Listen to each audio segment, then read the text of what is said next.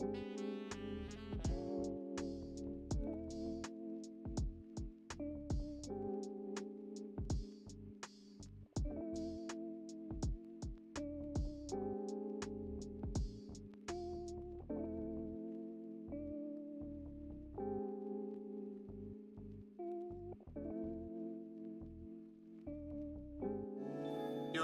everyone. And wow, you're early again, Lucky Star. How are you doing? Hope you're doing well. Hopefully the music is not too loud. Let me lower that a little bit, maybe.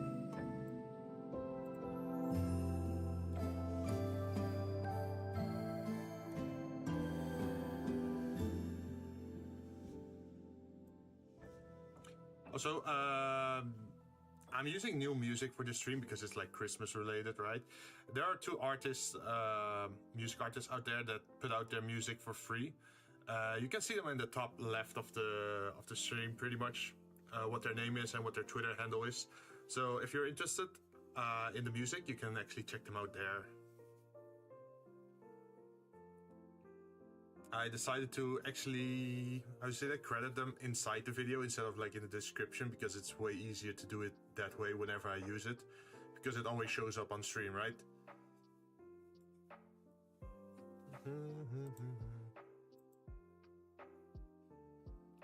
All right, I think I got everything set up. I think we're good to go. So, plan for today is to do something creative. As you know, I always 3D model and do stuff in Blender. And I was sort of, well, not really asked, but someone mentioned to me that if I have anything Christmas related, then I can actually showcase that in a sort of little spotlight. So I figured, I might as well give it a try. So what I did off stream was already make a base tree, as you can see. Which is, well, to be honest, if I turn this off, you can just see this is just a very simple pot that I made, which is really just a base shape. Then I just put a circle inside there, and I actually tried something new with this. Let's see if I can find it again. Displace. It is the displace one. So as you can see, by displacing it, we make this flat surface into something more, well, uneven pretty much. And then we also have this one, and that's based on the scatter tool. So what we have, I think, somewhere next to the, where is it? There must be stone somewhere.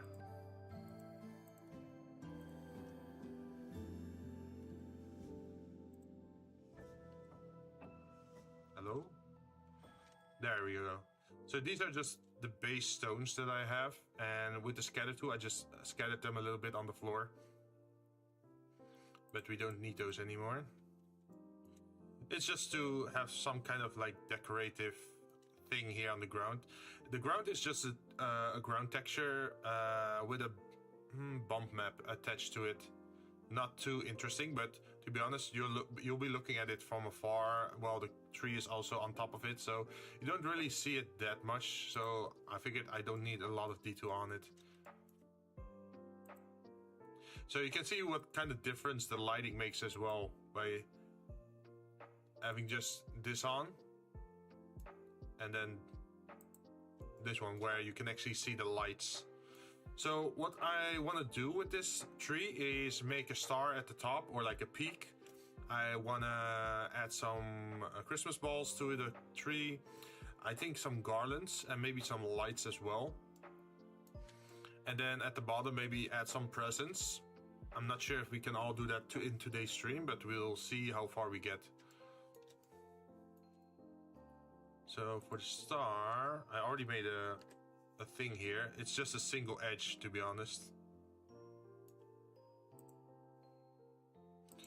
So we can just, we should be able to just edit that.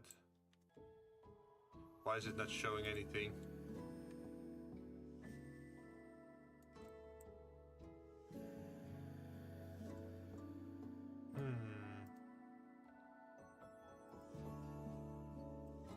Oh, okay, I get it. So we're gonna E it in the Z direction. And then... what's the best kind of star, actually, for this kind of tree? Let me look it up online. Christmas tree peak designs.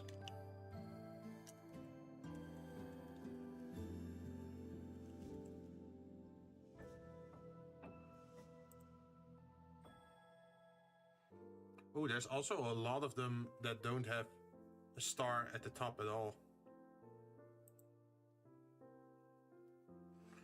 Interesting.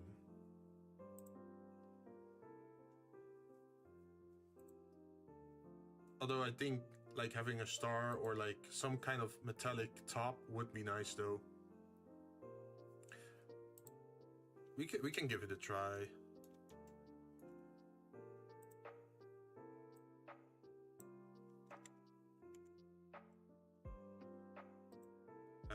Cursor.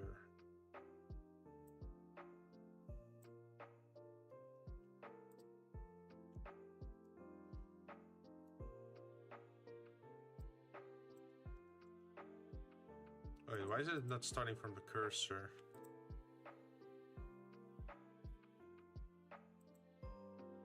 Oh, there it is.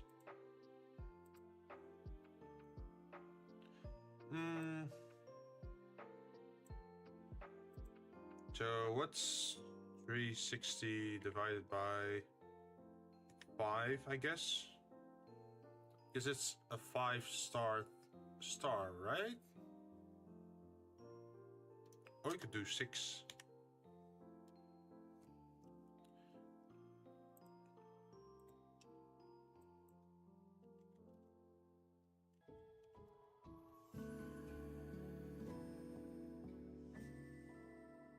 How many stars on a Christmas star? It's 5. Okay, we're gonna stick to 5 then.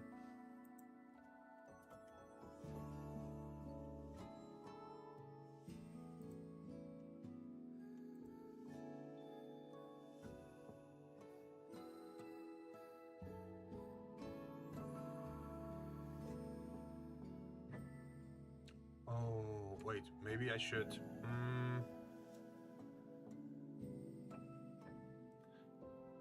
Let me think this over. How am I gonna do this?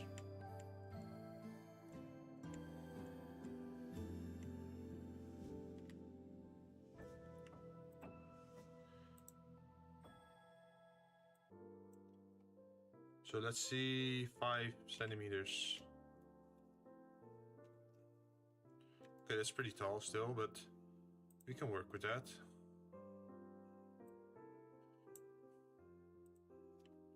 And 360 divided by 5.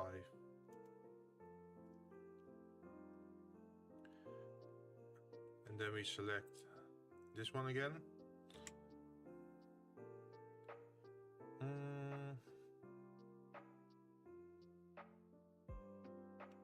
Press C, make it 5 centimeters again.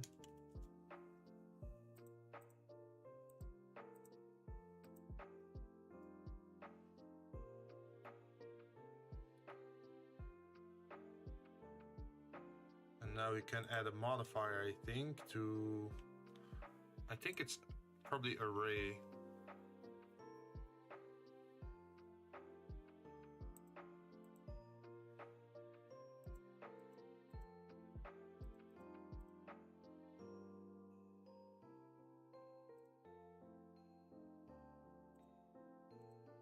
So just for ease, let's say we close this. So we have like a little thing. And then we add empty. Plain axis.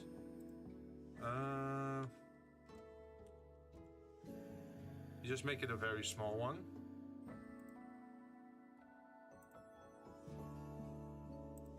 And then we can do this, I think. And if we then rotate, we should be getting... There we go.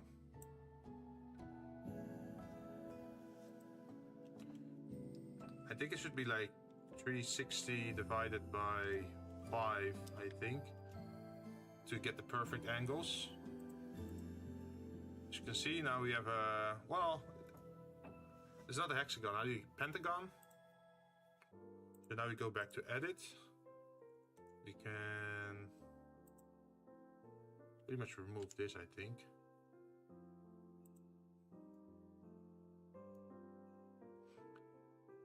And then from the center point, we need another E in the Z-axis for 5 centimeters. And then we need to rotate that to be in between those two. So we can say it's 360 divided by 10, I think. Then we're perfectly in the middle. And then we can do this, and then we can do this. And then we can go to, I think, local, right? Bounding box. Normal.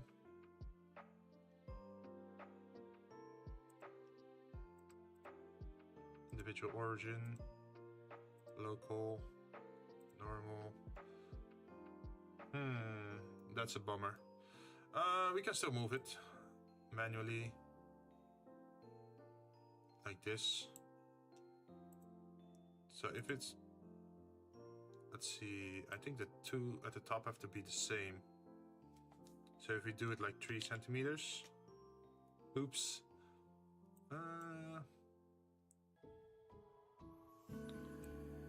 Like our goal is to have it look like this, have it be a perfect star.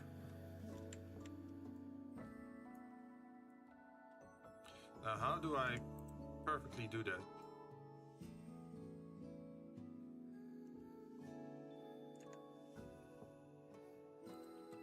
The cursor, scale. Oh, found it. So we can have a very sharp star.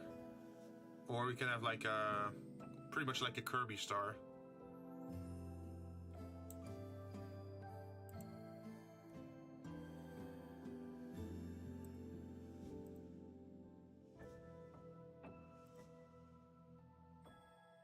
I think a Kirby star would look nice, right?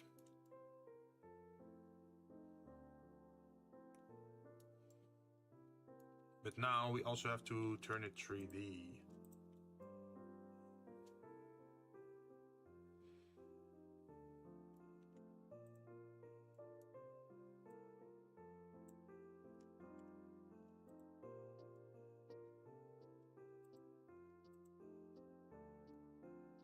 Ashire, oh hey, how you doing? Ayuki. We're working on a little Christmas star, as you can see here. We already have the tree in the distance, so we're just making little elements or accessories to it. Hope you're having a good day. Okay, so now that's a 3D shape. I need to do global, I think. Individual origin.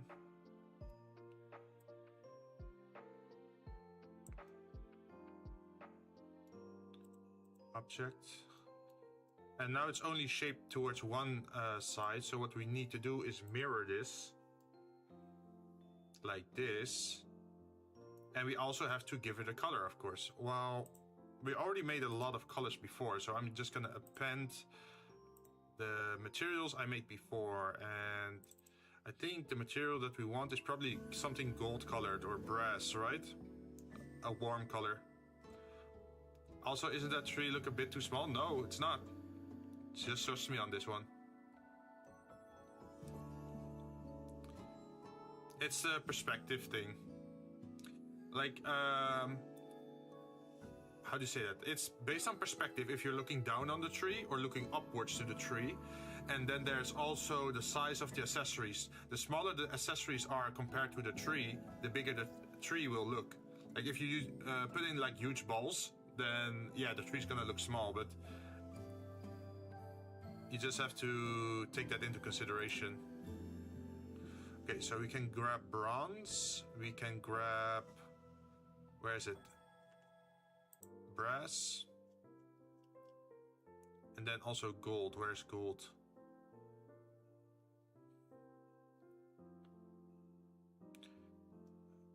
Hello, gold. Where are you, gold? Steel, bronze, glass. Oh, there it is, gold. And so now if you go to materials,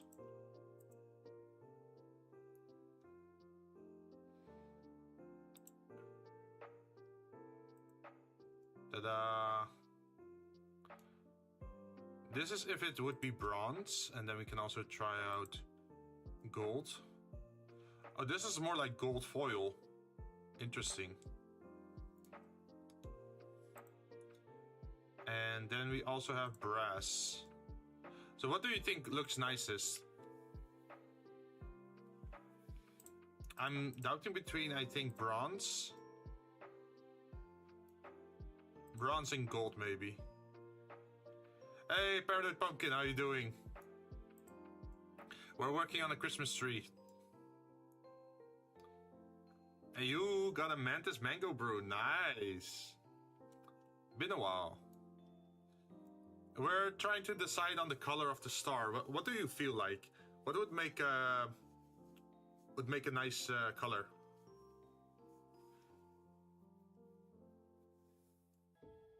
Because we have bronze and we have gold.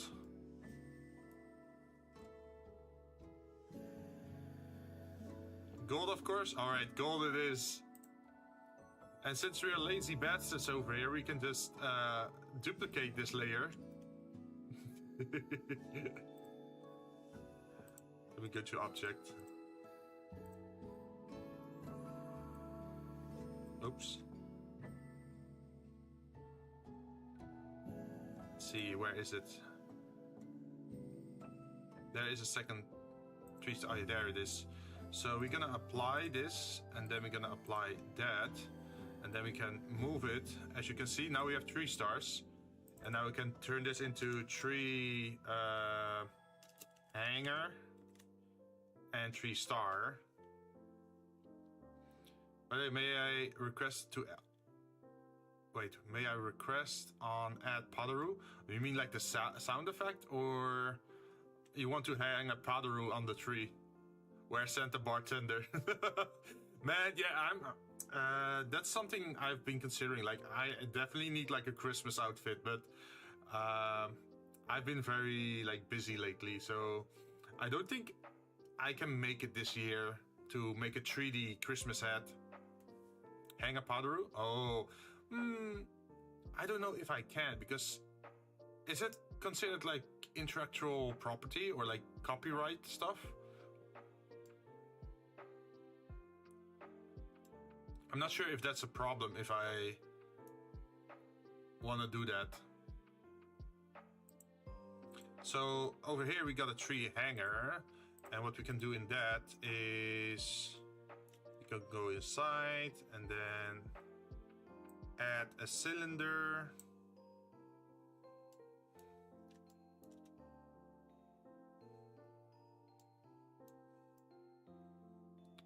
We need to find a good spot to add a cylinder to. We could also do it outside. Add mesh.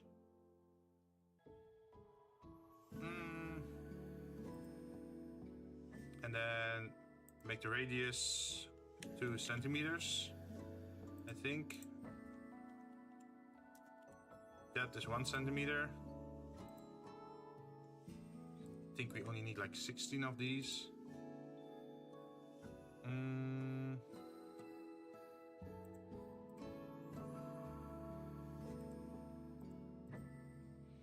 then we can just move it. Where is it? Center. There we go.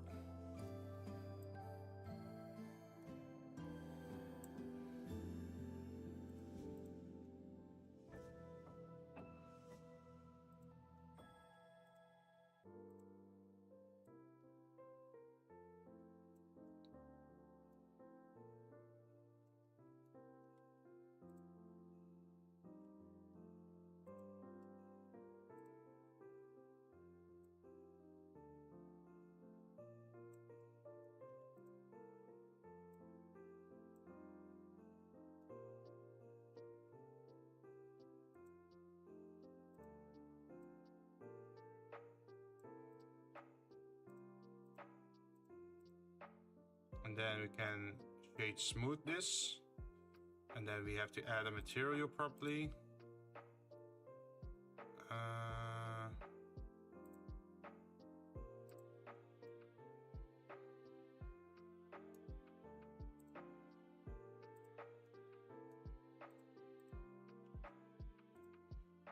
Make it a little bit thinner.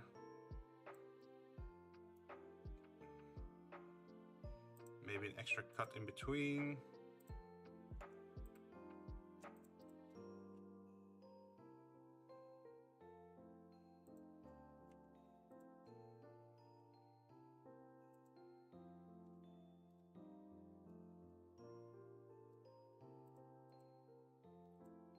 Copyright is temporary, Padaru is eternal. Man, I wish it was so. Would be nice.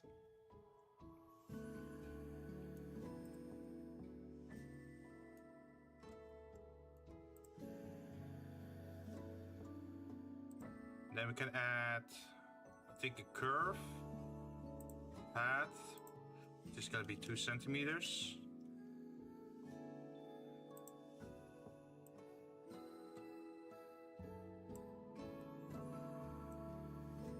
There we go, that's our path. We're gonna rotate it by minus 90 degrees. And then we're gonna give it some width.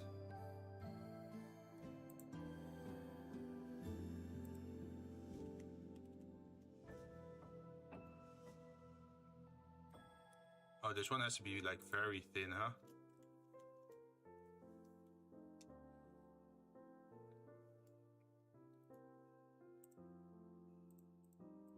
Let's see, center, vertex. Based on this. Then we open it, we grab the bottom two, move that up a little bit.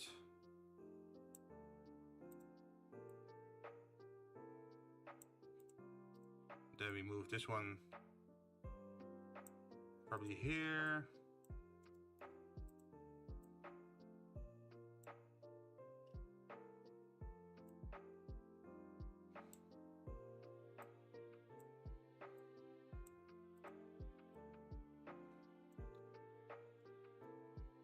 I'm not sure if a hook is a good design, or should we just make it a loop?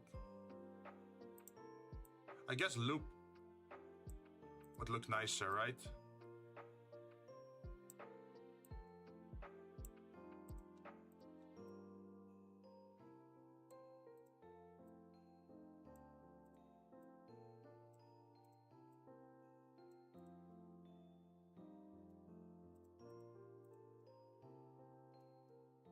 Yeah, and then we can add a texture to it later, probably. And we can easily hang it on a tree branch. For the other one, we need a different kind of decoration. So we're gonna add another, what is it? Cylinder, I think. And then edit mode. Don't forget to make the mascot slime ornament. Oh yeah, we can easily do that because we already have the 3D shape of it. We just have to put a hanger on top of it, right? And make it way smaller so it can actually hang up in the tree.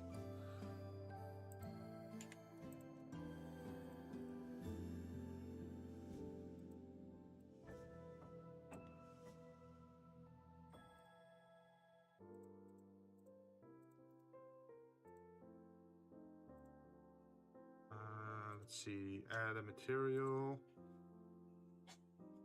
Let's see if gold works for this one as well.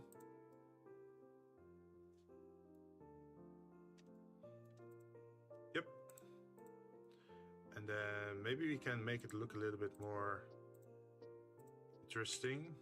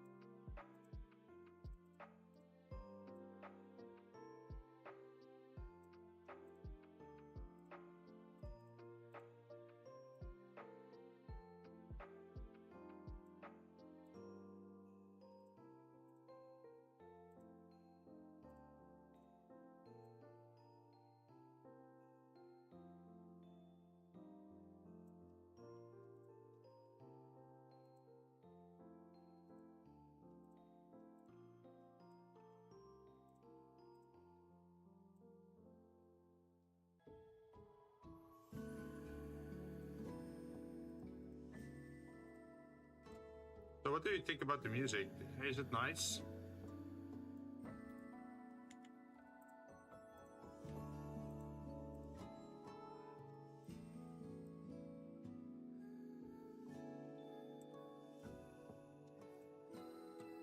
It's good? Yeah. It's by two different artists on I saw on Twitter. They offer this music for free as long as you credit them. So I credit them at the top left of the video, or like of the stream.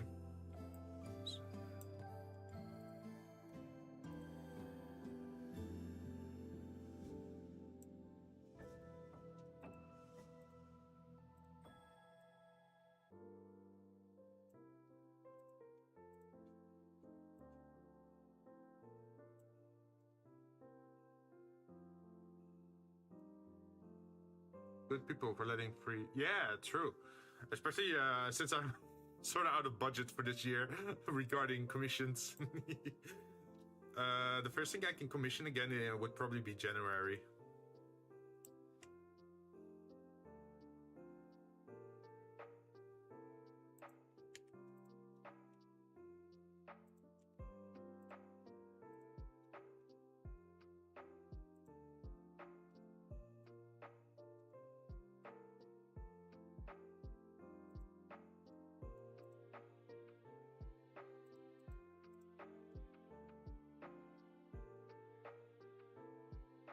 What are we thinking about this design?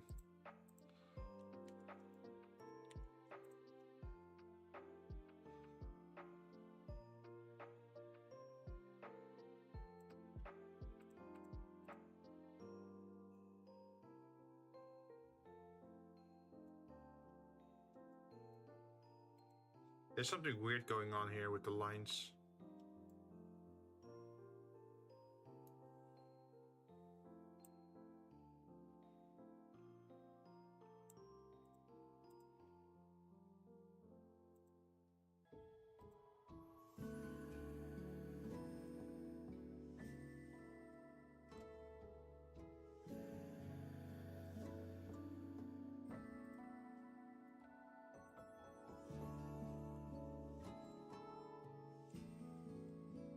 Oh,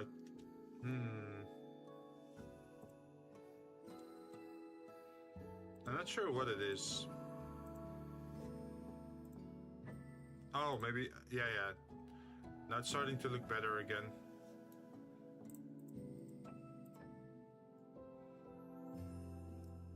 So, we got a star and a hanger pretty much. And let's see, we can also, of course, a golden Jinn statue holding the star would look epic. Oh shit, like the Golden Globe Award. That would be funny though.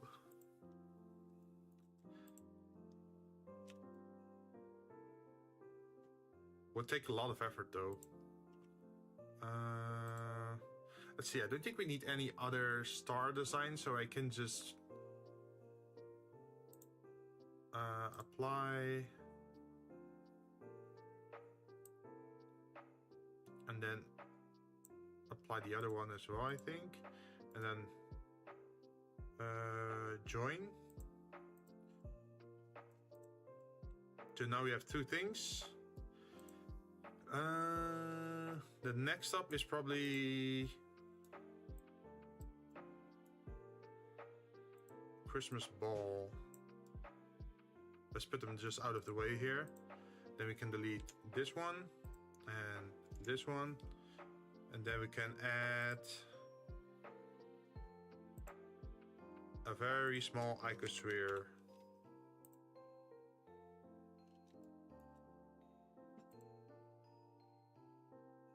Although, is icosphere smart? People hang other stars. I thought those were fragile balls and lights. Depends. Like, some people also hang up stars on the side of the tree from the branches. It really depends on what style you want to go for. I'm just making the accessories so I can think about it later, because these are pretty much the same, right? So it's not a lot of effort to make the other asset. Let's see, we can just go for a UV sphere. I think.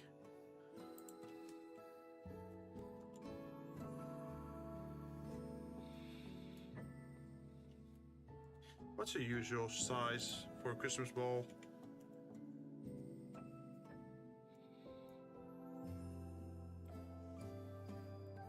Shade smooth.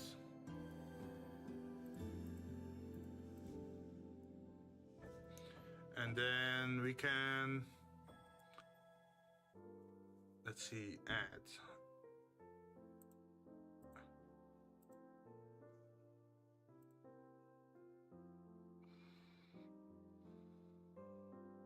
That's one color. And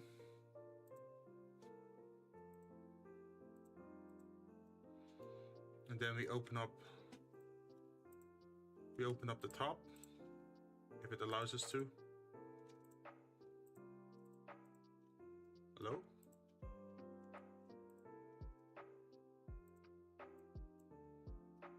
Delete edges. And then we turn this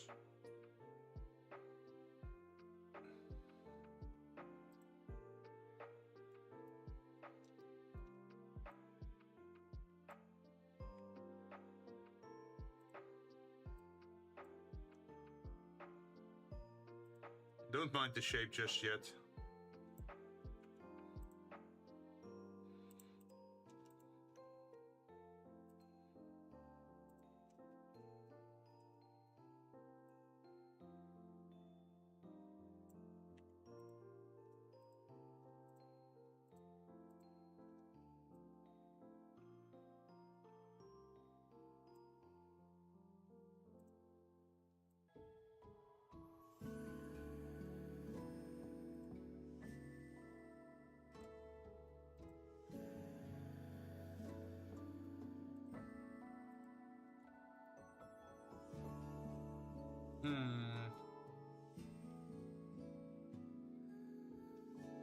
Shit, I made them all invisible. I should not press that button.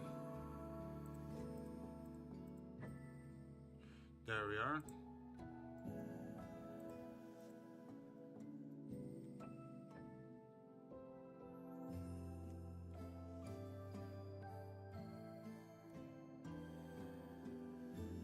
So what's going on here? Because there is something weird going on.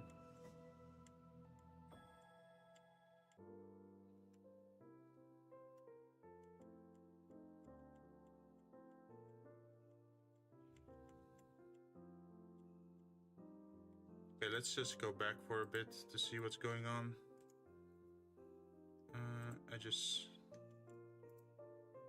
No, we have to delete the faces. Oh, I see what's going on here. Look at this. Yeah, that's not what we want. I think I have to manually delete those now.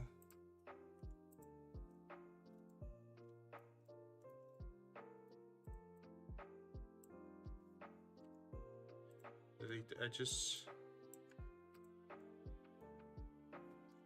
Now we can select it again. So, are you guys having any Christmas plans this year? Doing anything special or exciting?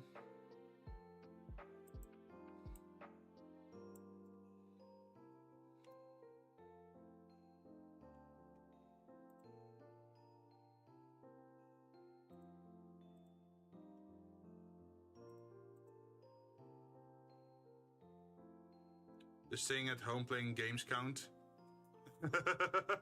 I guess so. Christmas at home sounds fun, does it? Oh, you're away from home? Man, that sucks.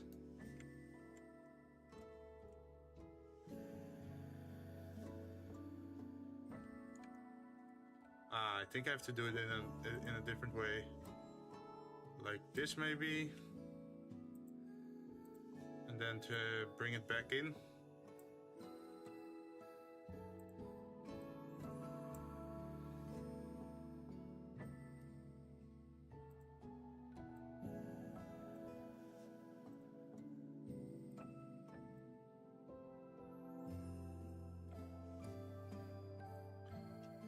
So I'm guessing you're working or out of the country then?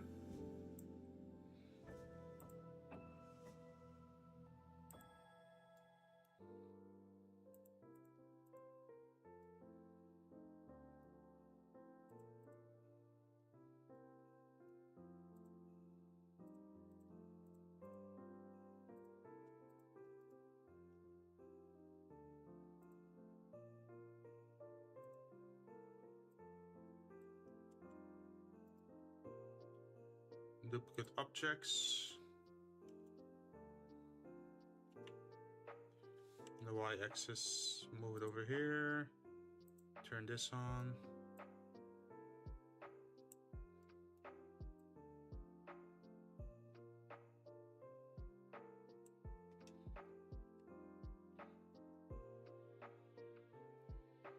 Then we go into this one and we're gonna look at the transformation.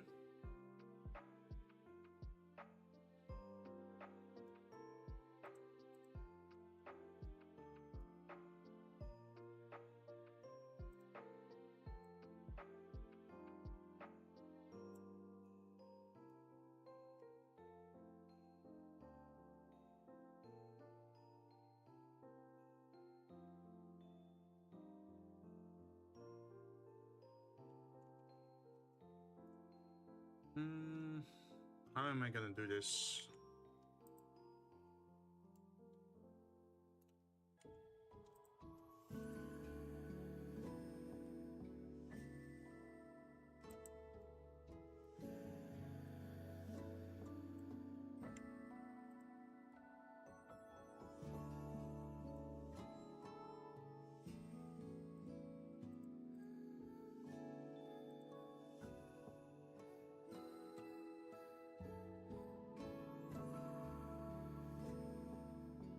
I guess that works. And then we can...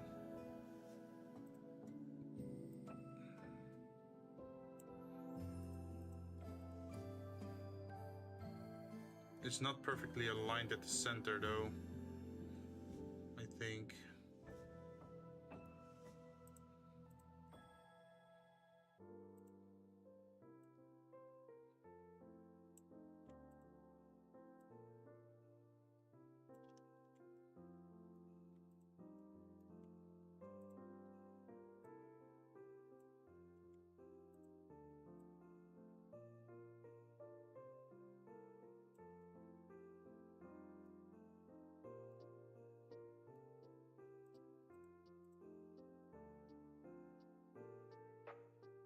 Let's see. No, I'm still at my home country. Ah.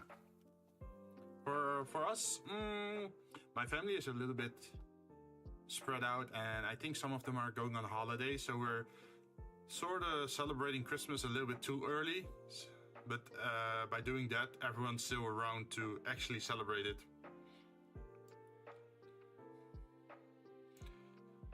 Okay.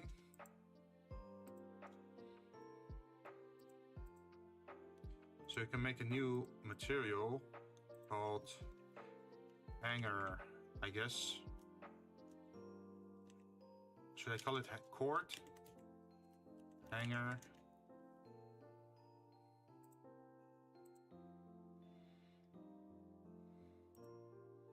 And this one we can call hanger attachment.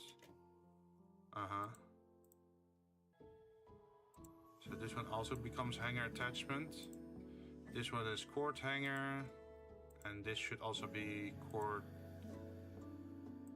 hanger. It's never too early for Christmas, probably this guy. Yeah. So now we have one ball. And with that we can make another one, I think. We can also just combine these two. Join. Do you have any special smoothing?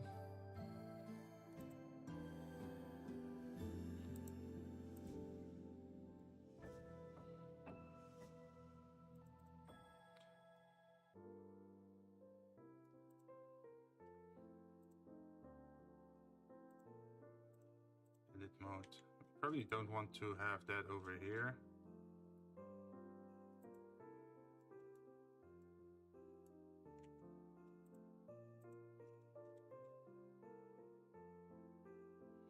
Something like this.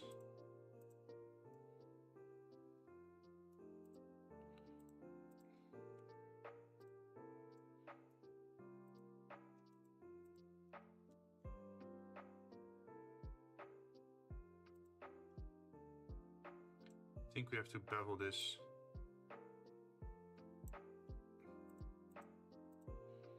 Okay. And then we can turn this into a mesh, I think. So now you can combine all of these together, I think. And we can duplicate. No, we can call this Christmas ball. What was this? Bronze or brass? I don't remember anymore. Let's call it brass. Let's see what it actually is. It was bronze. Okay, bronze. Bronze it is. And then we can just duplicate this object. Ta-da! Put it next to it. And instead of bronze, we can pick another color. For example, gold. And suddenly it's gold colored. Ta-da! Nah, but I think I want to... what would be good? We have brass as well. But it doesn't look as good. I think the other one looks better. So what we can do is we can duplicate this one. And then we call this bronze red, for example. Although I guess I should just call it metallic red or something. Then we go to shading. Go look at this. And then we have to change the color.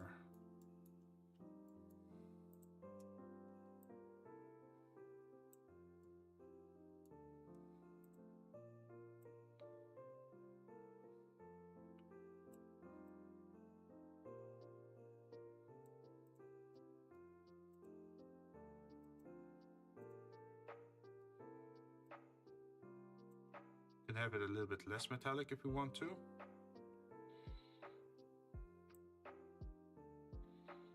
But I think full on metallic looks nicer.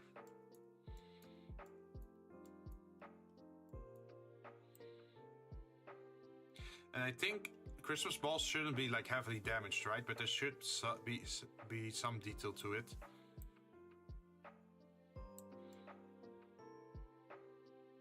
So we can do this pretty much to it.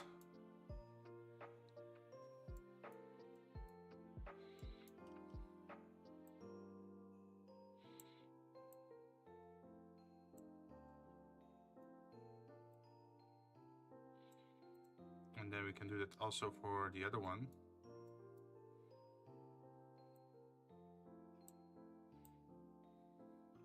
Wait, it was not this one, I think. Where is it?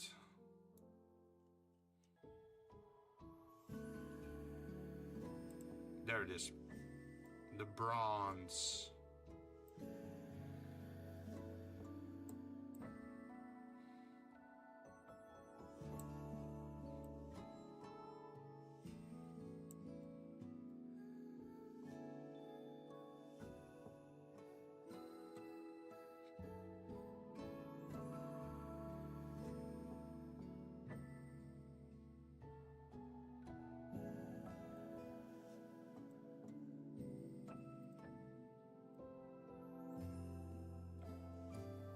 And then there's the attachment on top.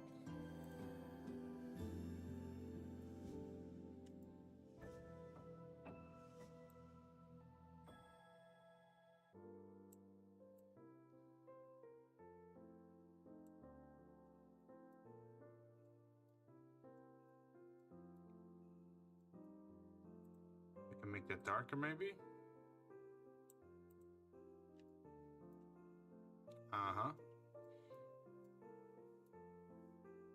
Should you make it less metallic? Probably, yeah.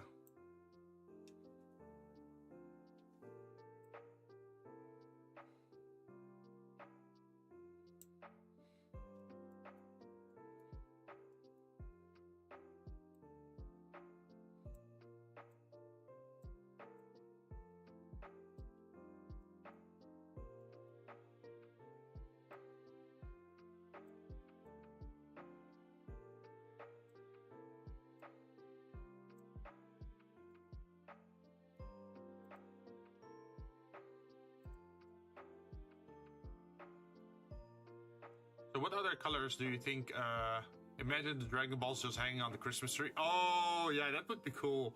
Like, with the stars. But, yeah, you have to be careful when you just say, oh, make a wish. That'd be hella dangerous. Imagine just summoning a dragon into your living room. Okay, what other color do you think would fit?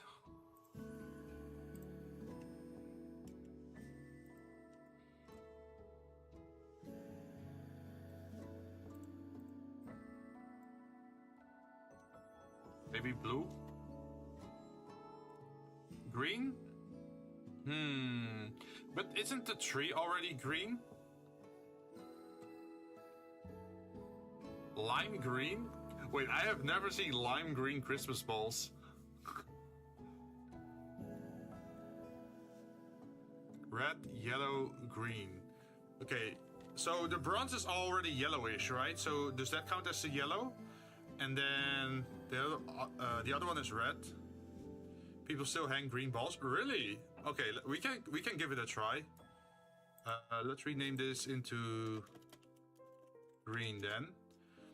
And then we can just modify the color over here. You mean this kind of green? Or is it like... Nah, not dark green, I think.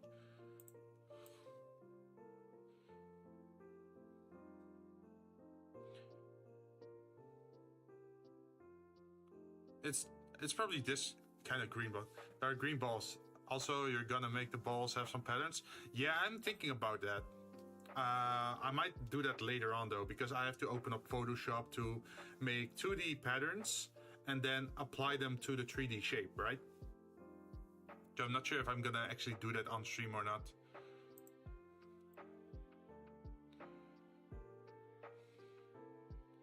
So what kind of green are we talking about? Like this kind of green? Like very light green, white green? Or like gray green?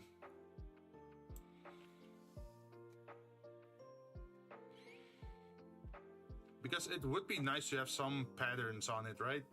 To make it a little bit more detailed. It seems like red and gold are the top color choices. Ah. Yeah, because what you usually want in a Christmas tree is like color variation, right? You don't want everything to be the same color. Red with some stripes. Oh, yeah, oh, maybe some white. Imagine that you have the red ball with some white decal on it, like white decoration. Maybe like snowflakes or some lines, stripes, or whatever. That could look nice. I think horizontal would look best. And then on the green, you could have something like a mistletoe or something nature related, right? While on the gold one, or like on the brass yellow one, you could have like star patterns or like glitter patterns, I guess. A clover design on the green. A clover? Wait, you mean like just a leaf?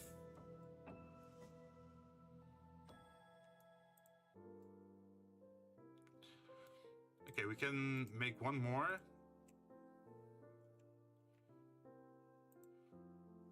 And then we can duplicate this and call it blue. Just so we know what it looks like.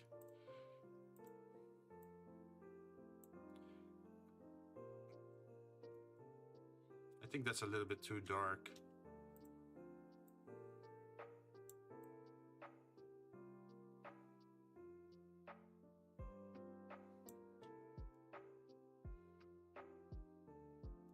I think this looks nice, right? This kind of blue, not too dark, not too light, because you don't want this, because this looks like it's burnt.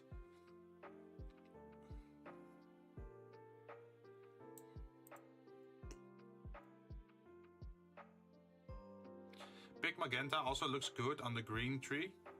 Oh, yeah, let's add that. Sort of like a purplish then, right?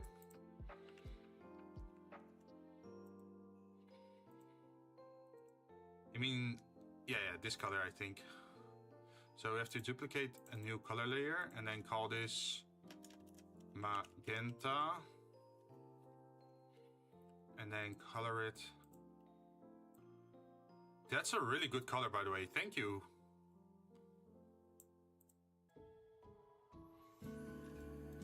Yay! We got Christmas balls.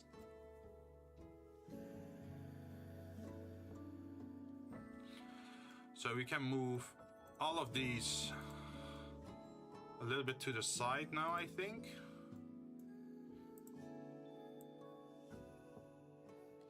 Like this. Thank the internet. Oh, you looked it up? By the way, could you add some chibi characters as hanging on the tree?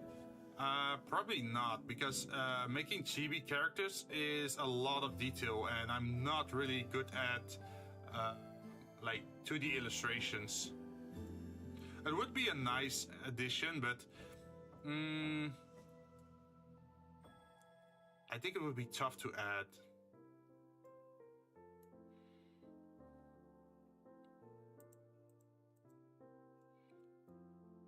No, I mean like now the chibi characters that you use in VC. Oh, you mean the designs by Karshin? Perhaps. Or do you mean the one like the mascot one? Wait, not the mascot one. The plush one, where I have the slime on my head. You mean that one? That could be funny. Let's see. We need to add some lights, I think. So add mesh.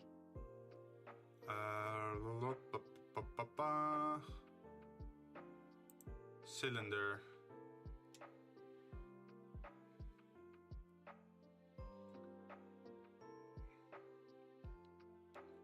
And then how big should it be?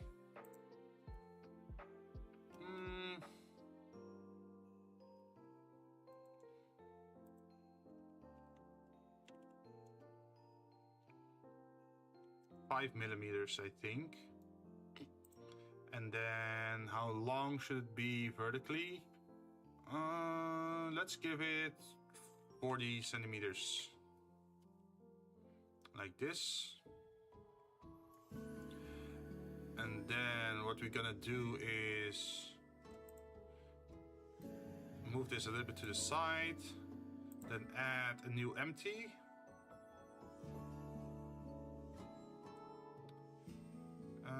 Arrows. And then we're gonna do an array, I think. Object offset.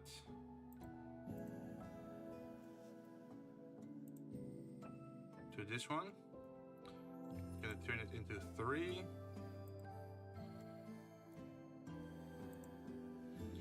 And then we should rotate it. Can we rotate it?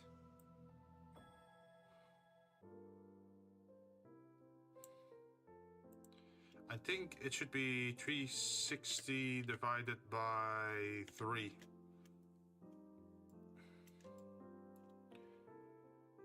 Let's see. You could ask the community to send some of their OC characters, and then you could hang them up in the tree. Oh, like I could ask like on Twitter for VTubers, like, hey, do you want to have your chibi model added to the tree? Then leave a PNG, something like that. That could be funny. I do have a deadline for this though, so I'm not sure how much time I have for it.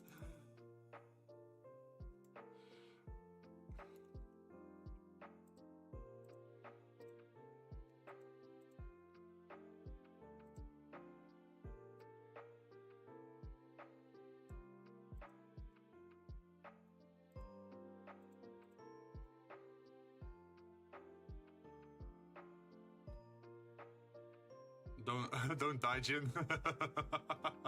I'll try not to. I want a plane. Wait, you want a plane for Christmas? Like a miniature plane or like a real plane? Also, be careful what you wish for, because there's also another type of plane. Like, here, mesh, plane. There's your plane. Because plane also means surface.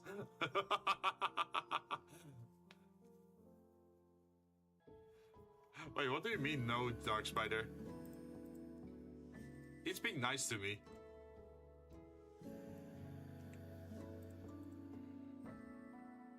So what happens if I move this up? Oh, okay. Yeah, I can do that. Next up is more cylinders. Apply.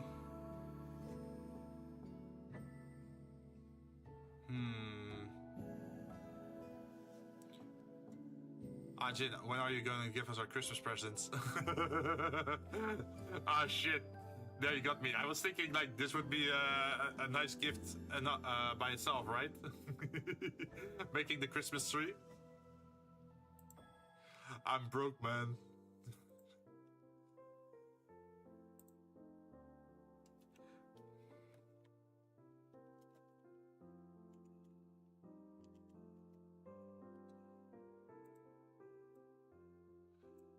Okay, so what we have to do is rotate this, I think. Edit mode. Rotate this by 90 degrees. And then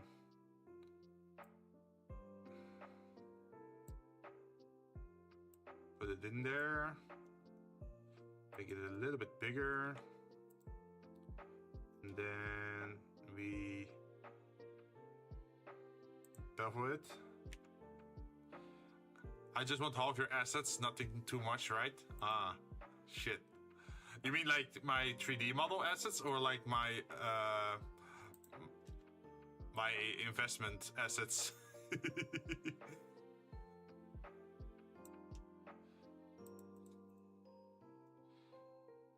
Because I still need those.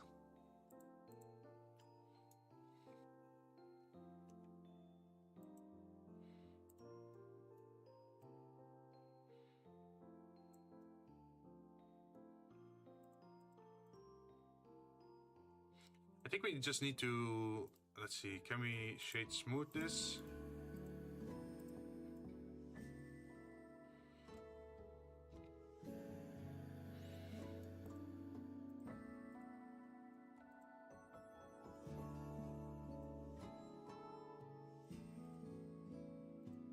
Object.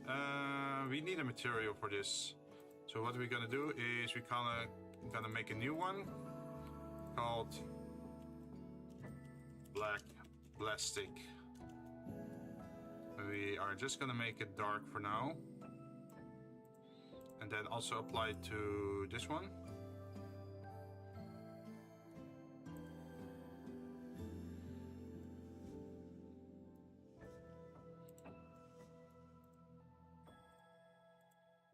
And then we're gonna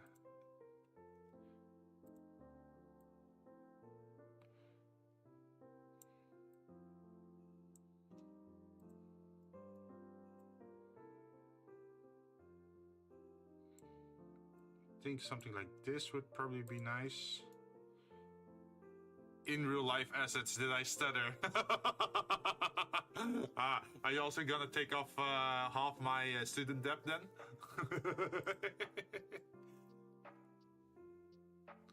I mean, I'd love to give you my student debt. I don't mind. Are you that interested in debt?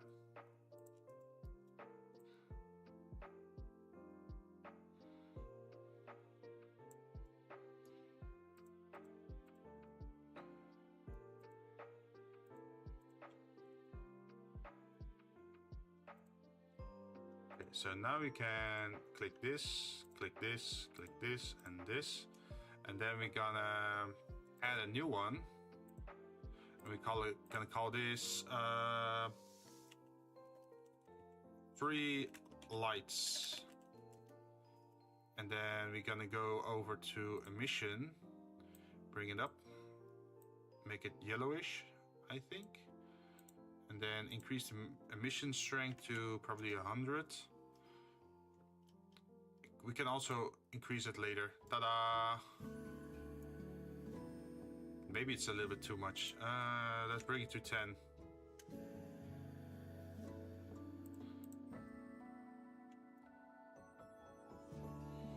And then object. And then we can turn it into an array, I think. No, that's too generous of you. Here, take my debt. Oh, also your mortgage? Okay, do I get the house with it though?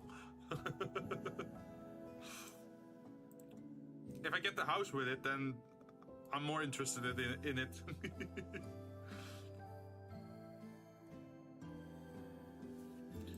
Just the mortgage. Ah. Do I at least get to stay over rent-free?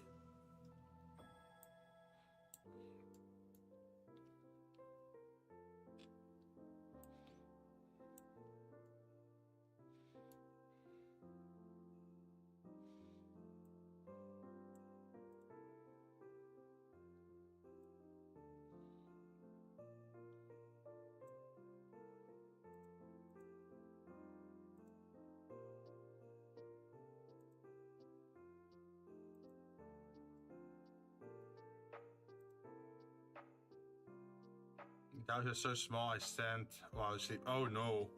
Wait, you have a mortgage for that place? Oh no. That's not a good tea.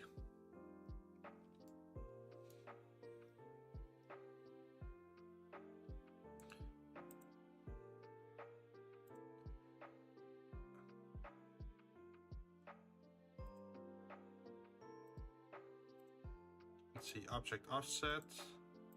Gonna pick empty again. Where's empty?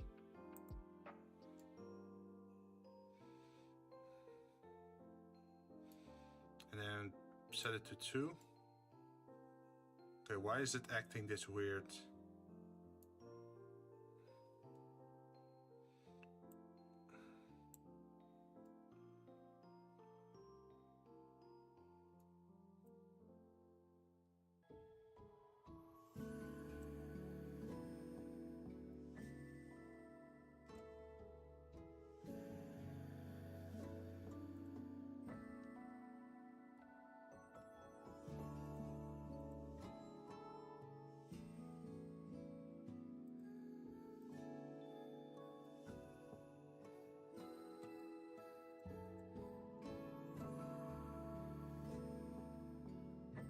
Why isn't it not taking that as the center?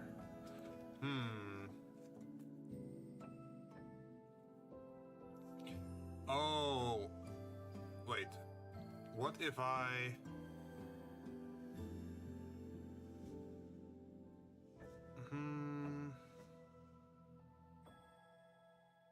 Set origin to 3D cursor.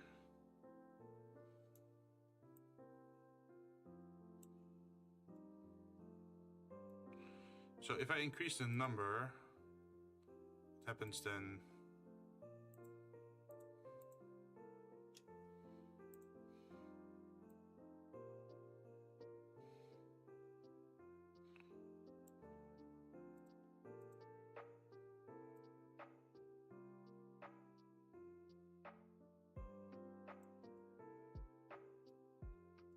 It is still sort of like misaligned here. I'm not sure why it's doing that. I would glad to have you at my place. Ah. Hey, is that an invite? Also, will I be able to come back alive as well? Or is it like, oh, once you come here, you can't leave anymore?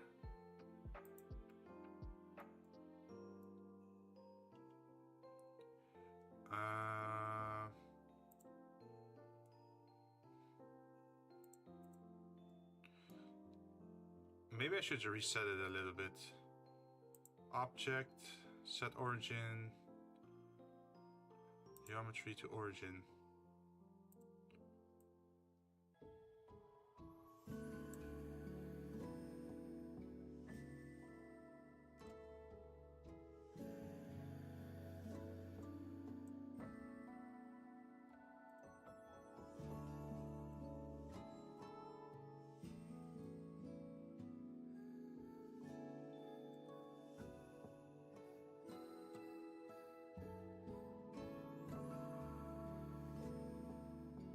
I still don't know why the hell it's doing this weird stuff.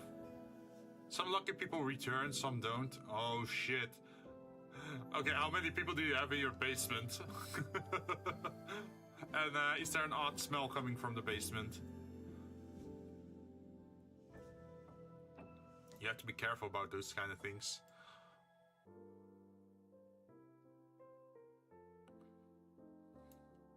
Maybe I just...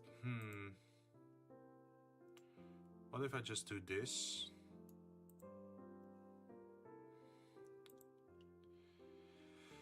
Displace, procedure operation, curve. Oh, can I curve this? No. Mesh deform, remesh screw.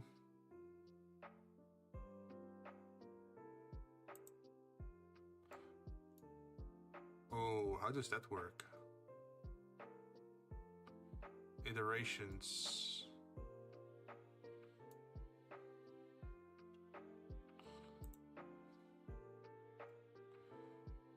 Okay, we're getting an interesting shape, but it looks a little bit confusing.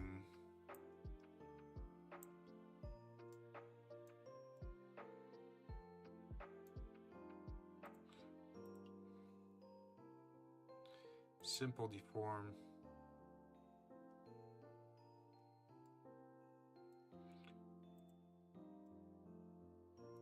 Oh, can we twist on the Z-axis? Like 360 degrees? Does that work? About 10.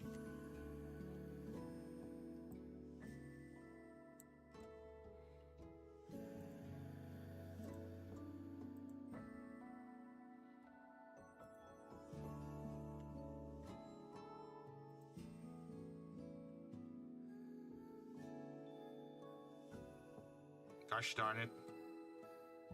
Oh, we can select an origin. So we can do this.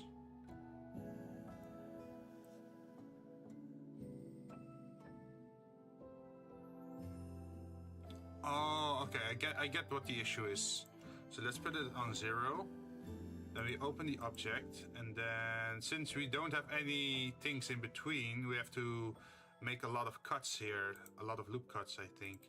So imagine if we have 12 loop cuts over here, like this, and now we increase this thing. Will it work now?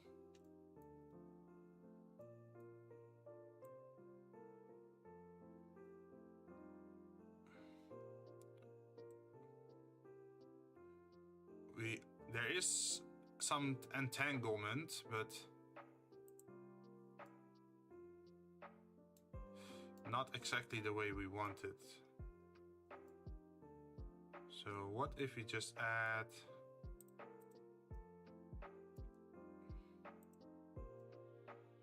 Y and X? Add. What if we add a new object? Good thing I can't be kept on the basement, and it's definitely not because I can turn myself into a bird. I mean a giant. Let's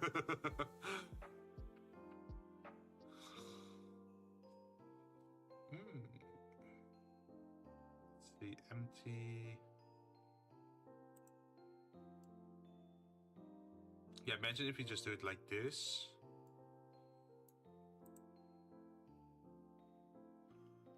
And then...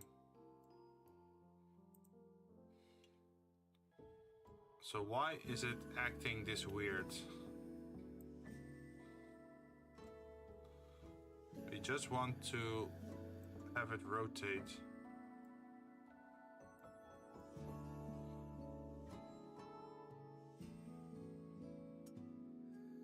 I have to take my leave for now. Adios. Alright, see you later, Pumpkin.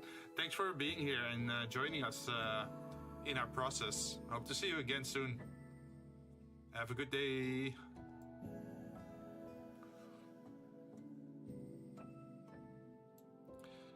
I still don't know how this works. Let's see, the dimensions, skills. Is it?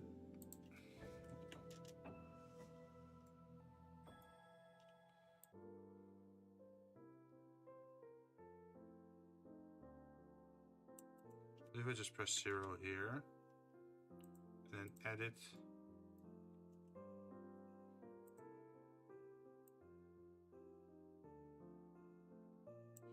Oh shit, I think we found something here, boys. Yes, I think this is it. Look at this. Now you can actually see the cords like coiling around themselves.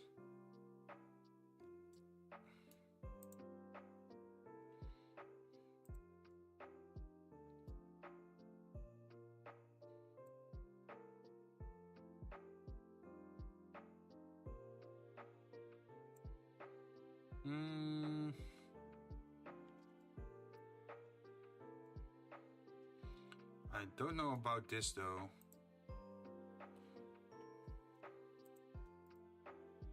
What if I join it? What happens then?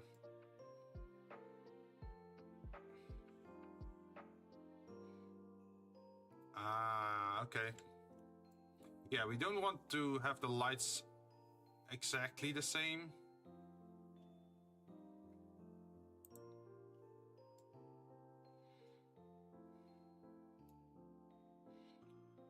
So this does mean we have to...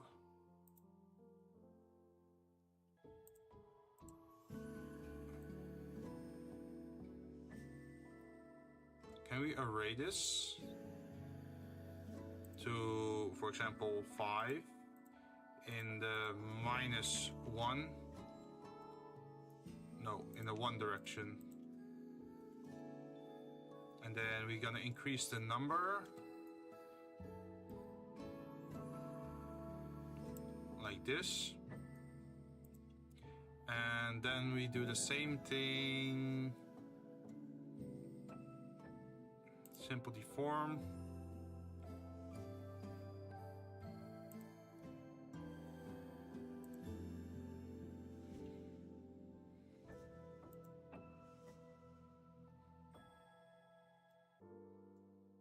There's not a lot going on here.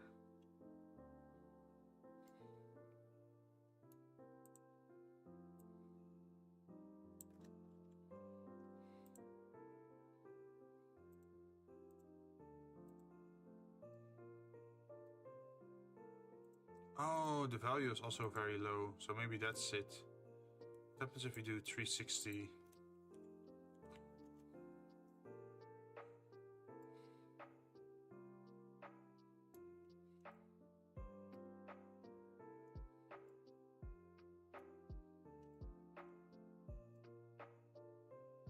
The lights are a little bit deformed though, so that's a little bit strange.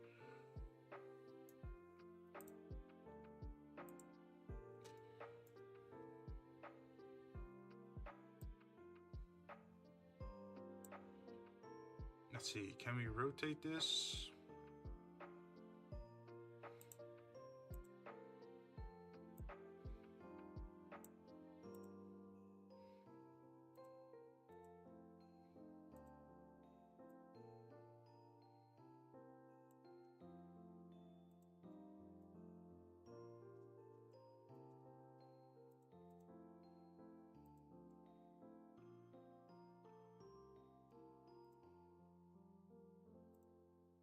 What happens if we rotate it?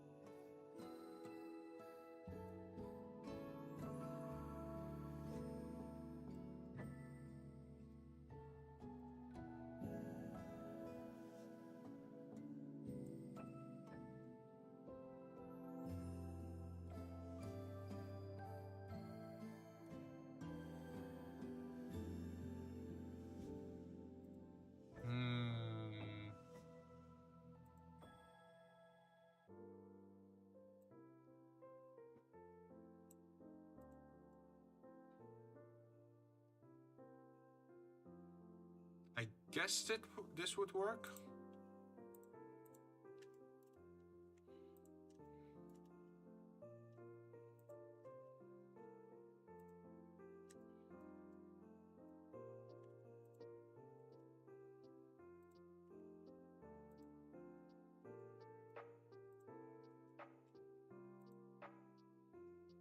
Do I destroy the faces at the end?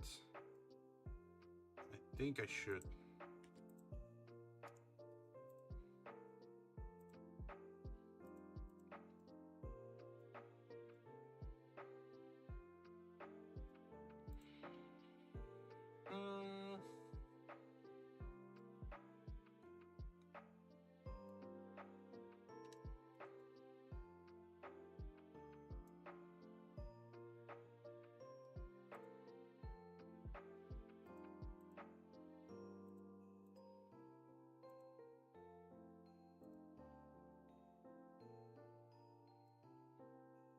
This light should be way bigger than the cable. Yeah, that too. You know what? Let's actually just do that. Edit.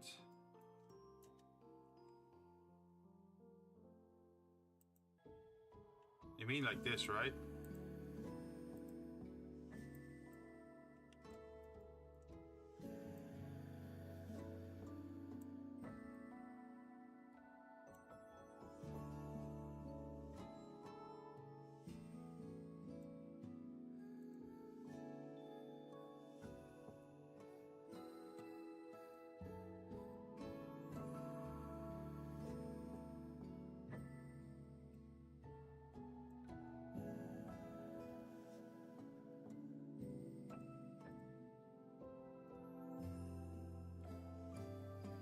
Yeah, because it's light for the tree, not the cable with some lights. Yeah, but you have to realize that this is gonna be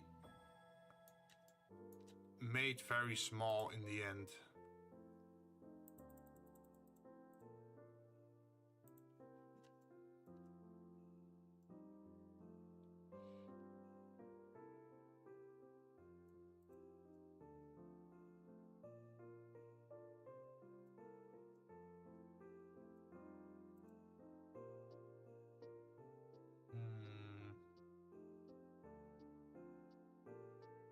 Let's see, we got an array and we have a simple deform.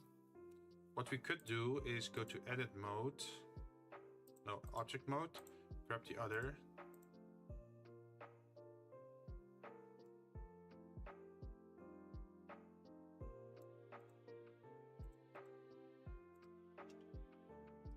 We have to... I think we have to apply the simple deform.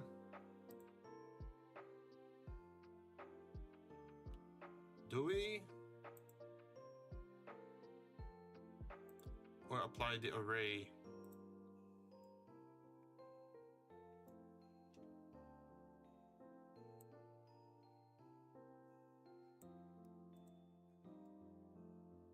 Yeah, I think this one is better. I can make your life way harder. Make a Yoda plastic. Hell no.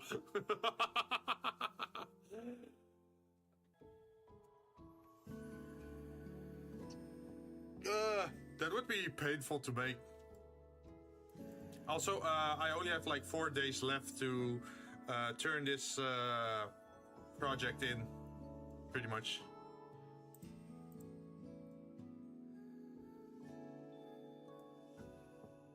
So what if we just don't do the whole array and simple deform thing? Like imagine if it was just this, all the way at the bottom.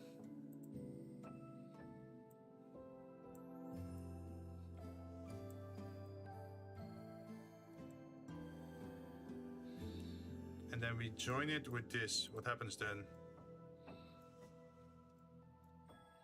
Then edit. And then we mesh, duplicate.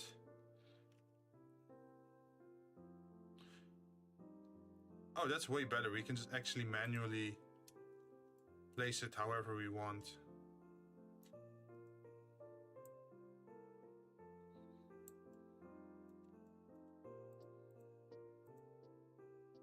See, is there normal? Oh yeah, there it is.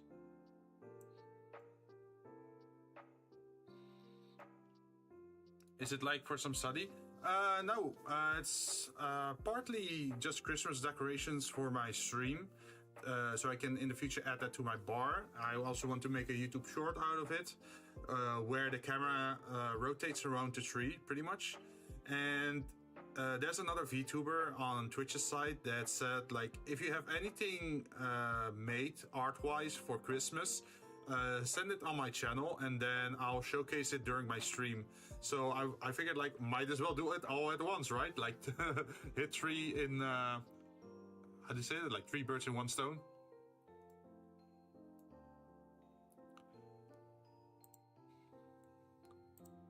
And I was also thinking, like, maybe I should just make it like a free asset thing that other people can also use it. Like, just put the PNG 3D model 3 in the background of their scene or something. Hope it works out for you on time. Yeah, same. Like, this cable management thing is probably going to be the toughest. But once we figure it out, we can just rotate it across the tree and it would look super nice, I think. What I'm most worried about are the garlands, I think. I think they're called garlands in English. Would be a pain to make a nice bezier around the tree. Oh, yeah. That definitely. But we can attach this to a curve, I think, and then this should be repeatable along the curve. I hope, maybe. Who knows? Duplicate. Z-axis. No. Global. And then we're gonna move you up again.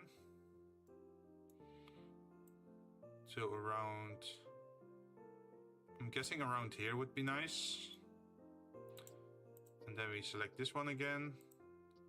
Mesh. Select linked. Move you up a little bit. So now we have lights in 3 different directions, which is what we wanted. And it's all in one shape as well. So now let's try it out. If we were to add, let's see. Imagine we add, where is it? Curve, bezier. Gonna move it on top.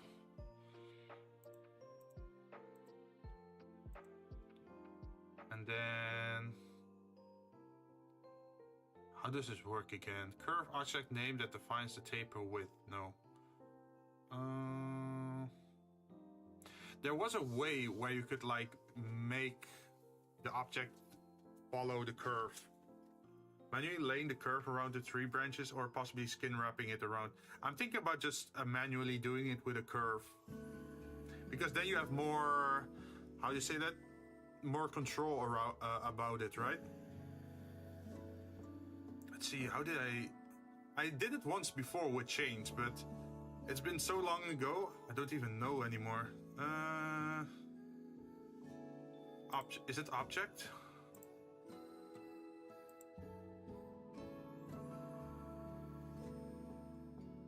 Also, let's save. Let's not forget to save. Is it geometry?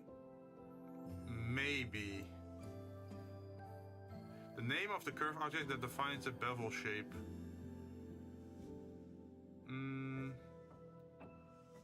Oh, you mean this one? No, this is just taper object. Like, we can't select this thing. It doesn't work.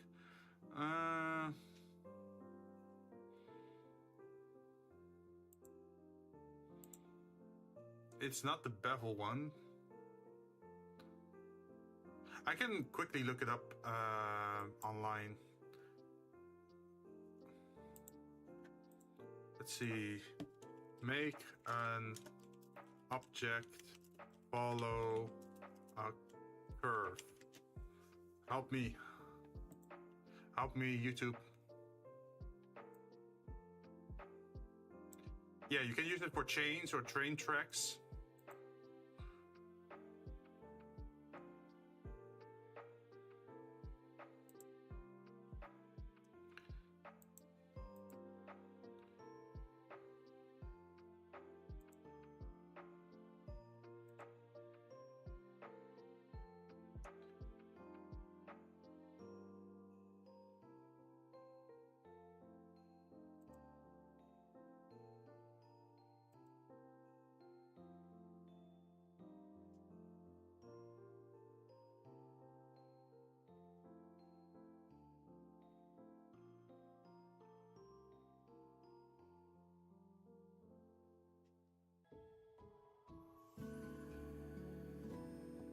Oh, it's the curve modifier to the object. Okay.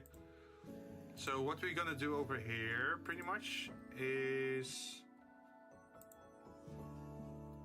kind of lost my passion for some time. Hopefully I will get some ideas sometime. Oh, really? You did a lot of Blender before? Like, what kind of objects did you use to make in Blender? Like, are you more specialized in objects, or are you specialized in, like, humanoid figures? Because I absolutely suck at making, like, skeletons or bone structures or, like, living creatures, pretty much.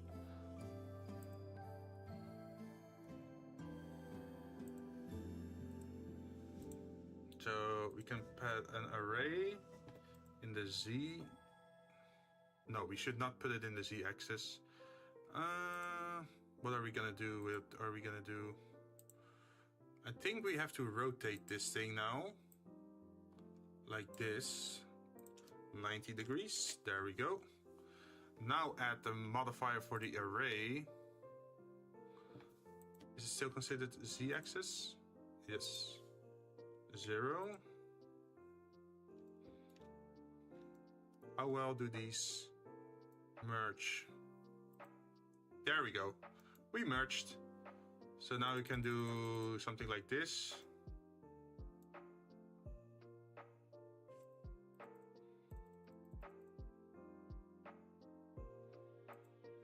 For example, 17.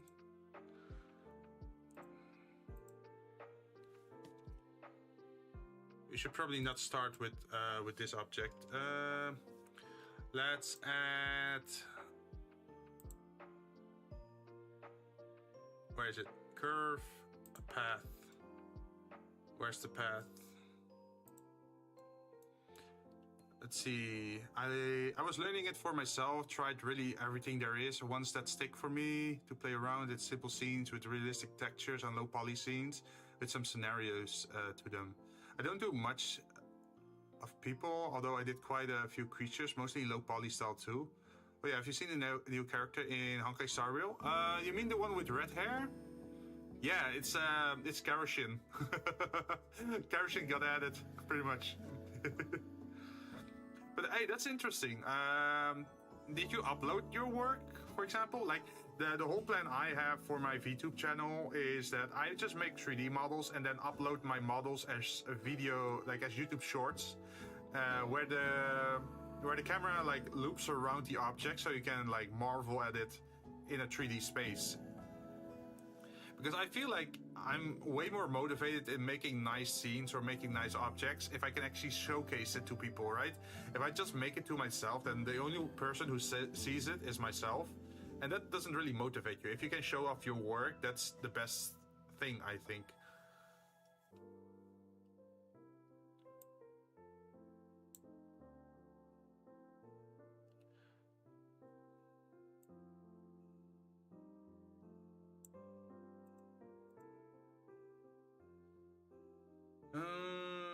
We're gonna need a lot of points for this. Extrude from this side.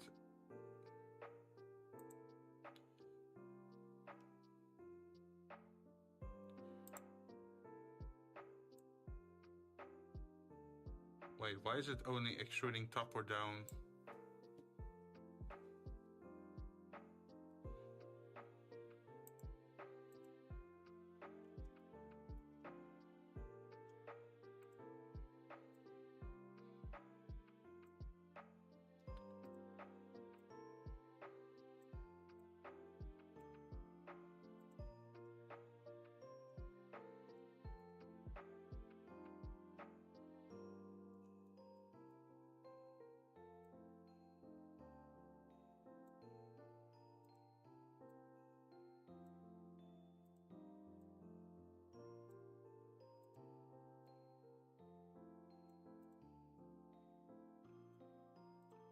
So what I was told, according to the video, I have to select the object and then apply a curve, and then the curve object should be this.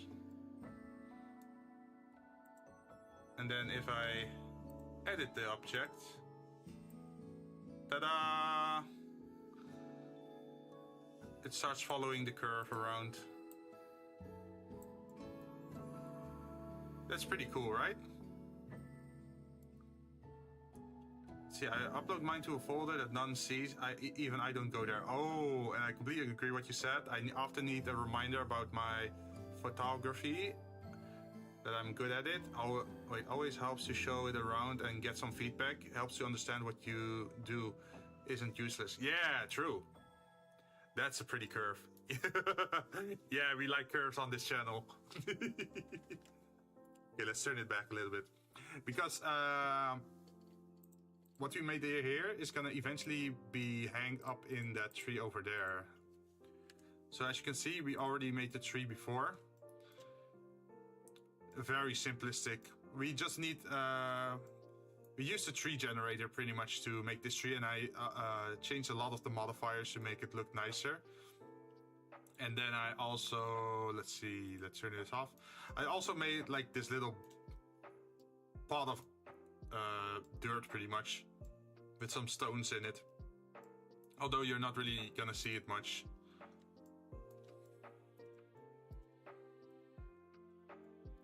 But yeah, this is one of the things I want to hang up, and then I should also make the garlands, but man, I still don't know how to do the garlands. It's gonna be the toughest part, I think. At least we have some Christmas balls. We have some stars to hang on the peak and hang in the tree. There's some of this. I should probably also make some like Christmas presents or something. Is the hairy thing? I don't know English name. Yeah, I think they call it a garland. Like, I'm not a native English speaker myself. I'm actually from the Netherlands, so my native tongue is Dutch. But I learned a little bit, well, I learned to speak English pretty much, so that's why this channel is fully English. And in Dutch they call it like kerstslingers, I think. And I think in English they call it like Christmas garlands. But yeah, it's the fuzzy thing. I have no idea how to do that.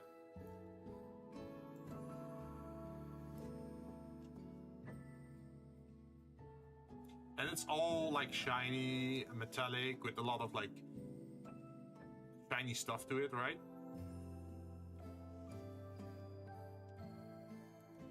But hey, we got a nice start going here.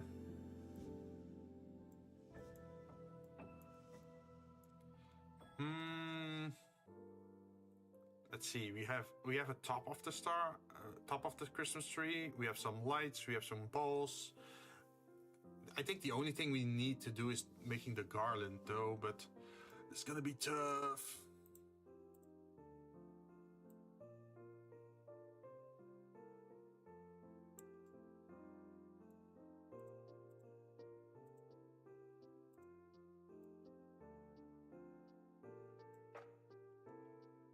Wait, can I still extrude it? Oh, I can't extrude it because then it's gonna start acting weird. Look at this. So you definitely need to get it to be at the right size, huh? There might even not be a core, just literally faces arrayed around the curve. Oh, true.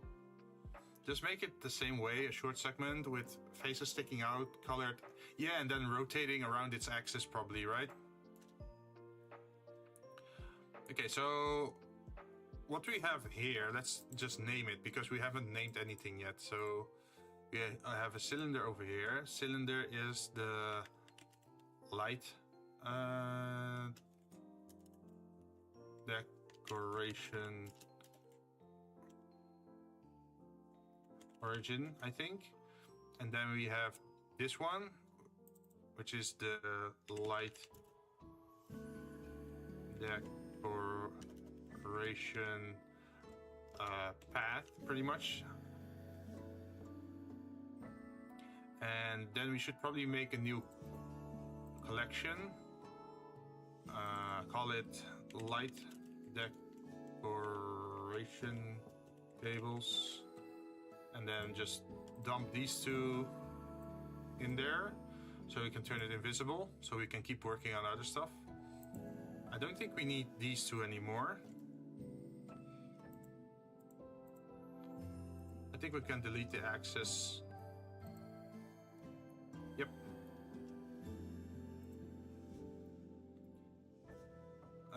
Let's see.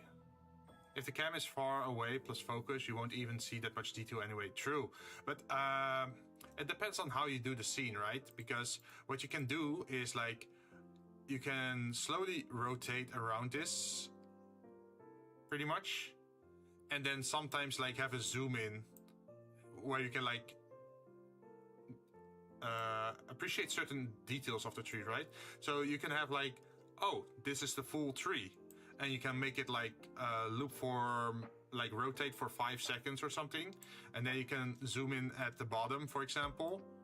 And then slowly make the camera go up all the way to the peak as it rotates around the tree, right?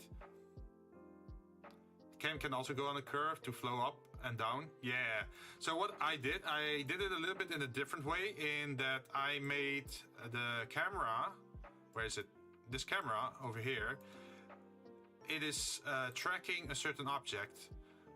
So if I go to here, the camera on the bottom right, and if I move this one up or down, you can actually see it follows that object around.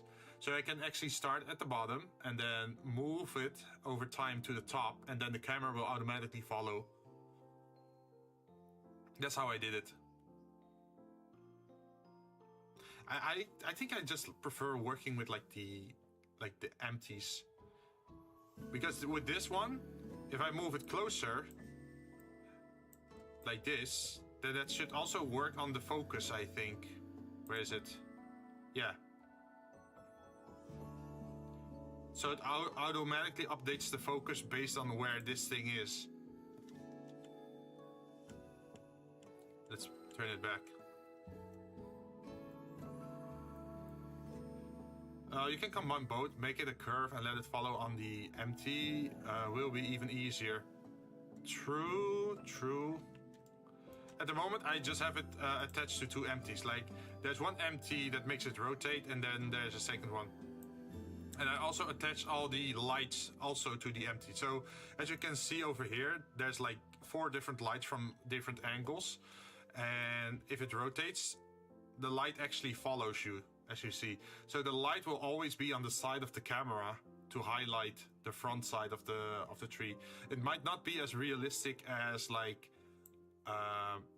as a, how do you say that, like a realistic scene where the camera's, wait, how do you say that, where the camera's moving and the lights are static, right? The lights usually stand still.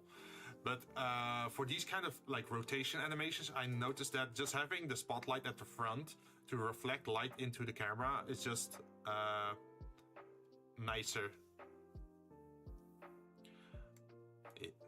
Let's see, you just need some shadowy parts for contrast, yeah. But if you look at this scene, because this is just with this one, right, with the viewing port. And if you now go to the other one where you actually use the lights of the scene, then it really changes, as you can see. And then you can see like the contrast, like you see dark green, you see light green. But I'm not sure how the scene is gonna end up looking once I hang those lights up in the tree.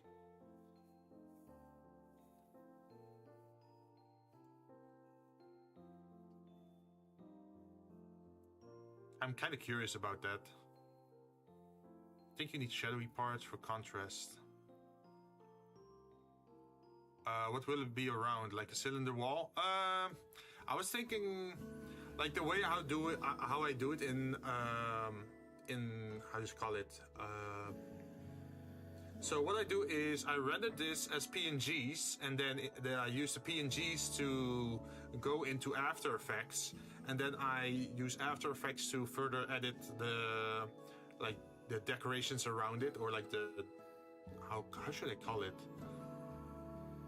Like the borders or like the text or like the other details. I just do that in After Effects. So usually the background is just black.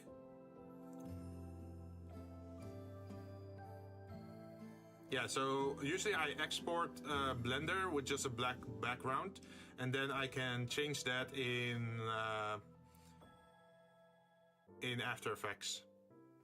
And then you get like that blue or orange or red border that I have in my YouTube shorts pretty much.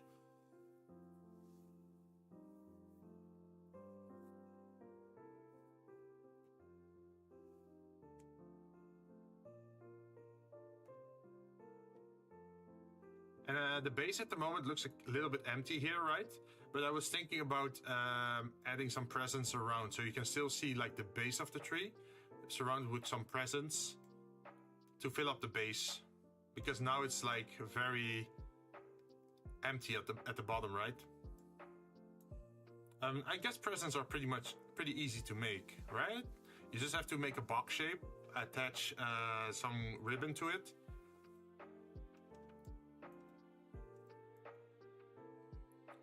Let's see, where was I? Right there. Maybe I should just already hang this one up there. Just so we actually know what the size is. Because at the moment, this is hella small. We need it to be bigger.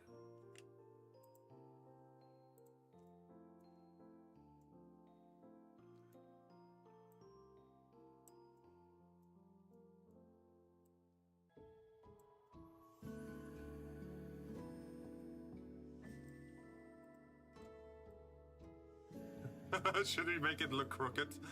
I mean, that would be more realistic than having like a perfectly upright tree, right?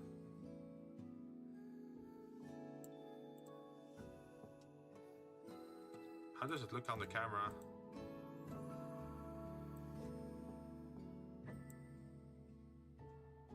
I feel like we need more lights, or like stronger lights.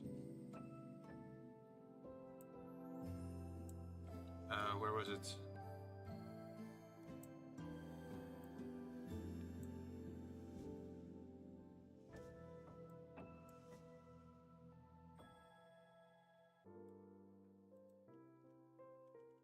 $700.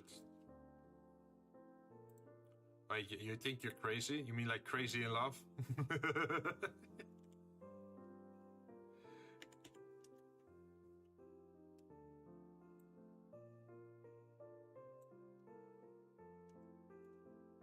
Yeah, we definitely need some more lights at the front, maybe.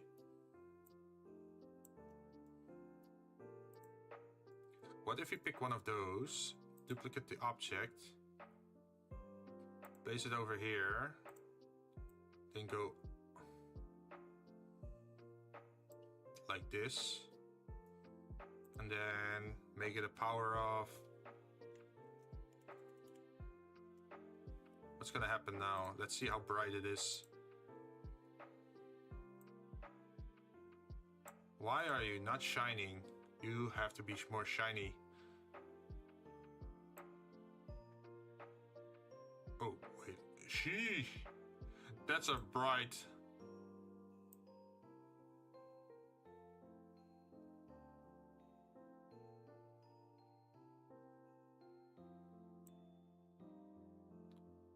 Wait, no. I'm not sure what you're saying there. Type crazy. And your name Jinn based after the drink itself. Oh, like, no. Isn't that Jinn? Like Jinn tonic? That's with a G, I think, right?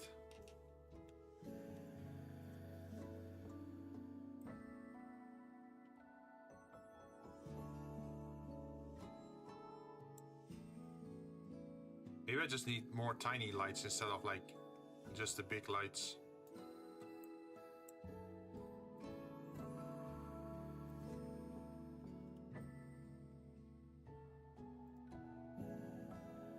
Duplicate linked Z-axis.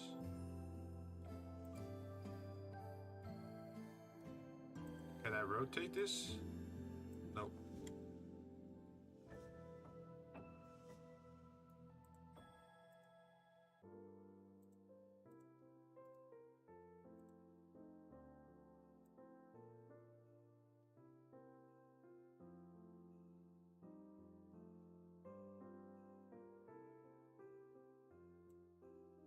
Man, I want more, like, tiny glow effects of this.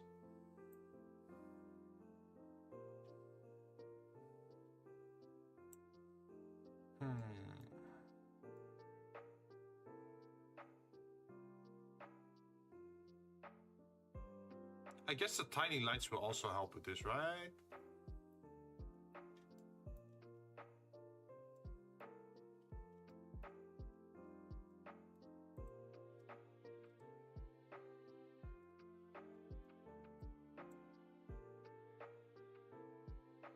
Also, how much did I have to increase the size of this?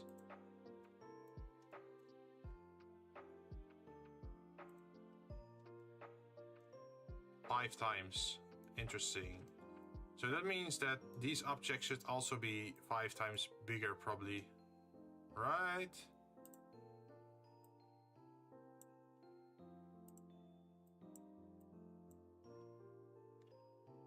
Let's say 4.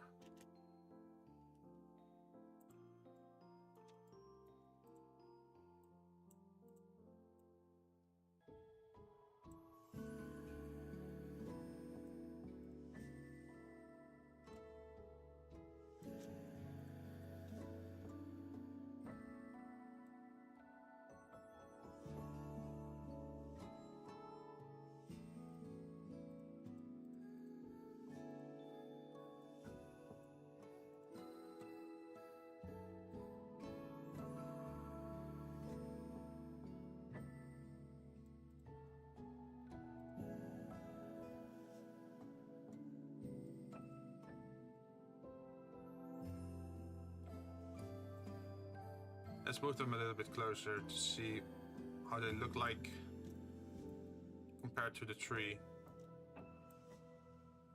How big are you guys?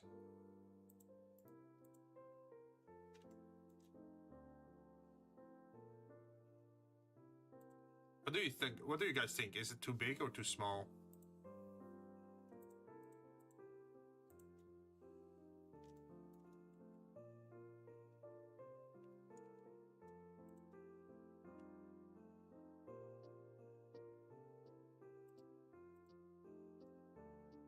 I guess this is a good size.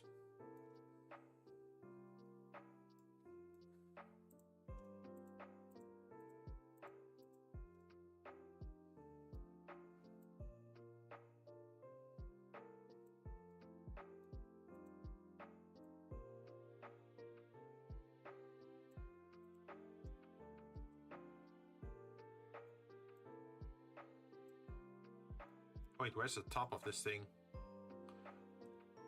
Oh no, did we forget it? We have to go back. How far can we go back?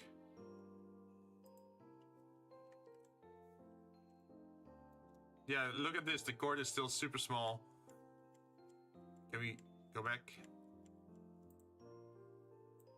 What if we turn it to 1 again? Oh yeah, it fits. So now what we want to do is combine it before we forget it again. There we go. And then we had a factor of 4. Remember that?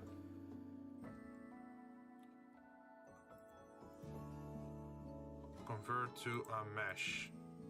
Let's see if we can do a factor 4. Nope. Please join. And now a factor 4.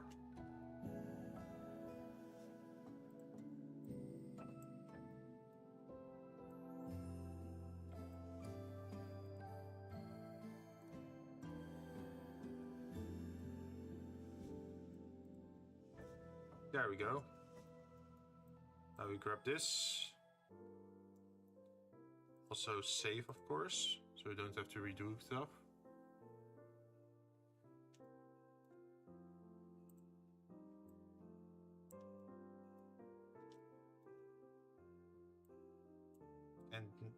think we had to look at the camera again to...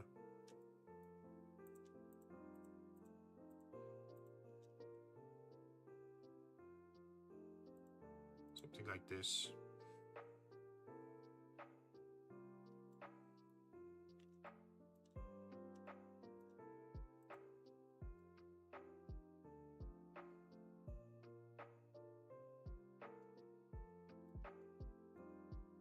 And then there is the light decoration.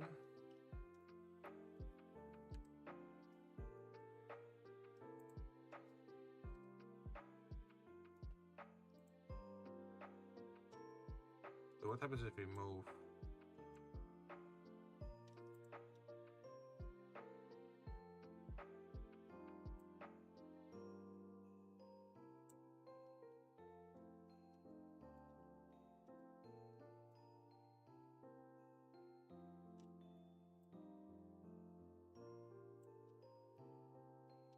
Let's see what it looks like.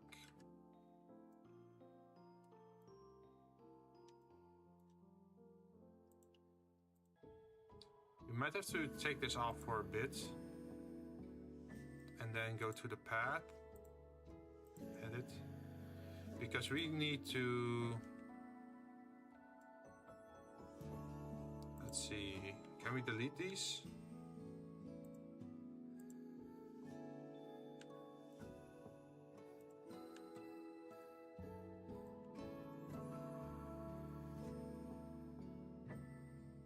And segments, subdivide.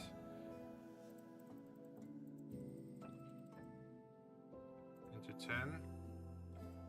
Subdivide into... That would be 30, right?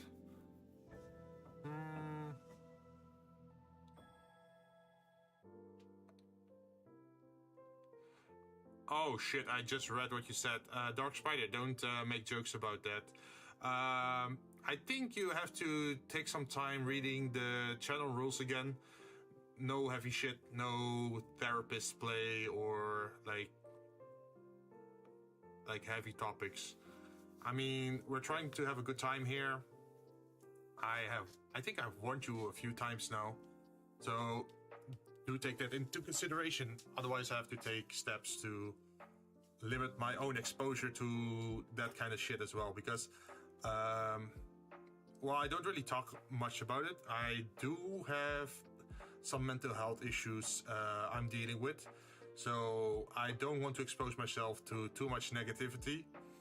And if you're gonna do that, then I'll be forced to take I'll be forced to take steps against that, just for the sake of my own mental health, but also of those others that are hanging around in chat.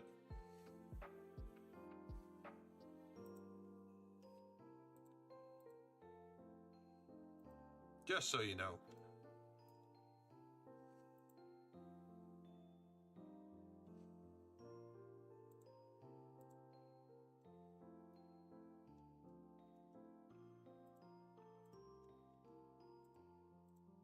Jeez, why are there so many? Okay, there's something weird going on here. Yep.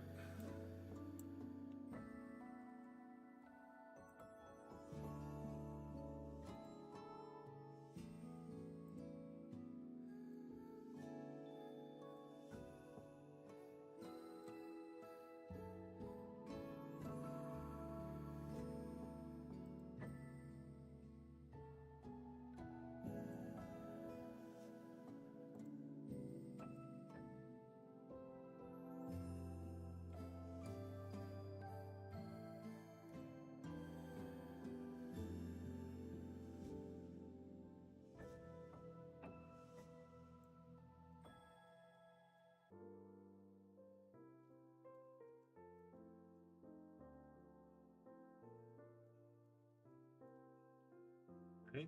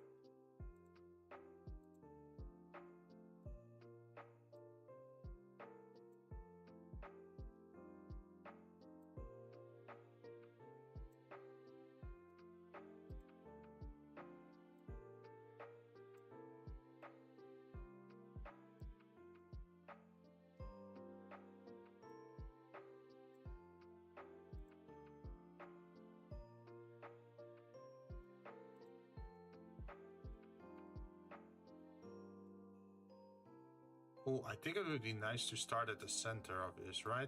Wait, maybe we can, in the tree... Where is it? The Christmas tree.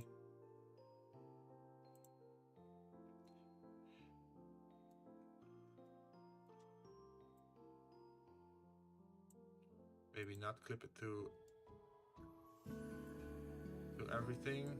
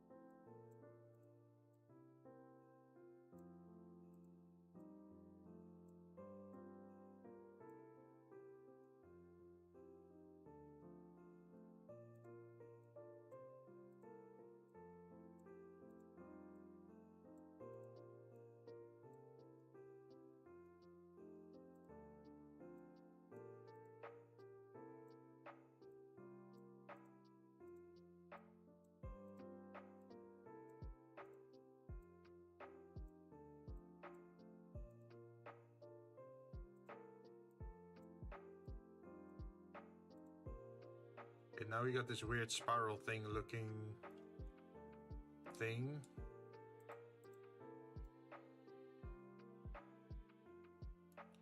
Where is our stuff though?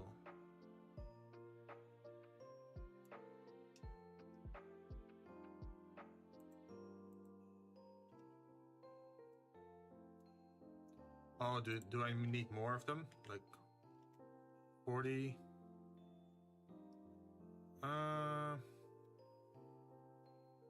Not a fixed count. Bit length. Is that it? Bit curve. Oh shit, there we go.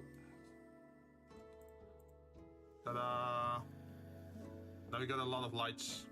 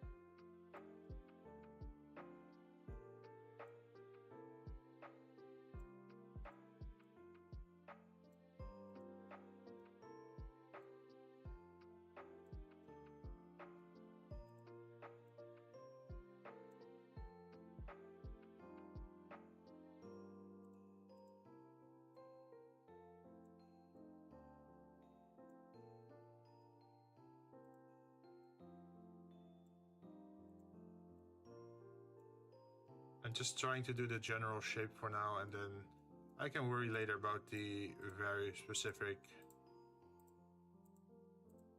branch connections, I think. Oops.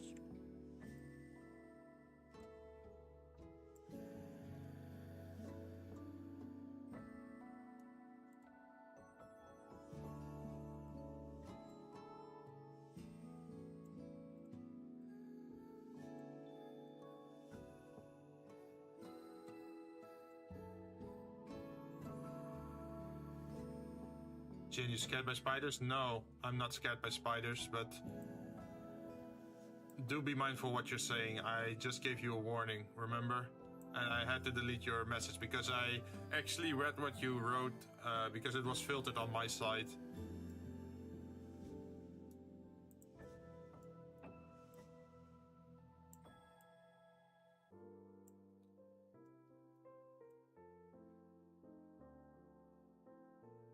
Yeah, to make it clear, what I mean is that I'm streaming to have a good time, right? And I want also that the other viewers in the channel also have a good time. So if people are getting disturbed by weird mentions or like negativity or depressive topics, then they will not have a good time, right? So that's why I'm saying this. It's like, I just want to have fun on my channel. I think I said that a few times now. I am not a licensed therapist, so if you're dealing with issues, that's very annoying for you, of course, but I think you will get more help if you get professional help instead of mentioning it to me, because I can't really do anything about it, right? My hands are tied.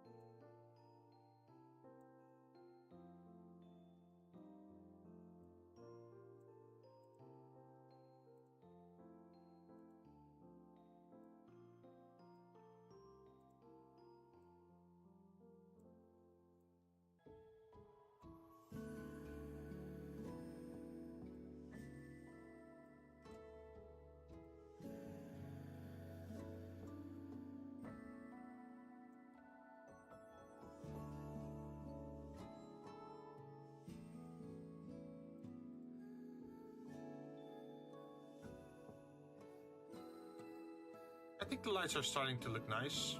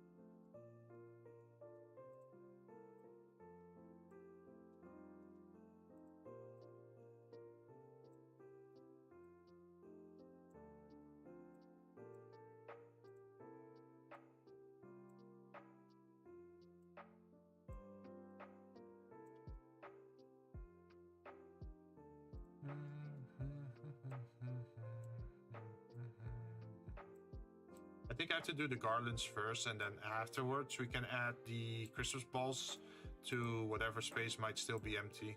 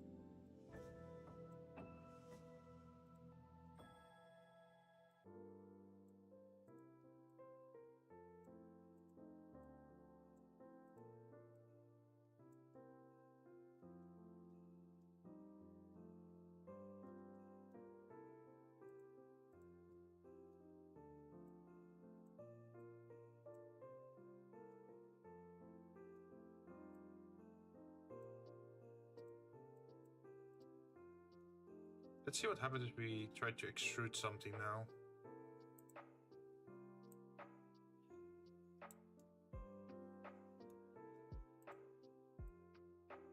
Yeah, it just makes it longer. Nice.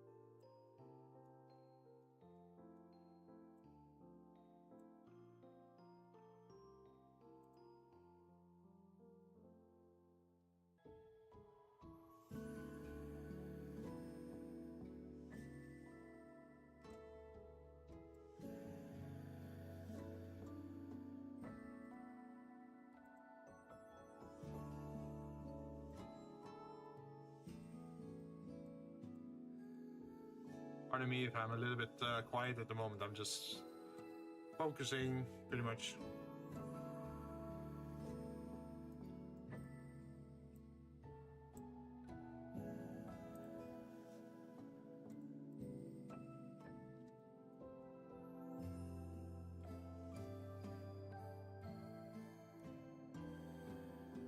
wonder if these are enough lights.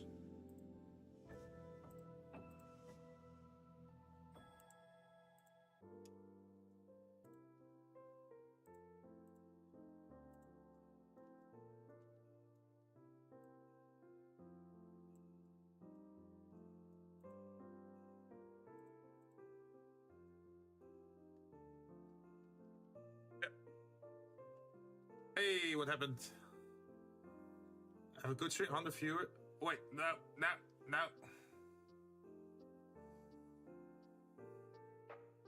No, we don't allow that here. No view botting.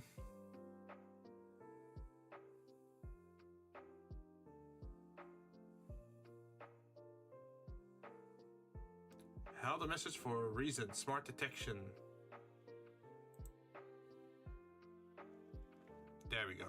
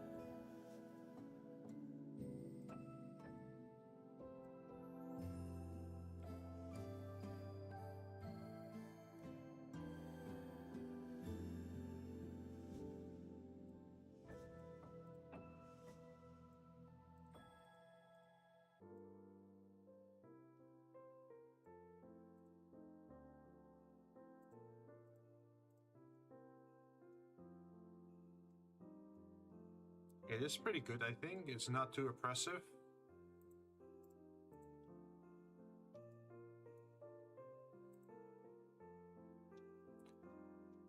Oh, look at that.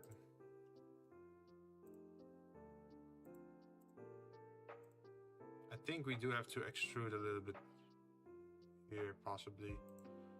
Does that work? Can we extrude at that end?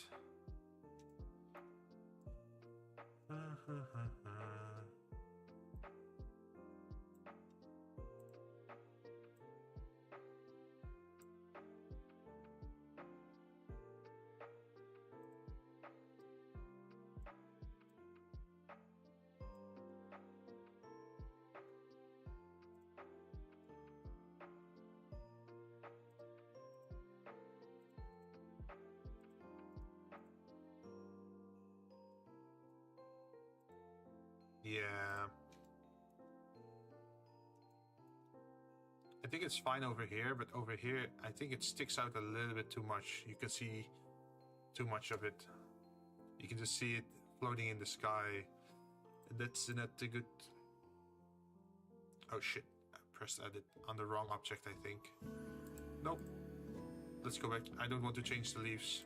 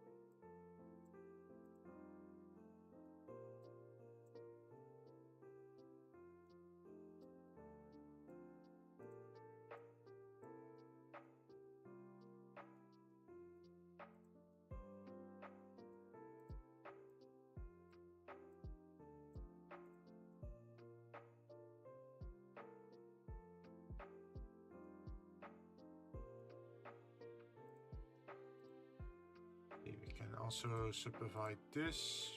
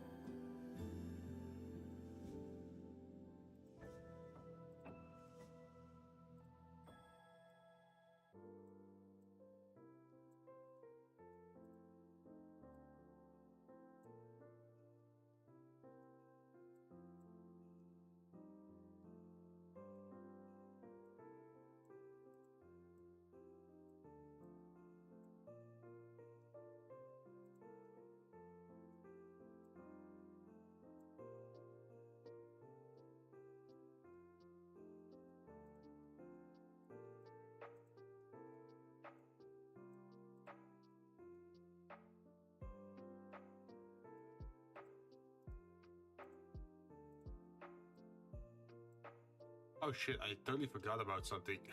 I haven't even tweeted I'm live.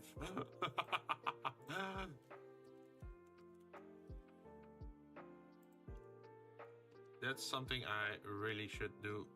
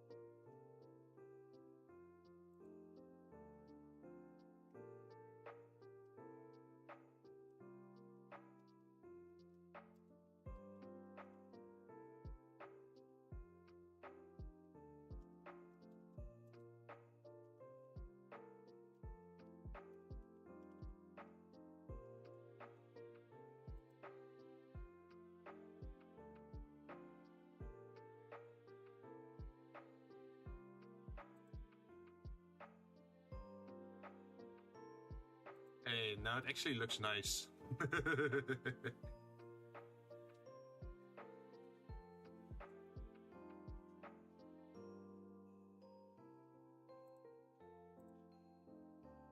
Let's see what's happening. Am I missing anything? I don't think so. All right, back to work. Back to work.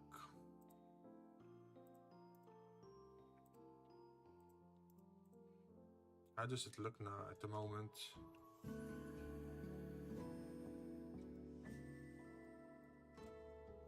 I think the lights look pretty nice, right? I wonder though what happens if we lower the lights a little bit. Like if we go 300 and on the other hand also 300.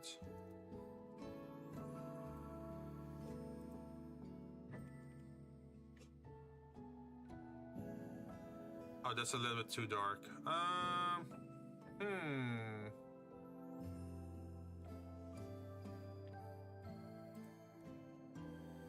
Let's see, what do we have as camera options? Do you have blur, bloom? Yes. Okay, so what we could also do is probably click on the light origin, go to the material, and increase emissive strength to 100.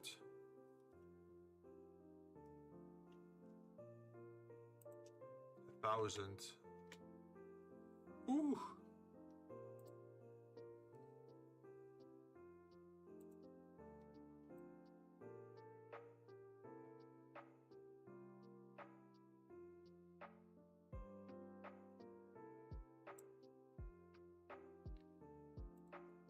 Okay, what about 2000?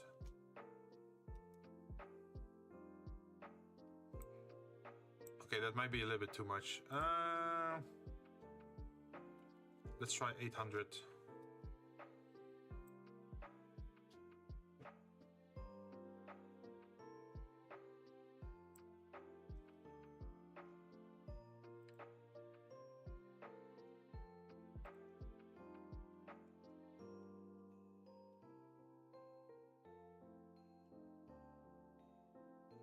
And then, let's see, we had something else as well.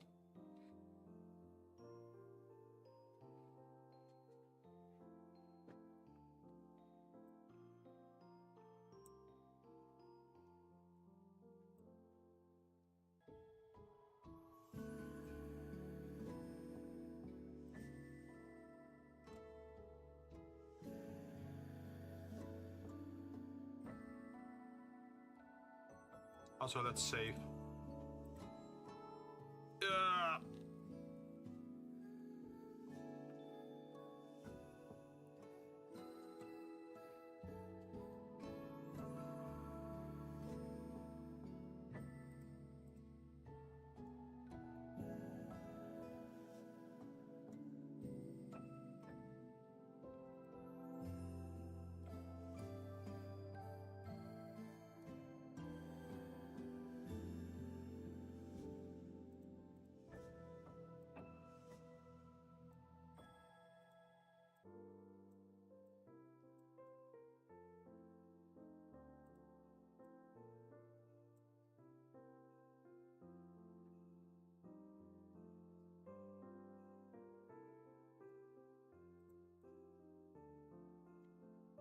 Look at that, we have a spiral shape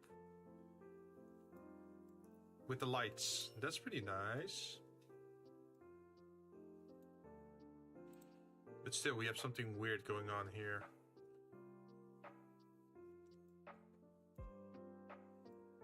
I guess because there's not really a light being shown there.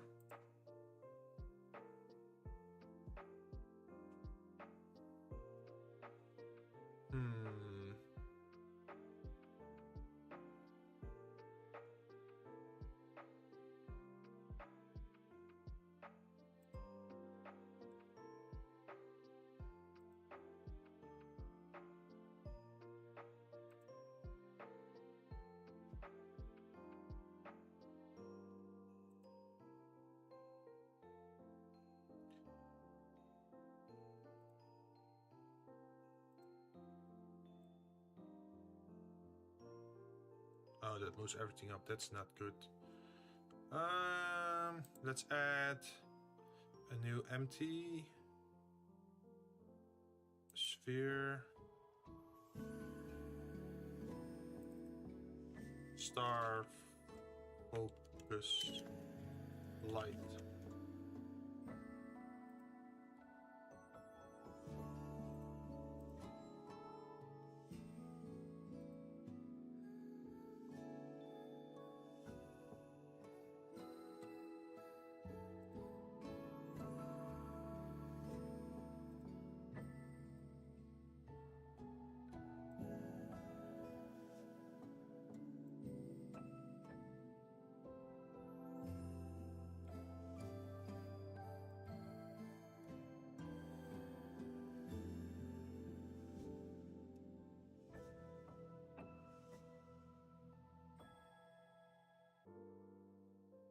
Still not a lot of light.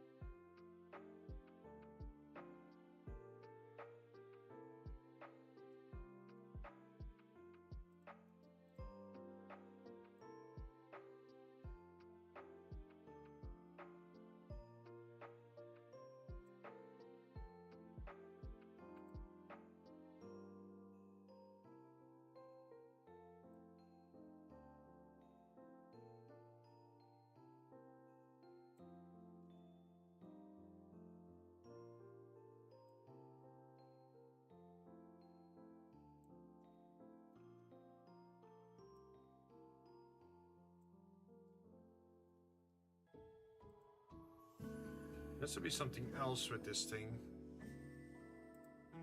Let's just say for now, shading.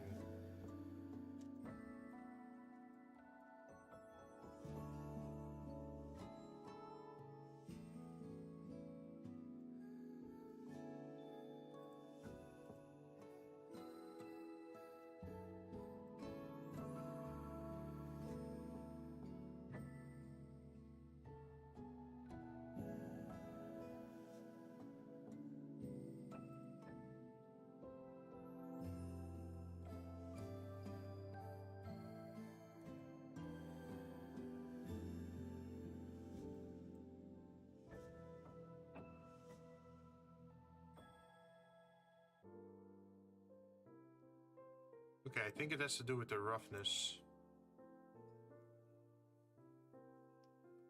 So let's duplicate this and then call this gold star. I think we just have to start looking around then.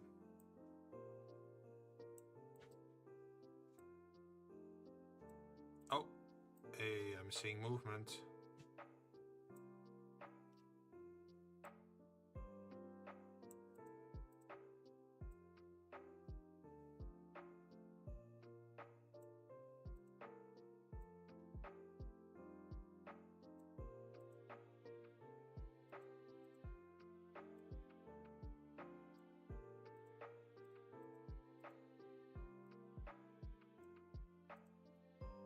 Let's see what it looks like now.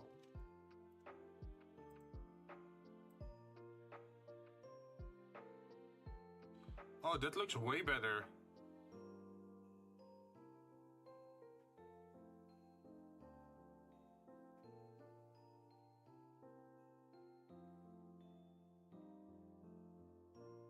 I like that.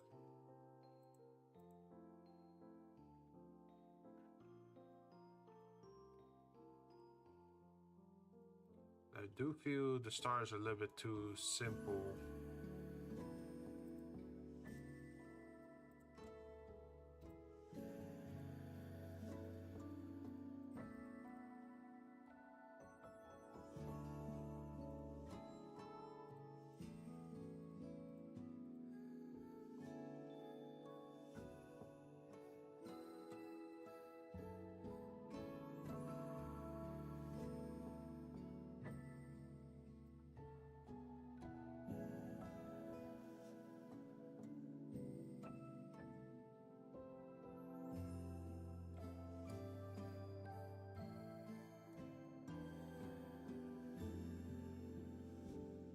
Can you make the star glow a bit or no? And Jinn, I'm doing some physics homework, and what is the equation for voltage?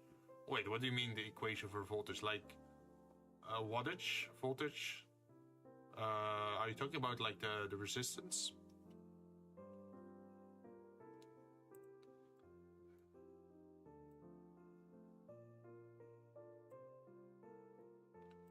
What does this look like?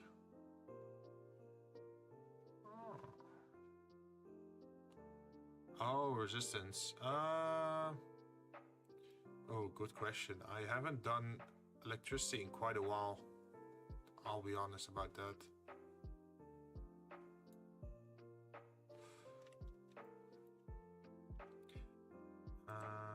Set active.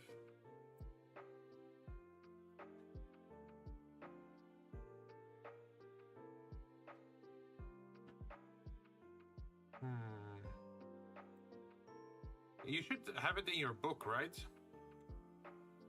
The resistance formula. It depends on how you write it. I know one of them has like divided by, because it's like ampere and voltage and resistance, right? That's the one you're talking about, I think.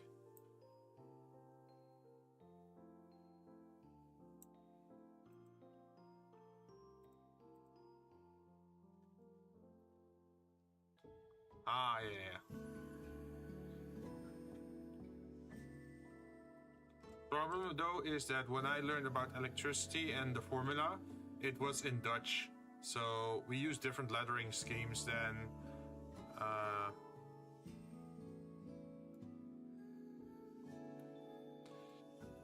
other people.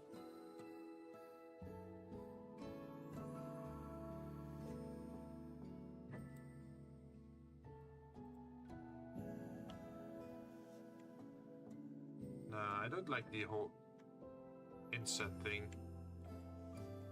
Let's go back.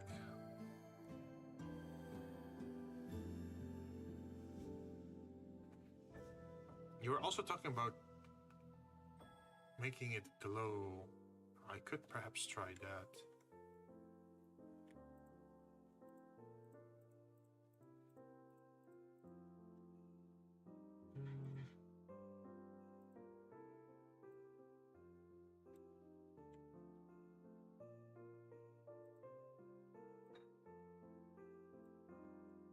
Nope.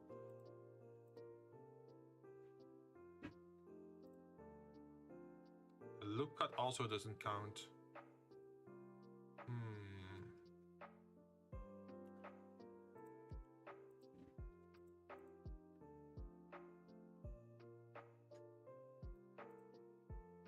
What happens if I move one corner?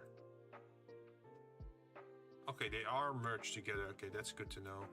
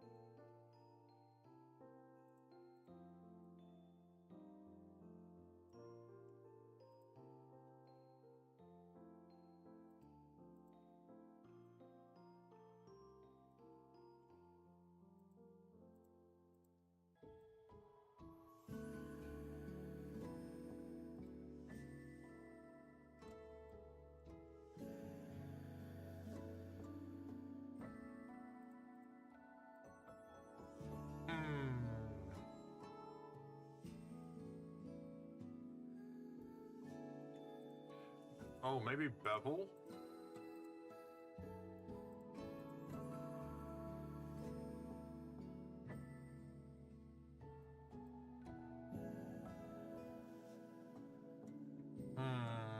No bevel, huh?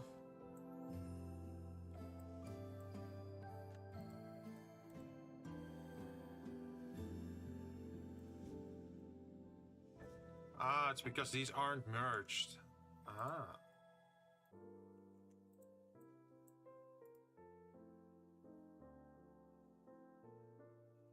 Bevel, shear.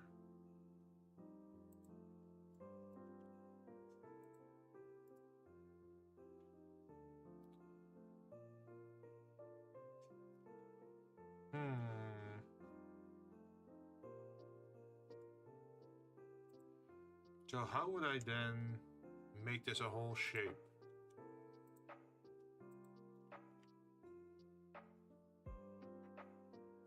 Hey, Seven Knight, how you doing? Welcome, welcome. We modeling today? Yes, we are. Let me show you what we have been working on so far. This is just a little star at the top of the Christmas tree, but let me zoom out. Whee! As you can see, we have been working on a Christmas tree. And we just put up the lights. Oh dang, that's nice. Thank you! Let's see, there is... Oh, there's the camera. So, this is the camera, and then we can zoom out. So this is what the view is gonna be. And what I want to do is have like Christmas balls inside the tree, some garlands, and then at the bottom I want to have like stacks of presents surrounding the tree. And then I want the camera to like slowly rotate around the tree. You might have noticed that this tree is also a little bit crooked. Like it starts at the center and then it sort of bends over to one side. And I feel that's like kind of nice. That is not a perfect tree, because then it feels like artificial, right? But if it's like hanging to one side, it actually looks realistic. So yeah, we are just thinking about what to do with the star at the top, because at the moment it feels a little bit simple. I'm not sure if I should add something else to it. How have you been doing, Shadow Knight? Have you been playing a lot of raids in Final Fantasy?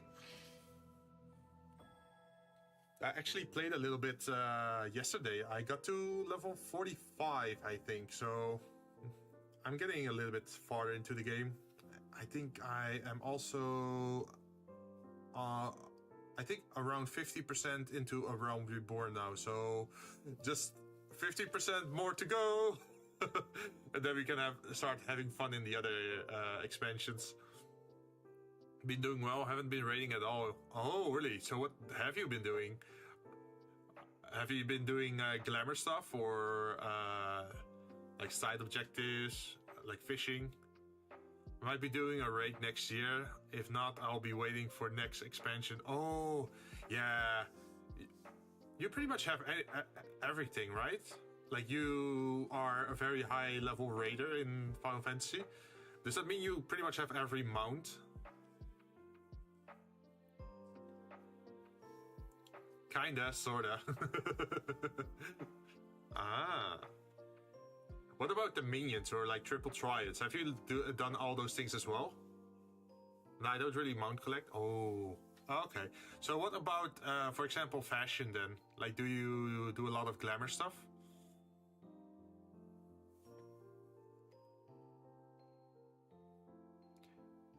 Oh, by the way, I was hanging around in John's stream yesterday, and suddenly the game turned into like a mech warrior game. Like, I think they refurbished Ultimo weapon and turned him into a mecha, pretty much, called the G Warrior or the G Savior. Was pretty cool.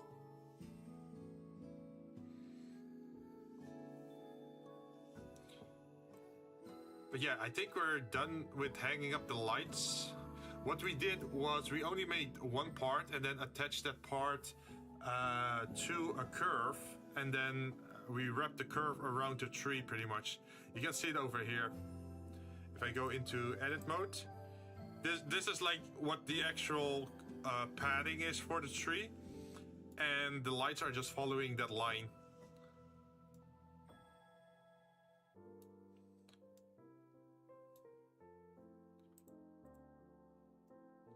But there are actual like cables in between, as you can see here.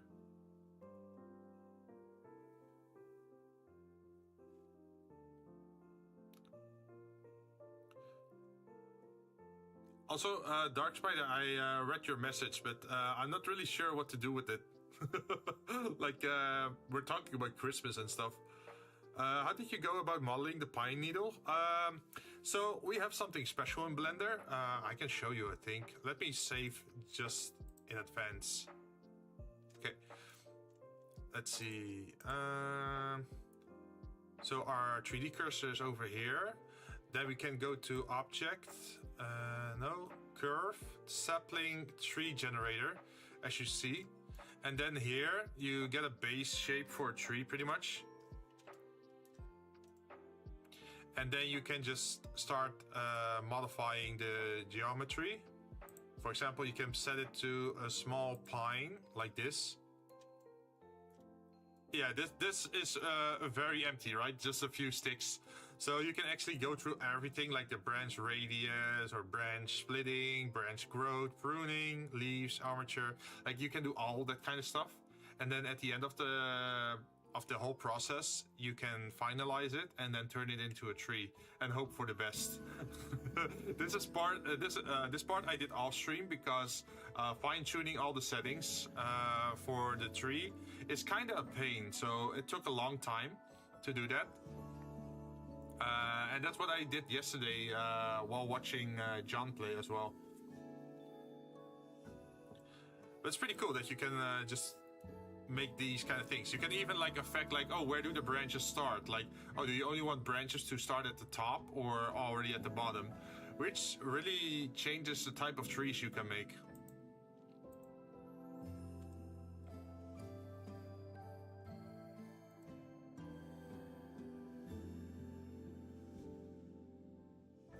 Oh, I also got reminded of something. I think Yuki said it before that maybe I should import my slime. That would be nice. So we can append the slime, I think. Let's see, where are you?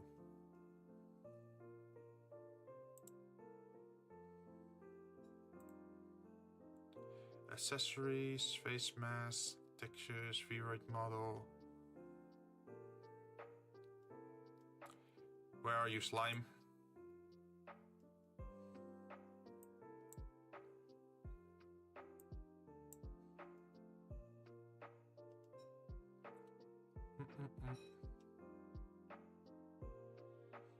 But yeah, that's pretty much how I did the tree. What do you mean? I mean, we can't really do anything with that, right? I can't even like read Arabic, so I prefer to keep things in English so that I can fact check whatever you're saying, because at the moment I don't know what's being said. Like you could just pull a prank on me or say something disturbing or inappropriate and I wouldn't be able to double check if what you're saying is correct or not. Or, well, I could do it, but then it takes time out of my stream to just double check that. So it's probably better to just keep speaking English here. Where is my little slime?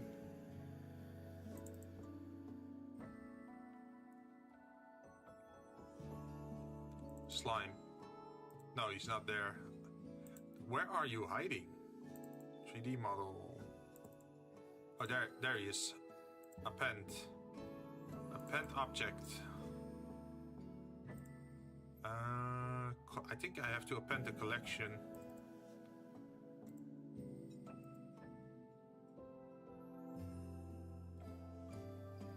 There he is. Ba-ba! Our own little slime. So what happens if you move him? Is he gonna... Yep. We can't move him. I have to apply, apply, apply, apply.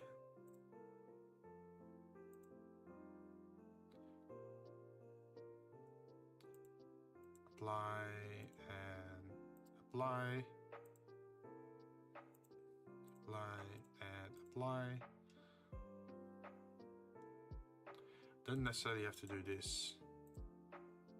Wait, why are his why are his eyebrows so weird? I think I did something in the wrong order. Oh, there it is.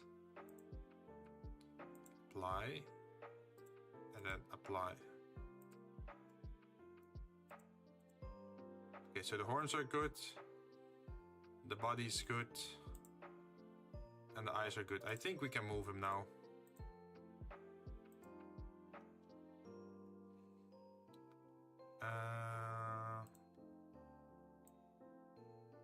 Yep. Wait, what's happening? Oh, we didn't grab the body? Wait, what's happening? Why are you being weird, bro? Oh, maybe I have to apply it?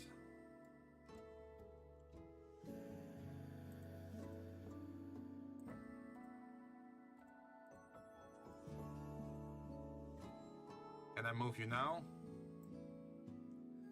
Why do you keep doing that?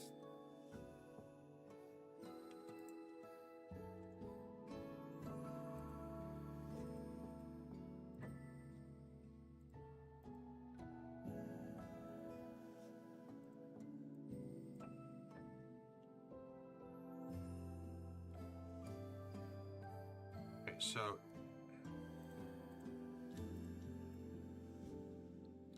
parent object. Everything is stuck to the body now. So if I grab the body and move it, what happens? It teleports back. Why does it teleport back?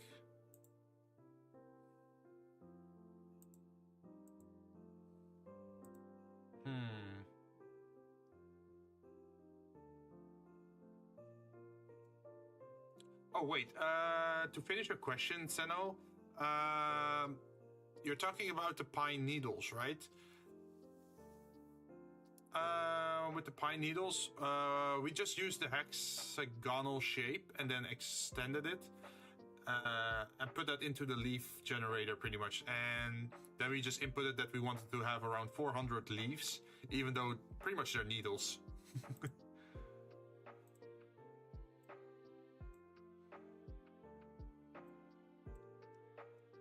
Why do you keep coming back? Sphere.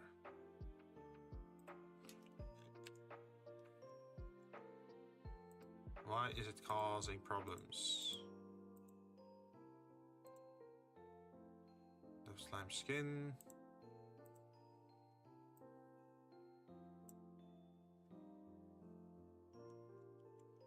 It keeps snapping back to the world origin space. I'm not sure why it's doing that.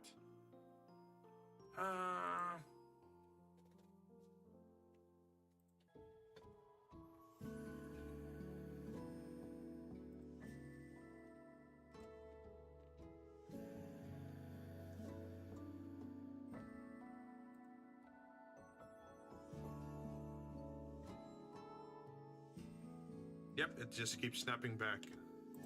That's so weird.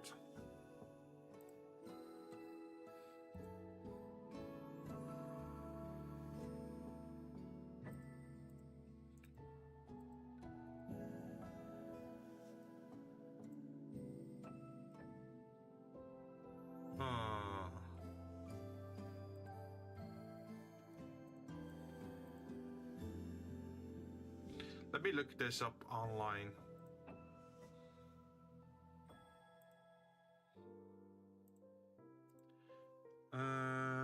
Object. Appended object not following. Not moving. In Blender, why is this?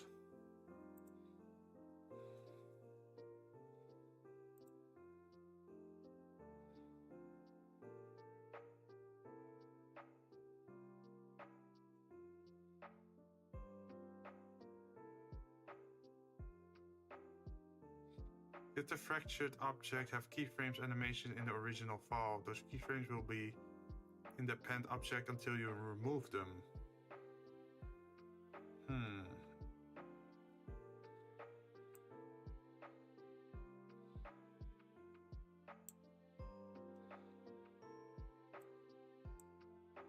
Oh, I had to set it to frame 1. Okay, fix it. So because we were on a higher frame than 0, it kind of acted weird, apparently. But now that we're back to 0, it allows us to actually move it in. So now we can move it there.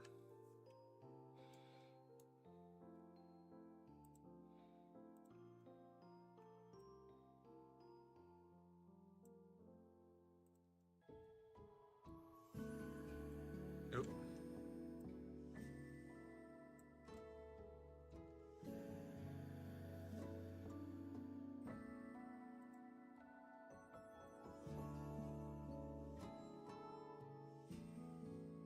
Now we can snap him to the ground, I think.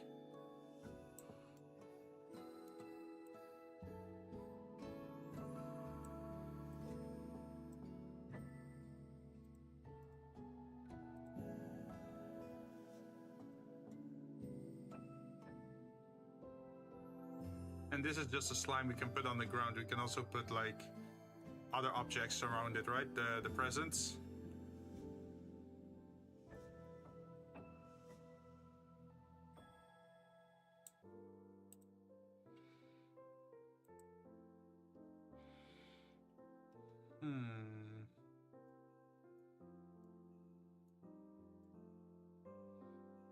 What should I do next?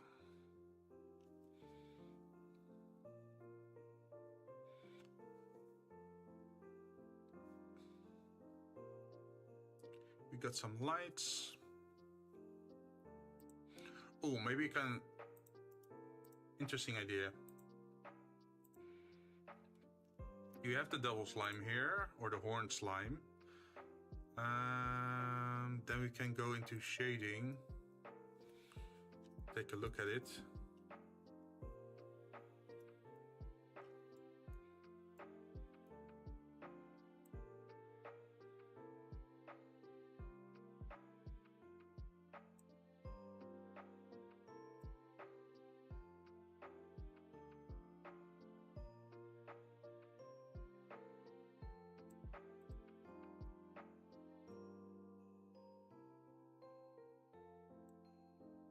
Can make him a little bit more shiny.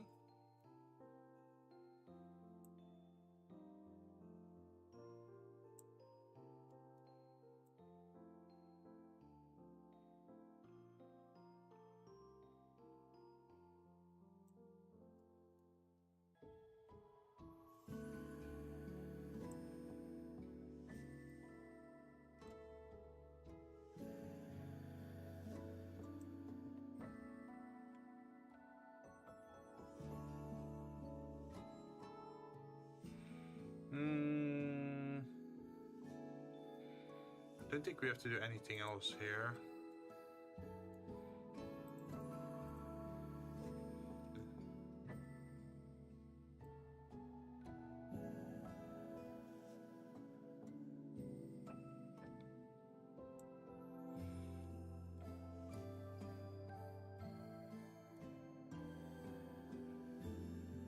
Maybe we should start doing the presents object.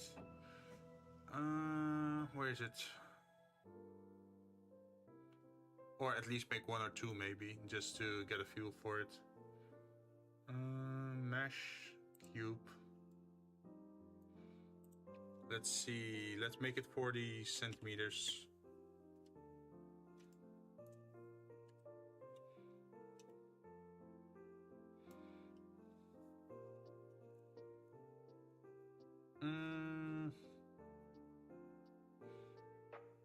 Nah.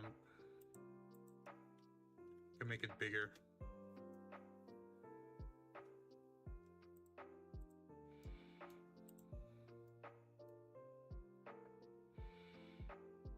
And then what I should probably do is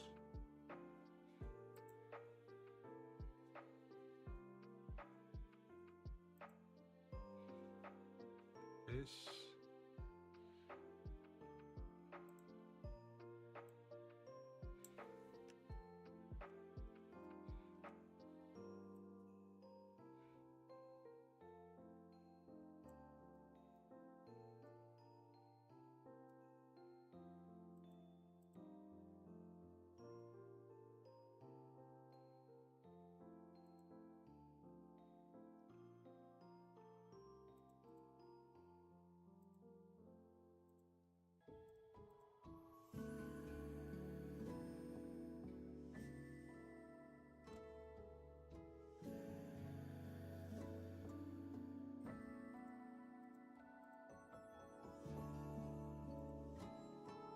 present. Wrapper, I guess.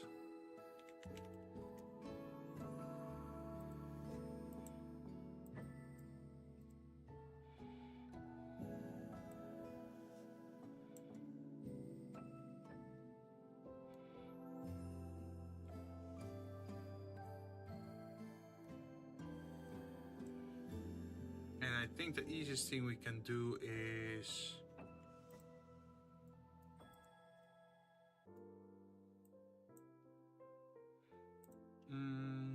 I think we should loop cut it into 2 cuts.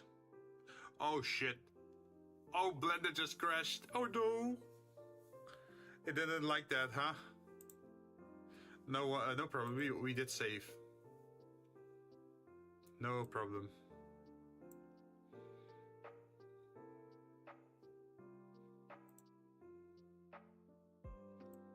Ta-da!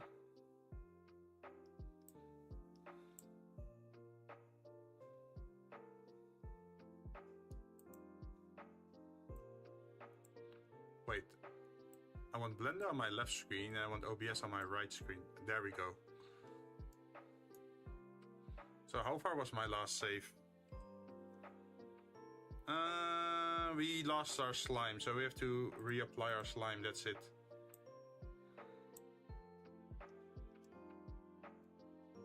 I think.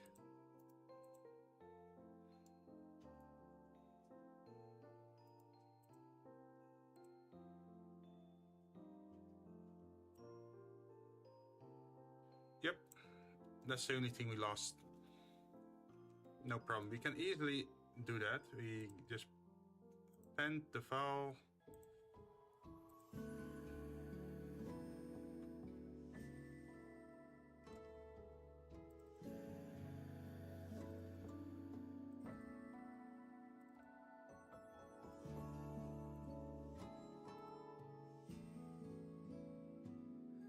And then we pick the... where was it? Let's see, internet went out for a bit, but I'm back. Oh, welcome back. Yeah, Blender just crashed earlier for us, but no problem. We did save a short while ago.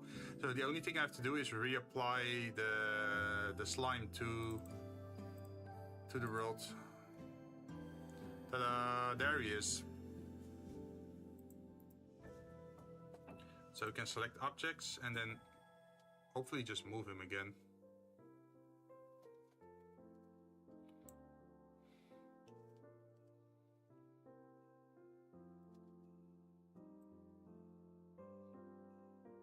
And then we can rotate him. Oh, if we rotate, he messes up. Okay, so he's saying we're not allowed to rotate.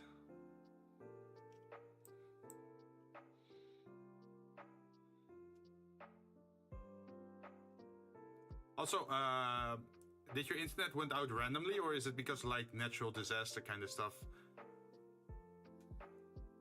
Like heavy winds or storm or that sort of stuff?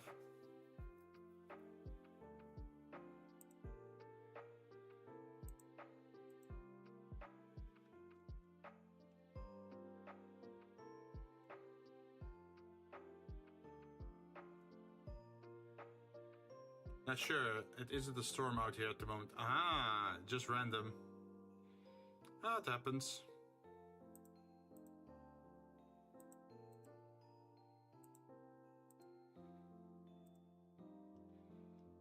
Let's see, apply.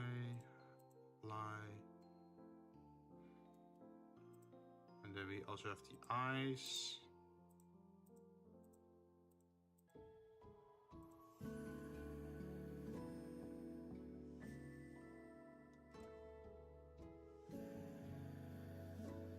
Eyebrows, there we are. We just have to apply our stuff. Now we can select object, and now we should be able to turn him around without issue. Nope, it's still acting weird. Why is it still acting weird? Eyebrows, eyes, horns.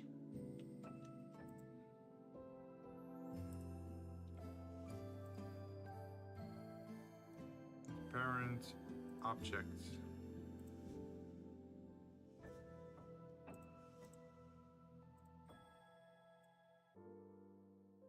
Oh, there we are. Wait, our horns are... Wait, why are... Or okay. Okay, got it. Apply. Now we should be fine.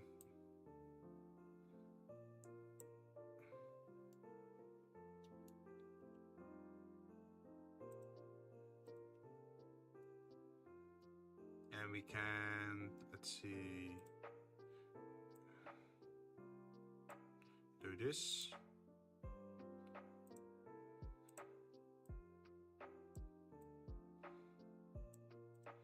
I think the idea was to put them on the left side, so when we go to set active camera, we see our slime just sitting there below the tree. That's good.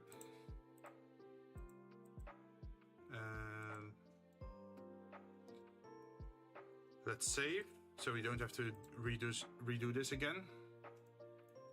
Then we go back to our world origin spot, and we're gonna add a cube of 80 centimeters.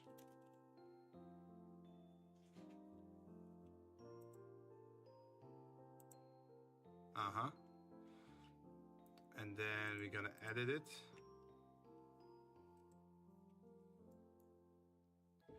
We can add...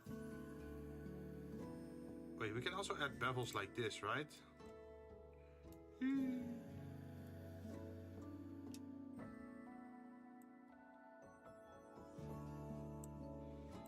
And then we can also add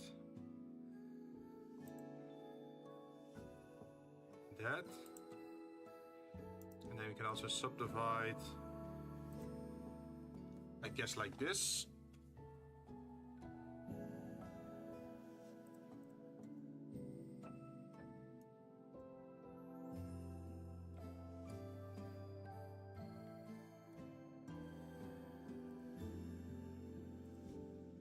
Now what we wanted to do was subdivide into two cuts. Like this and like this. And that's all we wanted last time, but last time, yeah, they weren't really helping us. Smoothness, oh.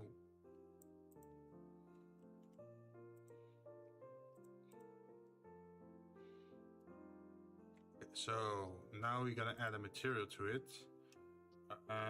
New material. Gift wrapping. Red. I guess just gonna make it red for now.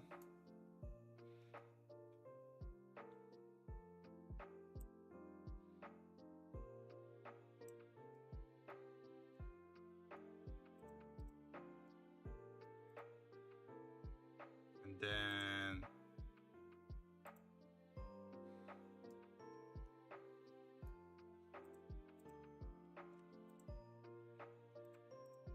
just have to select this, and then add a second color.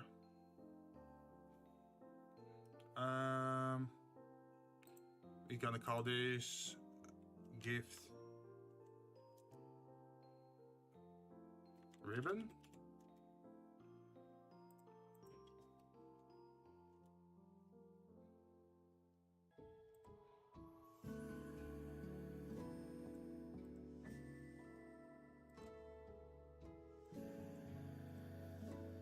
And it's looking kind of flat now, so that's not good.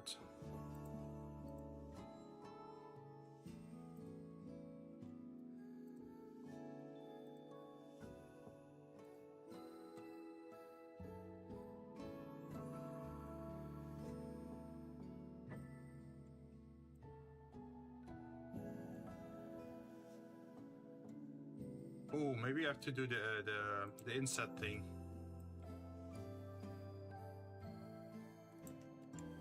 Oh, what about outset? Does that work? Nope.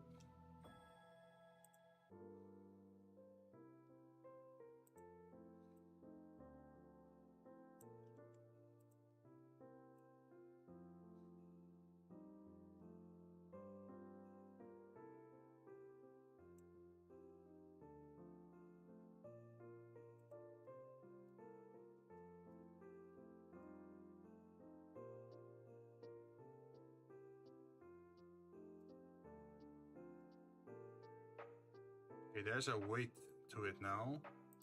Let's take a look. It's a little bit weird though.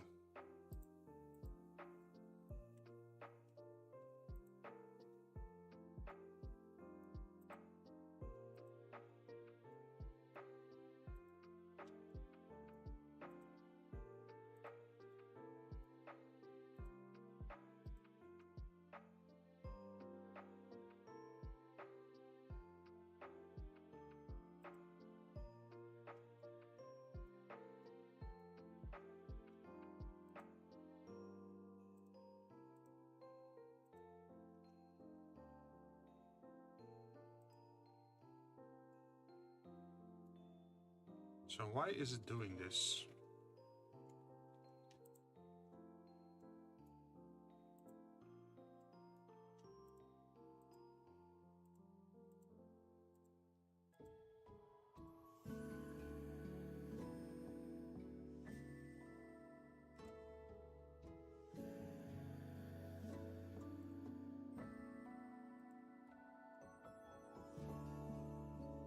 Oh, okay. I get it. I know what went wrong.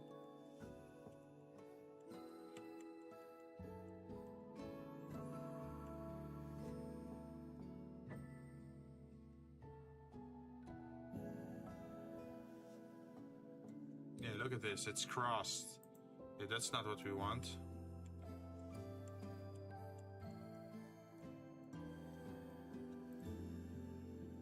So how do we get rid of that?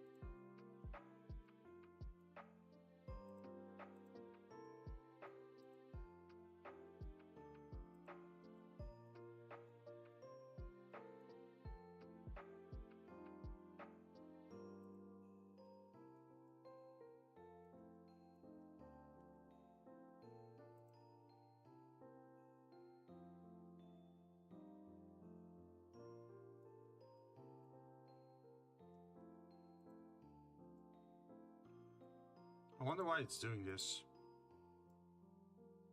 Is it because of the smoothing?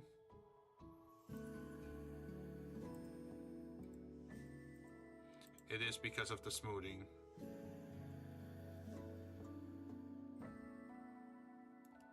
Well, not entirely. Jinn, everything all right over there? Yeah, everything's okay. Why are you asking?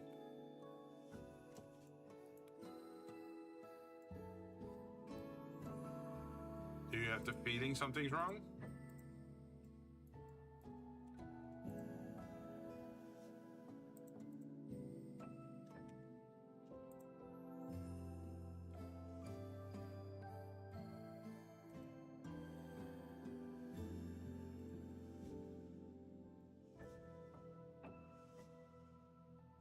Says a chat. Wait.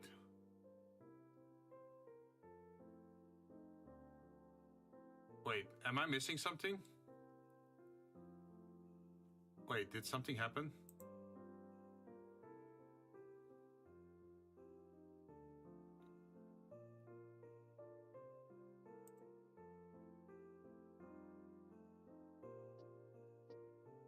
Wait, huh? Wait, what chat are you talking about? Like the YouTube chat or?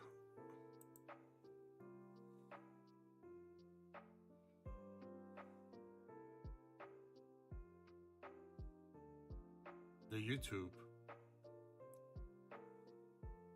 Oh, you mean what Dark Spider said? Are you talking about that?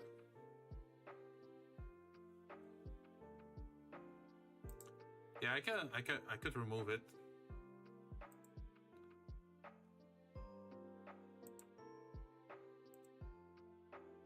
Yeah.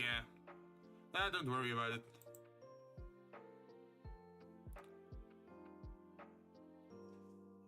Oh, wait. Hey, Linux, thank you very much for joining. Sorry, I was looking at YouTube side of the chat. Let's see. Tried any parametric modeling in Blender with cut, sketcher, or possibly geometry nodes? No, I don't think so. Let's see. Seems like a good way of scattering a large number of slightly different looking GIFs under your tree. Oh!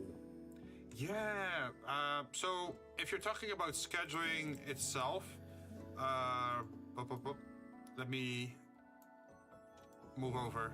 So this is our Christmas tree we have over here, our very fancy one.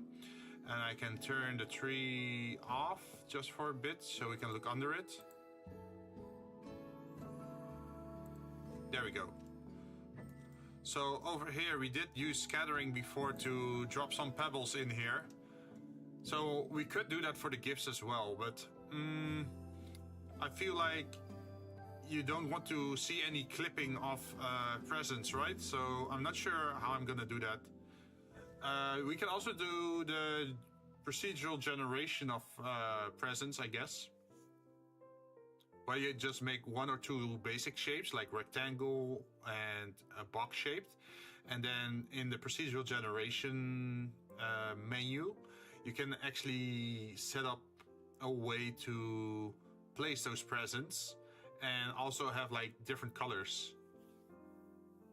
The idea being that the parameters can be randomized so the gifts can be different shapes and sizes.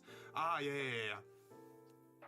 So I did that before once. I can change the scene for a moment just to showcase what I mean.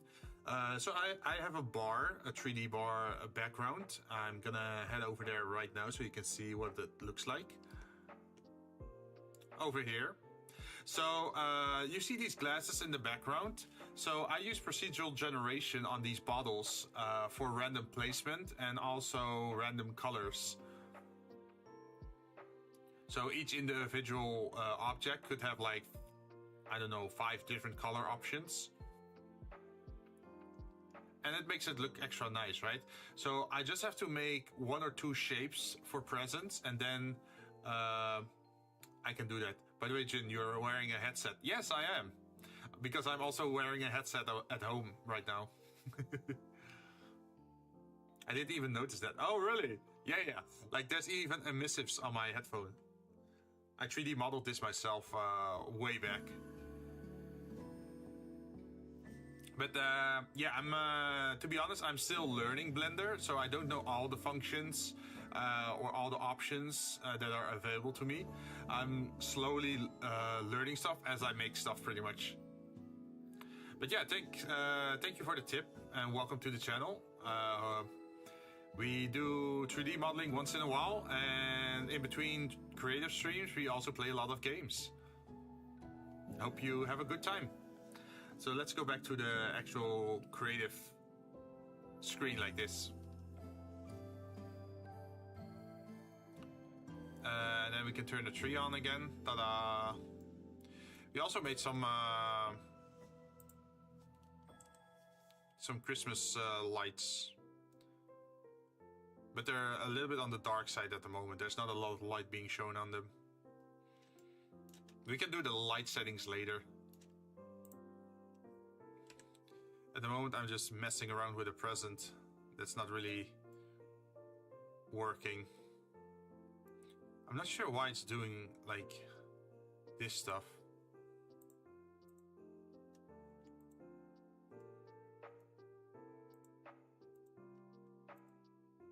So imagine if I just change the material for this to that.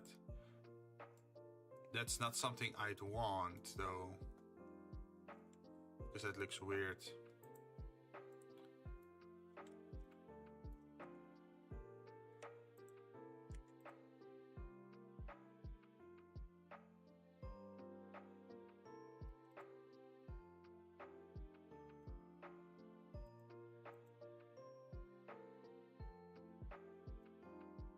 There definitely is something weird going on here.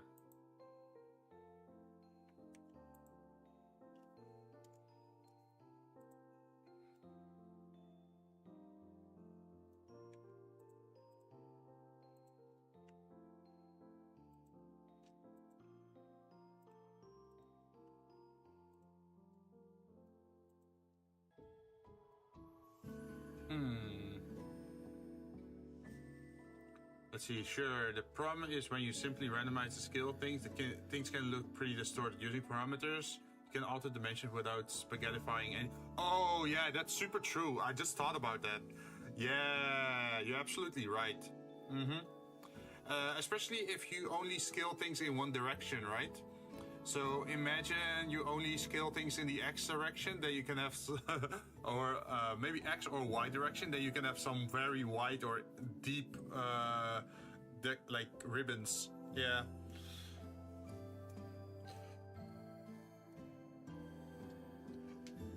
But I haven't worked with parameters yet, so I could write that down so I can learn it in between streams. Let's see. Where's a pen? I need a pen. Do you happen to know like a good tutorial on it? Like a YouTube tutorial video? Because I'm always open to learning new stuff, but I might not be able to immediately apply it during the stream, but I can look in between streams and then maybe I can make use of it next time. Okay, I found my pen.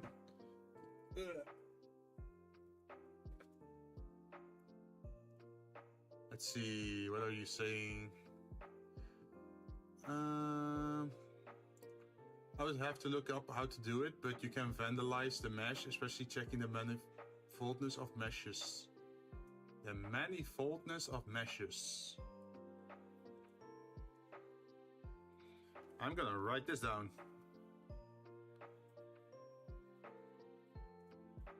Manifoldness of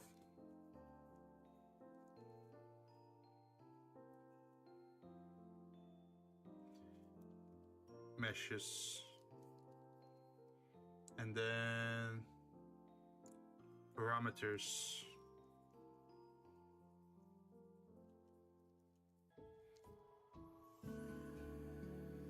Yep.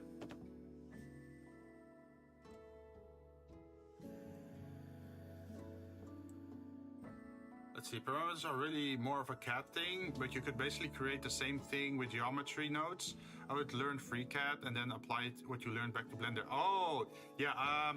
So what I did in the past is I actually am considered an engineer. I used to use AutoCAD from Autodesk, and I have not touched it in ages, to be honest. Manifoldness is your current issue. Ah. Well, I could... I guess I could also just make it two different shapes, if I really had to.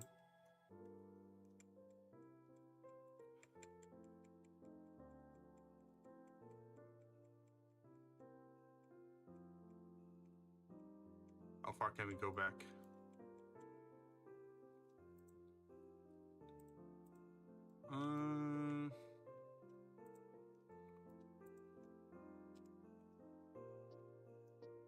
Faces.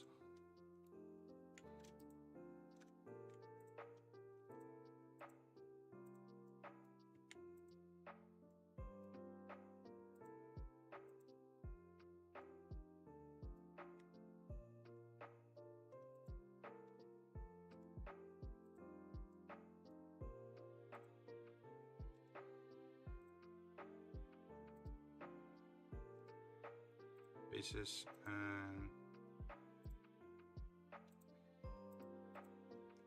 Do you know what manifold surfaces? No. Is it because of the smoothing thing? Oh wait, is it because I think it was because of the bevel. Isn't it because of the bevel thing that it got weird? Wait, let me go back. Actually, now just to double check that. It might have just been the bevels the entire time. So if I turn this off. Hey, there we go. Okay, so get rid of the bevels.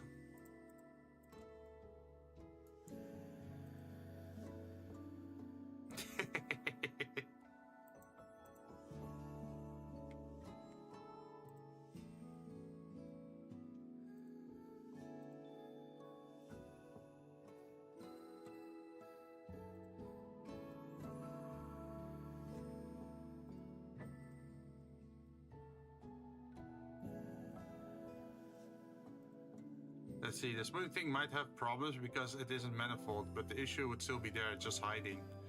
Ah.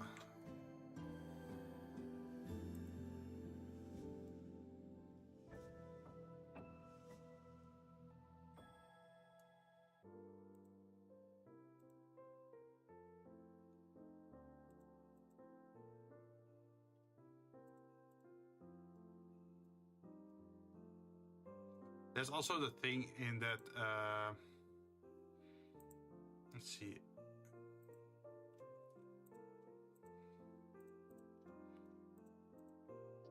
Does loop cutting actually work at just selected objects?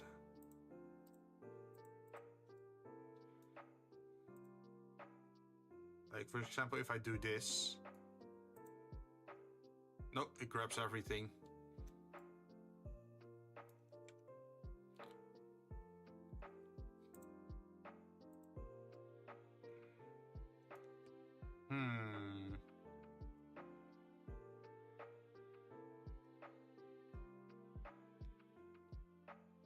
Maybe I have to just reapproach everything.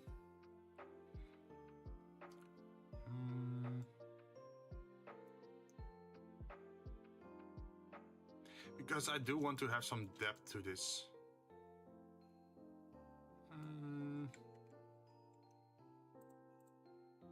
I don't have the definition of manifold surface handy, but think of it as a 3D equivalent of a closed shape in 2D. Oh, like what you have in Illustrator? Oh, yeah, okay. I think I get what you're meaning. So, is it where like two surfaces are touching each other, but the surfaces are not actually connected because they aren't like merged? Is that what you're talking about?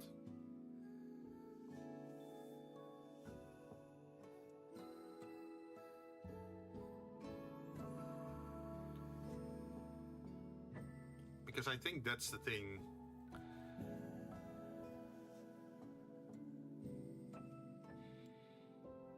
See, I'm trying to juggle taking a dog for a walk at the moment, but I'm happy to help more. Let me look up where the validation for manifold surfaces, and it should highlight the vertices that are causing trouble so we can fix them. Ah, yeah, at the moment this is still just a full box. It's just that I took a horrible approach to trying to make this. So I think I'm just gonna delete the box and then start over with a new one. We already have the colors anyway. Thank God for speech to text. Oh, that's awesome. Yeah, so I'm gonna delete this one. Just add a mesh, a cube. There we go. That's our cube. Then we go into edit mode. Let's see. You're gonna loop cut over here. And then move this one up here. I think.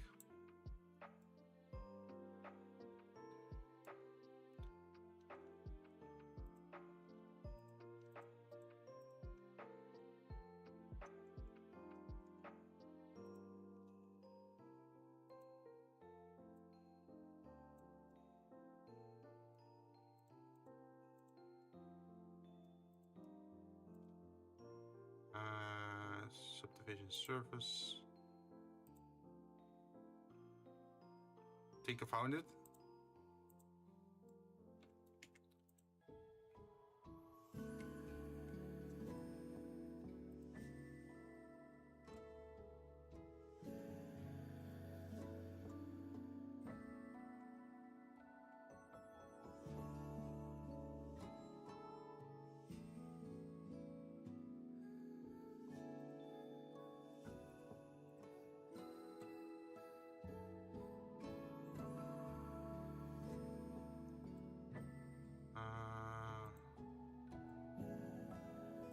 Let's see, first, can you check that all your face normals are facing the right way? Where did I do that again? Options. There was something on top of here.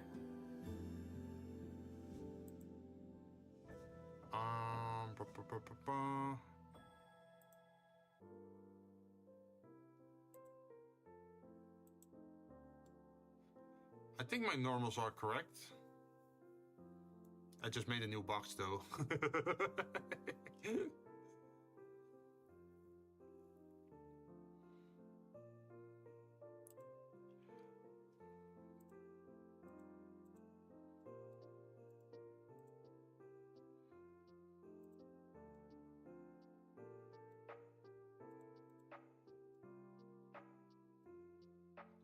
Please say you're using mirror modifier. That would wait.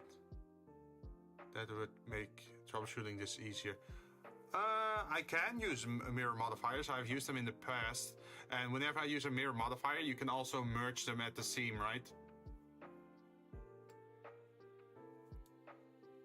Actually, now that you're saying it, good plan.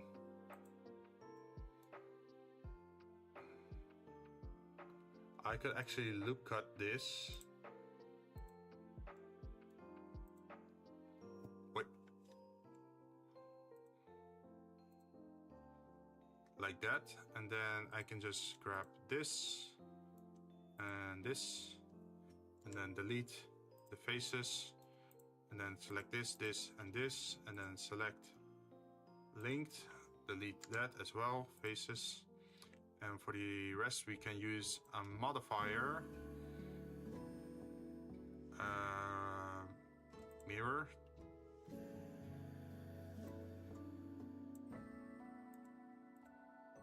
You're talking like this, right?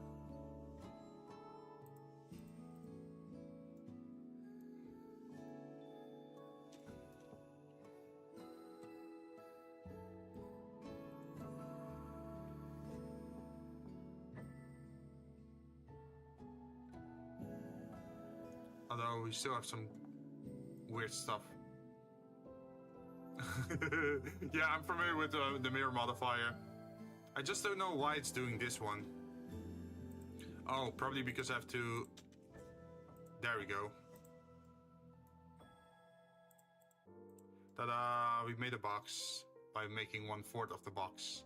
You can even do it more, right? But hey, this is enough for now.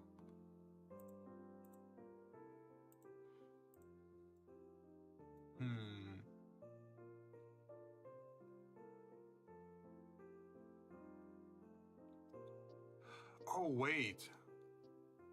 Let's pick this apart one part at a time.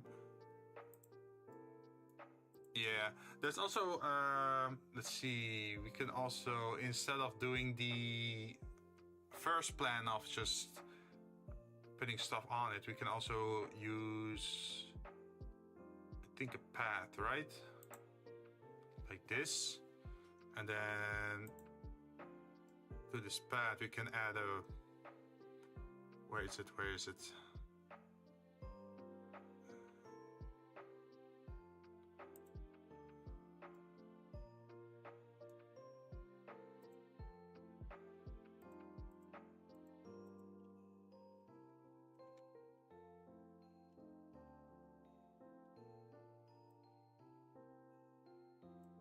We can do it like this.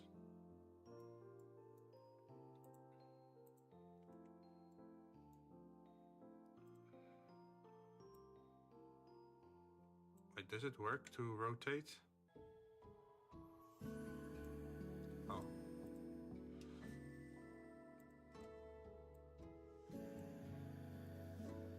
is 90 degrees. There we go. Then edit. We can just put this one and this one down.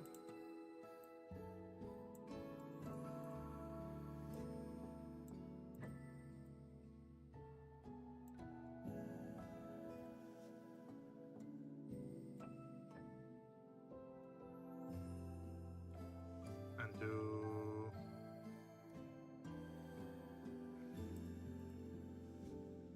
let's see, I would disable the mirror modifier and fix 1/4 of the box. Wait, 1/4 of the box?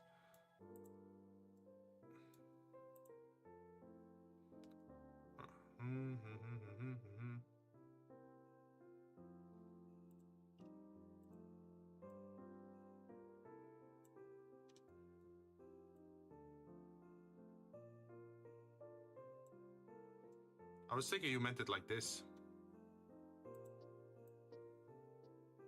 Oh, shit.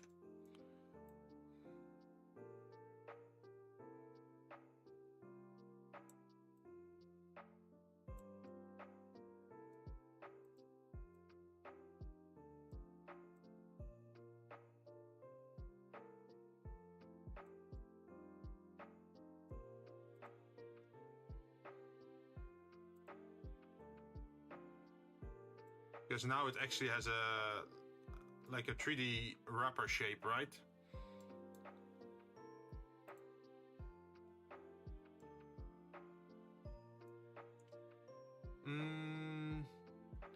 Now I don't remember.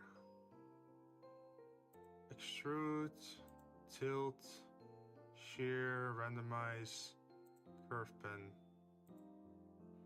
How did you make it that it fits, like it follows the shape more strictly? Perpendicular loop cuts? No. I was thinking about just using the curve for the ribbon, so it's actually a 3D shape instead of just extruding it from the box itself.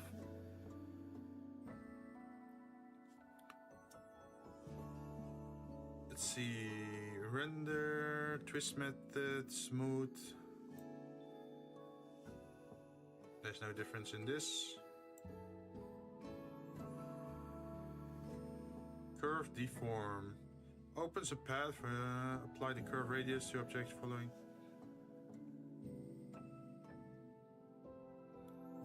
Taper, resolution, fill caps.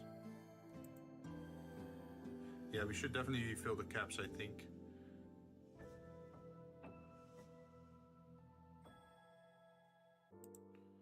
But I just want to know, like, how do I make the ribbon? Let's see. No, I was talking about subdividing for the mirror modifier, not creating the ribbon geometrically yet. Oh. Let's see, I was talking about subdividing for the mirror modifier. Wait, but the general shape for the box is already there, right?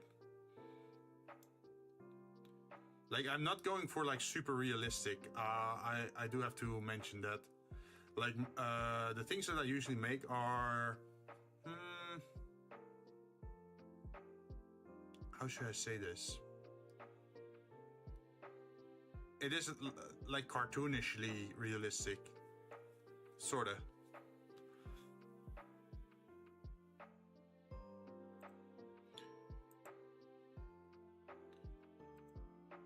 Auto vector. Okay, I'm gonna look it up online how this works. Let's see, curve.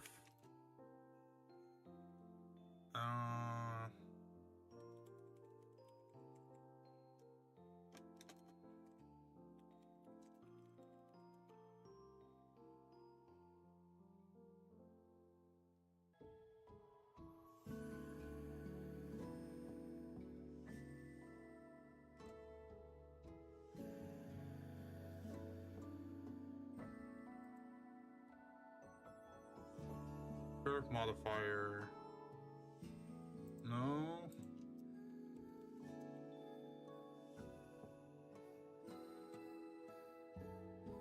How to shade smoothly? No.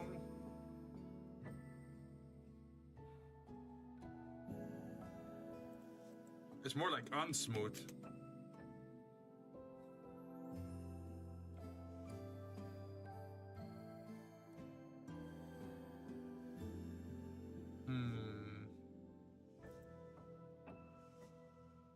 Why not duplicate the faces, narrow them, and then dissolve the edge at the bottom of the lid?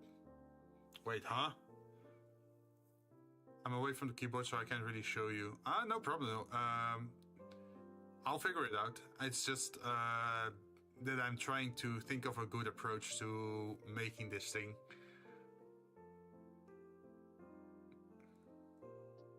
Duplicate the faces, narrow them, then dissolve the edge at the bottom of the lid.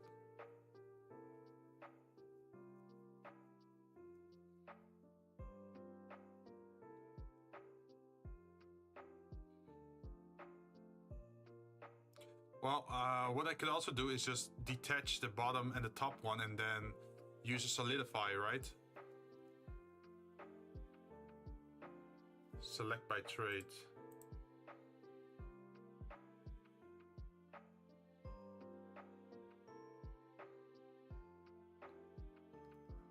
I'm not really...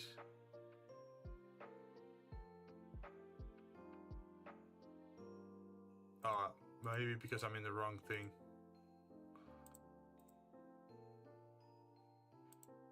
Oh, here, select by trait. You mean like this, non-manifold?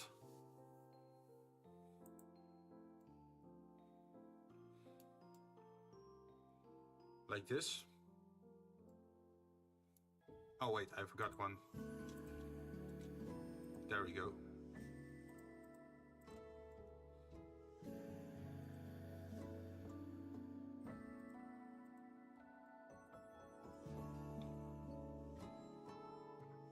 Oh wait, is this it? Is this the way to control this?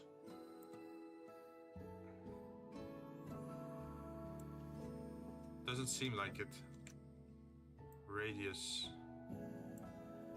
Oh, look at this. It's actually moving outwards. That's cool. Tilt.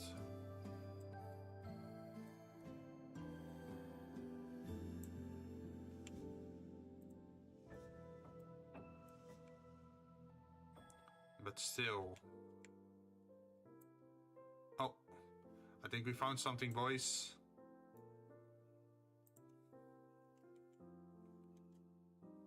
So if we did the same for this one, 100, what happens?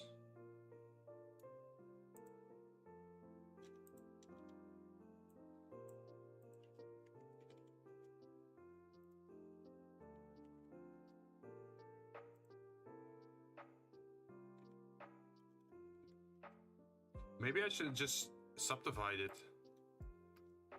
That's also an option.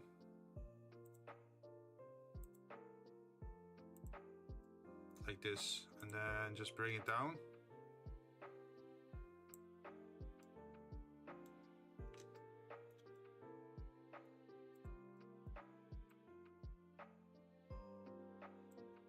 Interior face will be red, exterior will be blue. Show face normal in the upper right view drop down.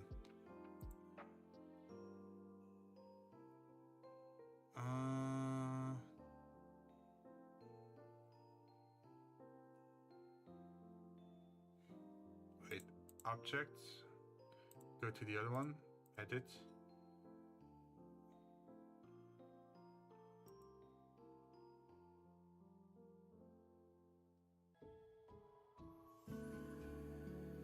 Show face normals in the upper right view drop down.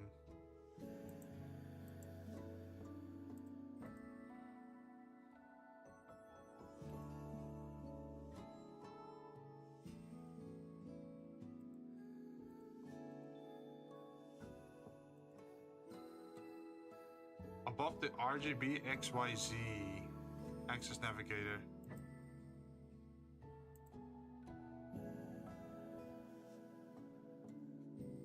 You mean this area?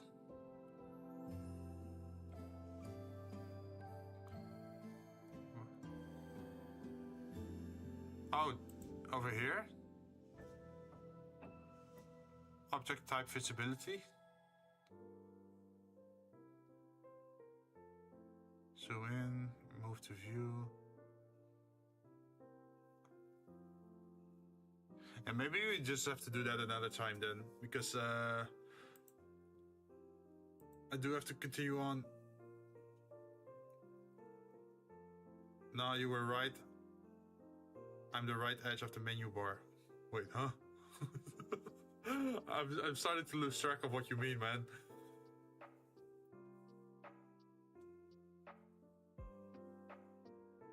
The right edge of the menu bar.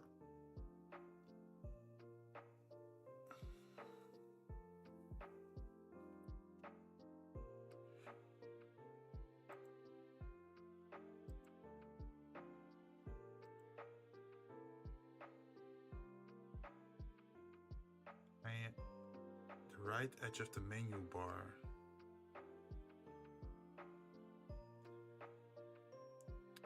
I'm losing track here, sorry. I'm just gonna do some other stuff in the meanwhile.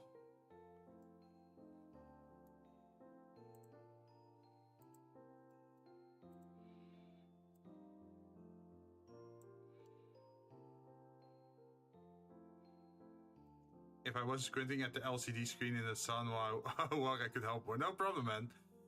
Just having you around or like just hanging out is fine by itself. No worries.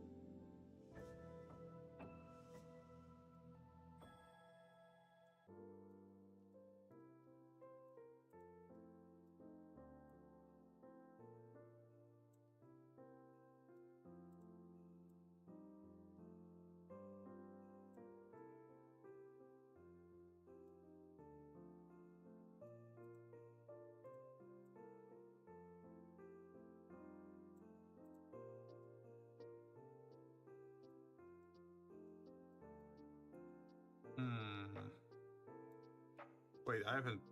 Can I do a mirror modifier on this? Hey, thanks for following, man.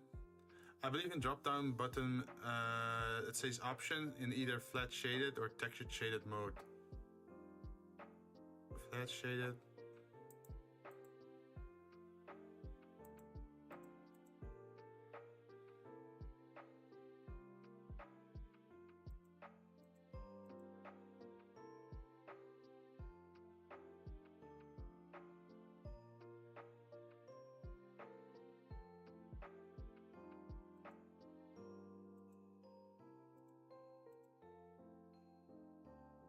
Combined. That's okay.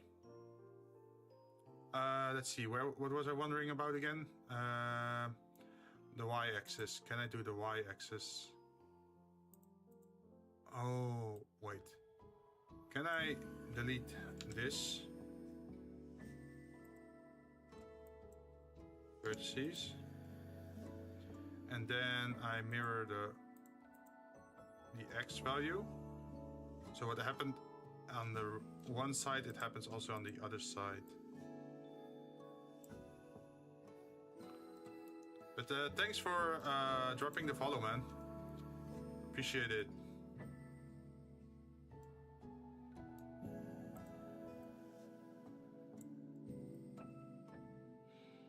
In the meanwhile, we can just continue playing with the ribbon.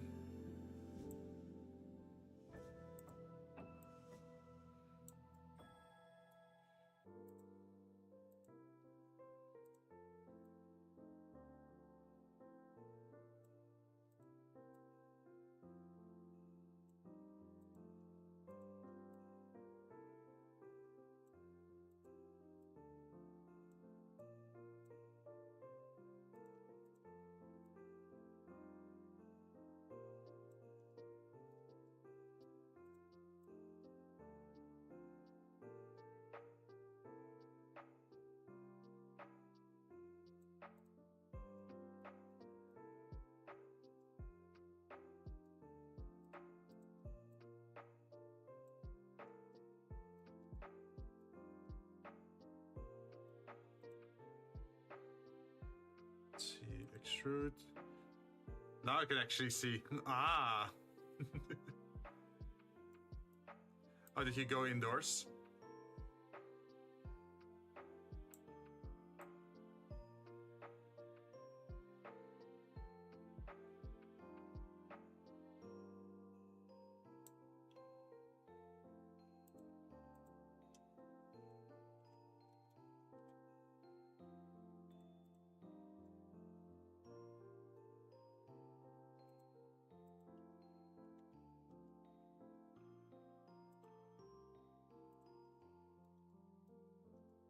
Why do you keep moving around?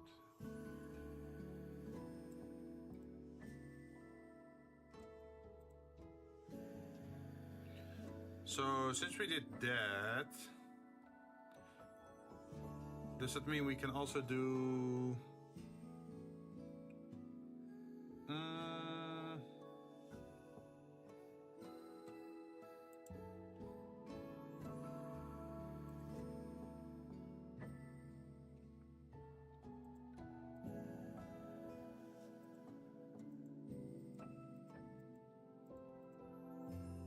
I think we do have to do it diagonally, right? Let's see, so get to textured shader mode, you're in fully rendered mode. The 4 buttons on the top far, the 4 buttons on the far top right, next button to the left is selected obstructed, or whatever it's called. The next button after that, to the left is where you find show face normals. Textured shaded mode. So that should be this one. 4 buttons on the far top right.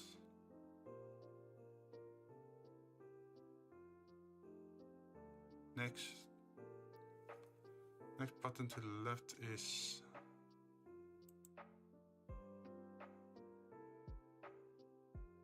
You're talking about this one?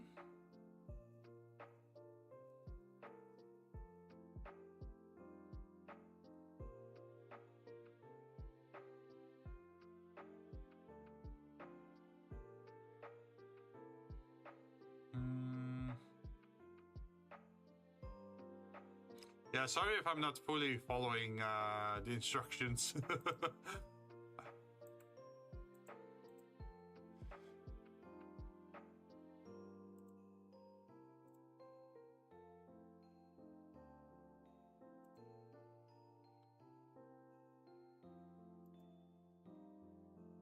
No, it's not right click.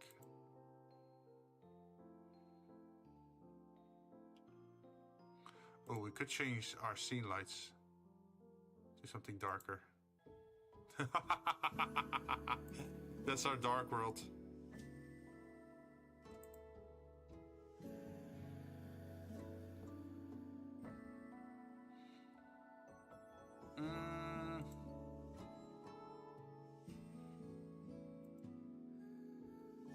Yeah, honestly, I'm not sure where you're directing me. And I'm also sort of losing track of why I should go there. Because for me, it seems like the object seems to be working fine at the moment. I polytime phone call, did you find it? No. But I'm also not sure like what the reason is why I would have to find the normals or show face normals.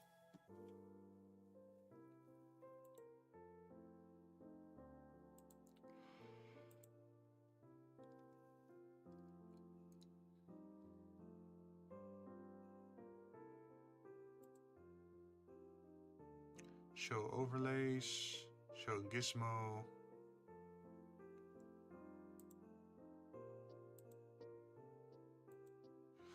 Inside out face can be lurking bug that bites you later. Oh, yeah. Okay, yeah, I understand that. But doesn't that mean you have to be doing some very specific things? Like, I think that's a great way beyond making a present box. Okay, add...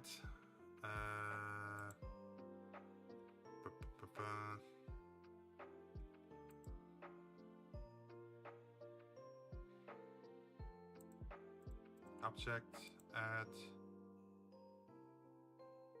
empty plane axis. Rotate it. I think it's like 90 degrees. And then follow this thing.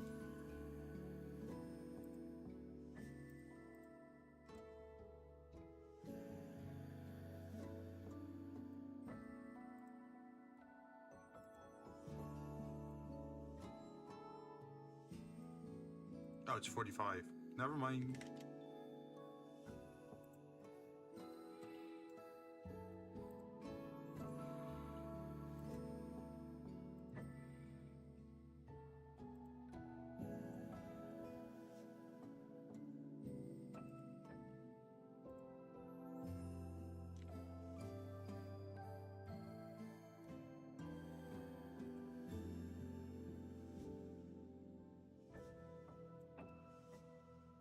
Maybe I should make the ribbon a little bit wider.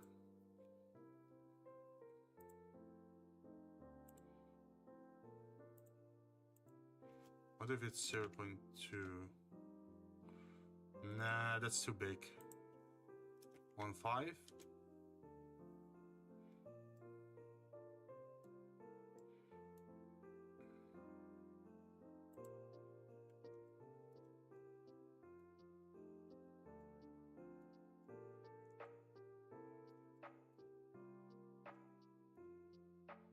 We can now go to our modifier and apply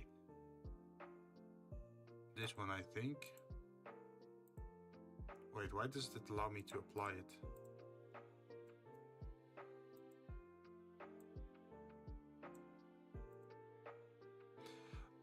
Oh, okay, I get it. We don't want to do it this way. What we want to do is select everything and then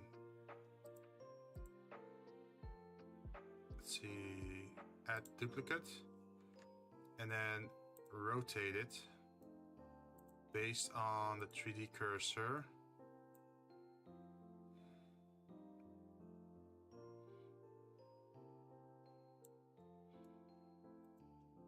Minus 90 degrees. Or should I do it like an array?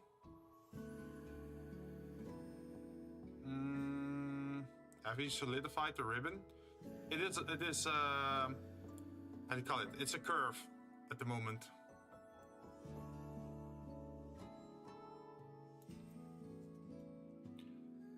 Ah, interesting. I never knew that. Like, look at this.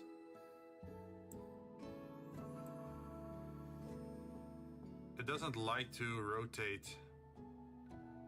You see that?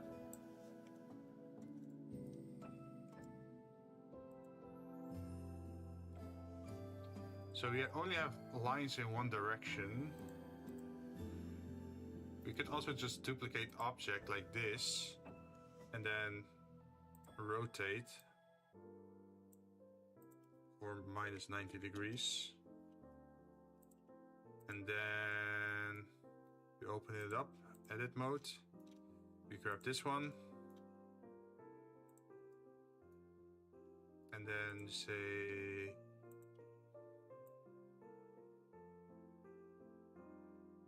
put it like this. So it actually has like different widths. It looks like bad normals. I think you see everything as bad normals, huh?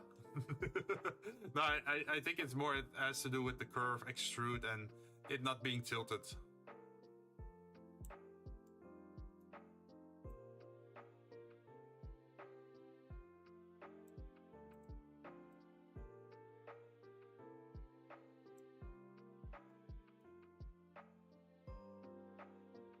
What if I just remove this one?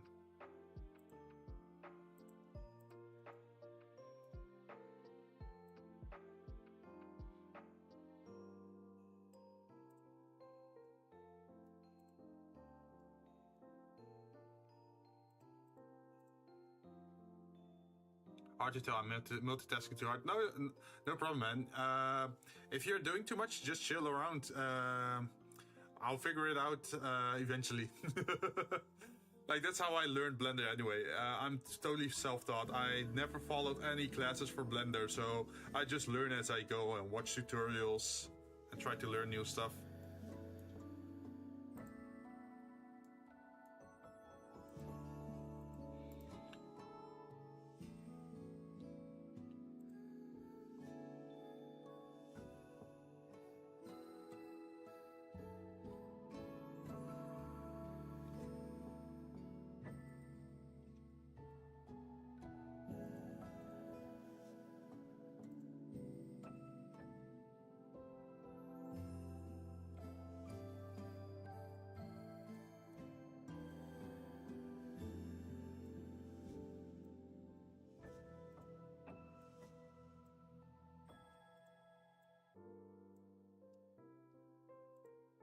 Yeah, I think I have to remove all these extra points if they're unnecessary.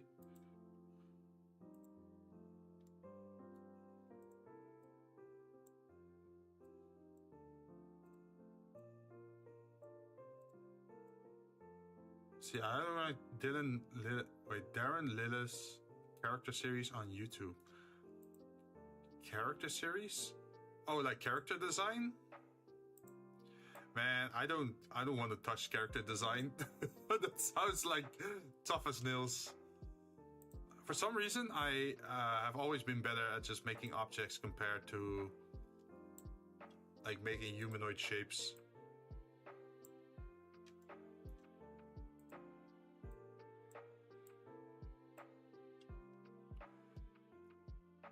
Oh, is this...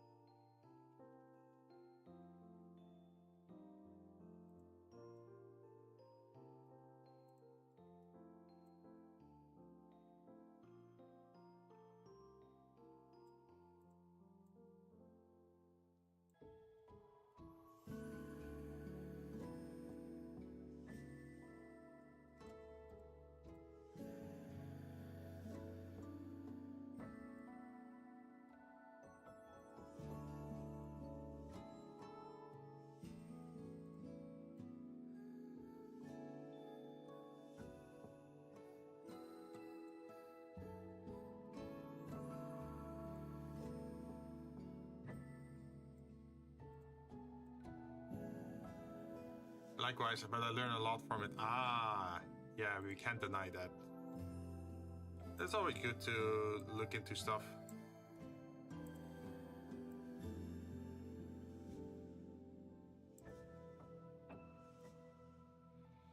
I think I might have to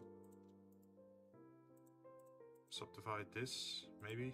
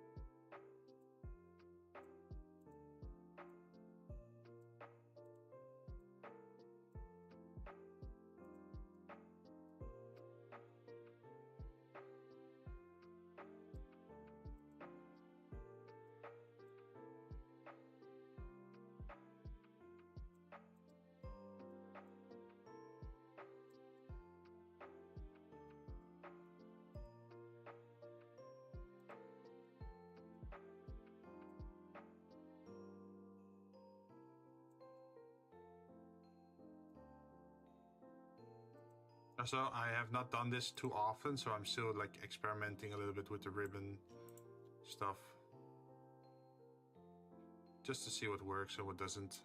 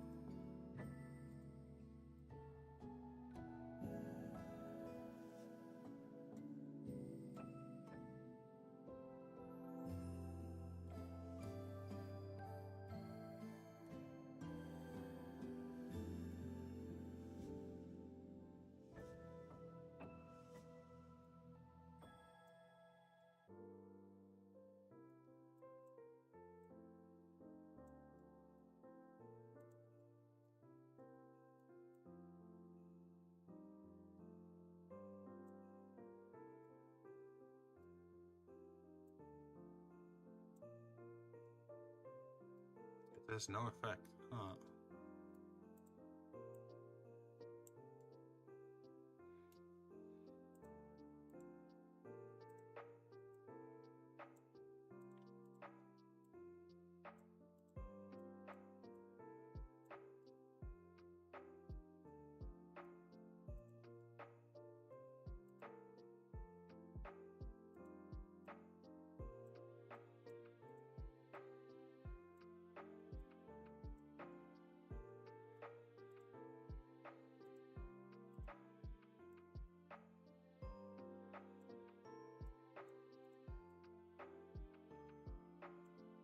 Let's see.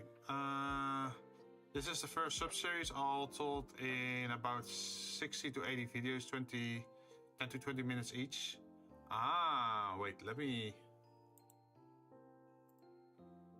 Can I copy current address? Let me go save it somewhere.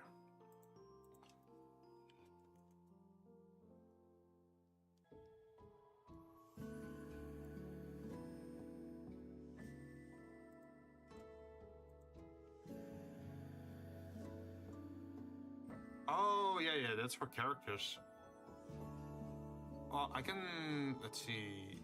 Is there a way to save this? Favorite it. Yes.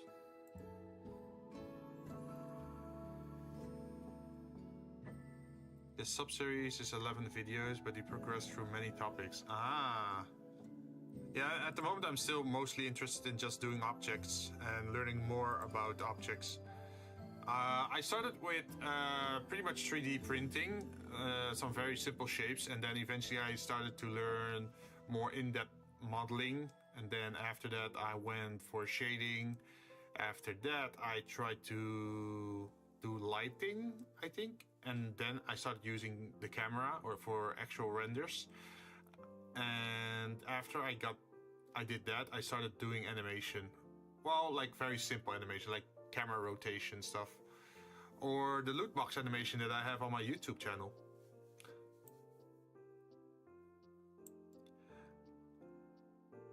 I don't think I'm gonna solve this one. Like, I have to somehow make a ribbon, but I don't know how to.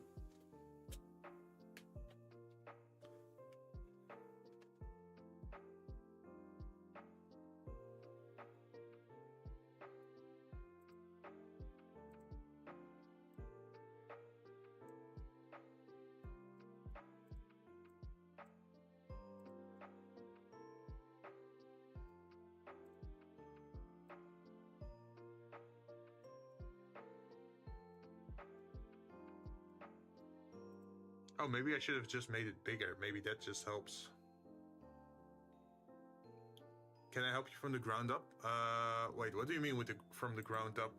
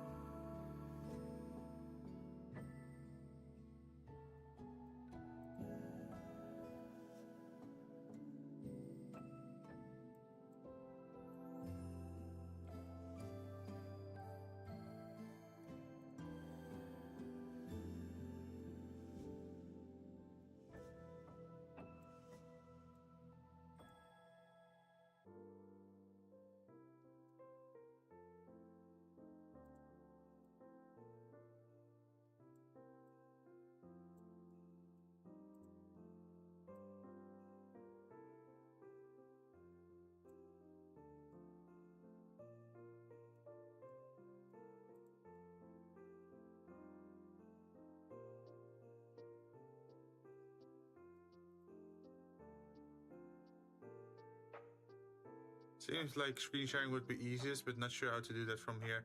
Oh, no. I don't do anything like screen sharing or like that sort of stuff while streaming.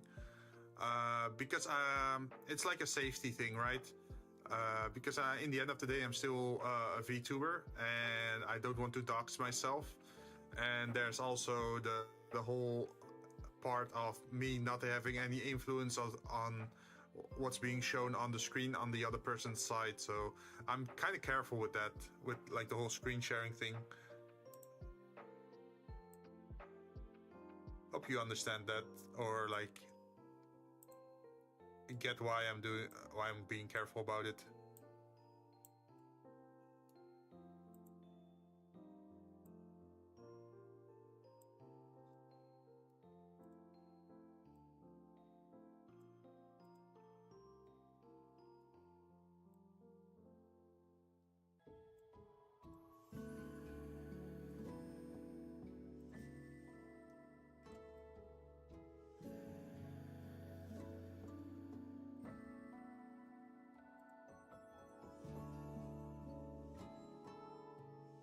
Sure, I was more thinking about second non-visible monitor. Ah.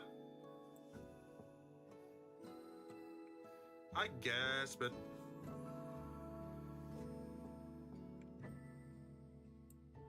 I just like being careful for now.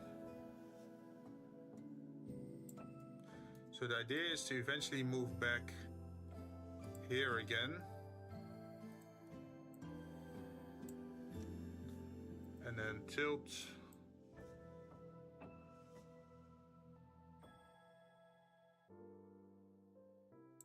Maybe like this.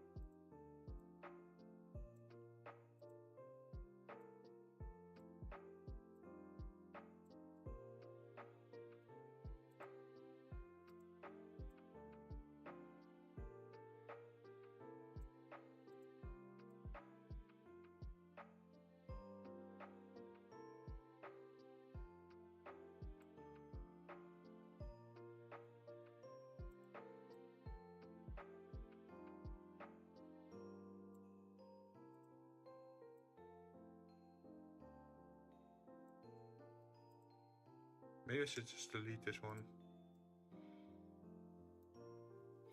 Let's see.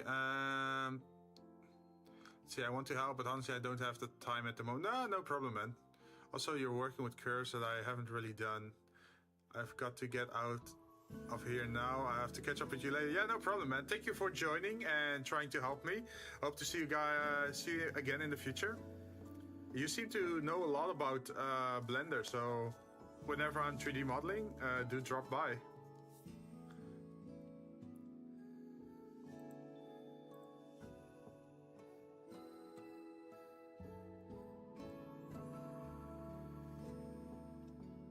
Glad I was able to help. Yeah, thank you.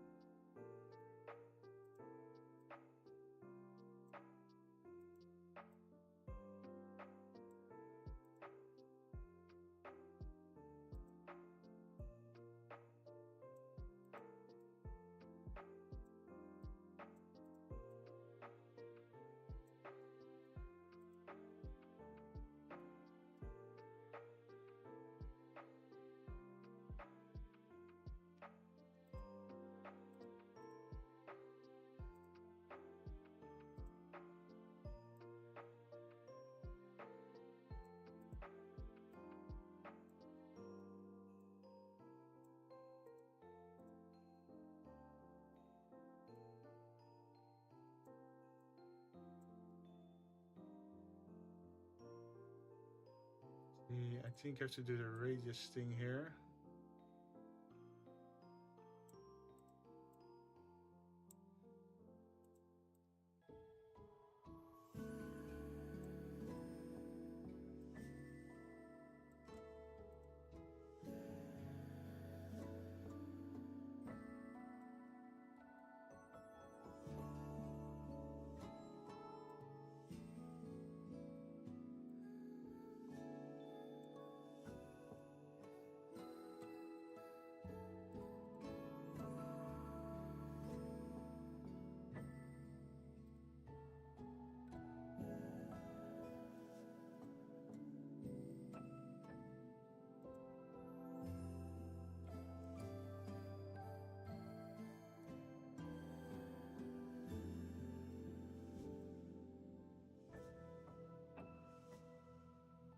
As I forgot to mention, Darren Lauser is very helpful and informative, but is admittedly 9 years old and Blender has changed a lot in that time. Best wishes, talk to you later. All right, thank you. Yeah, I noticed.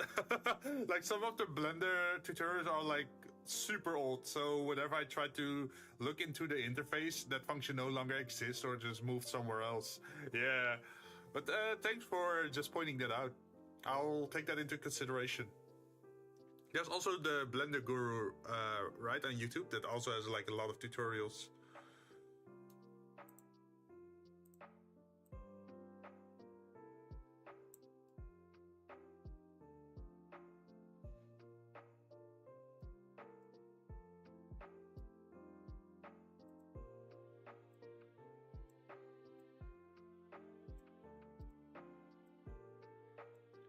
Mostly moved. Blender was so much harder used. Yeah, I've seen some old tutorials. It seems to be getting easier with the years, huh?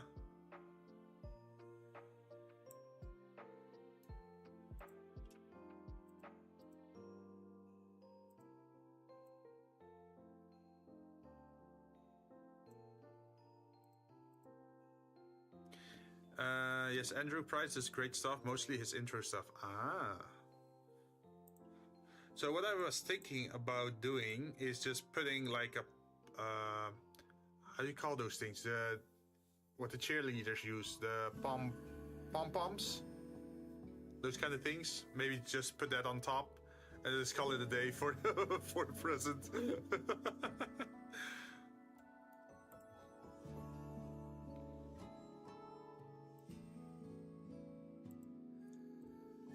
Wait, can I just... shade smooth.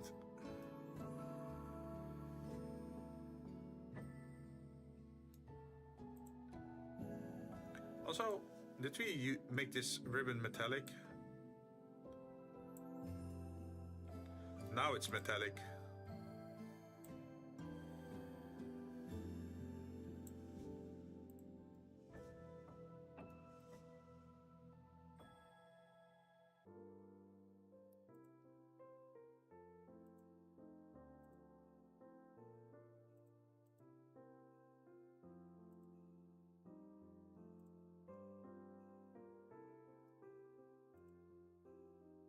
Pom-pom, maybe geometry nodes or particle system, hair ribbons. Yeah, like that's also a thing. I have not touched hair ribbons at all so far.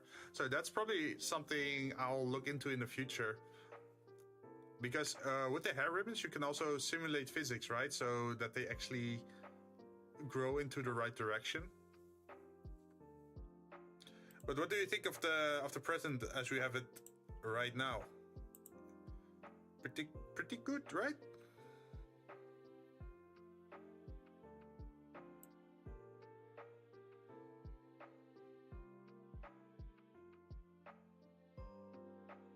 Got to go, looks good. Hey, thanks, man. We did it with ribbons.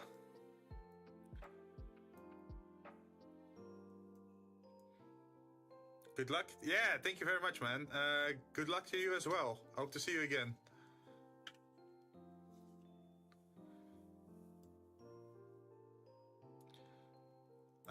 So we actually have a present box at the moment. We can either decide to manually place it or to scatter it. To be honest, I don't know what's better. Something that we could also do is just reshape the box, right? So you can grab this, and this, and then duplicate objects. Oh, it's actually, huh?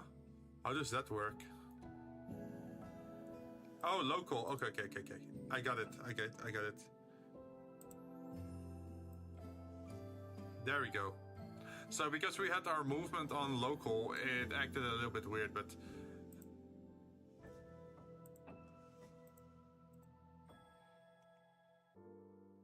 so what we could do is just grab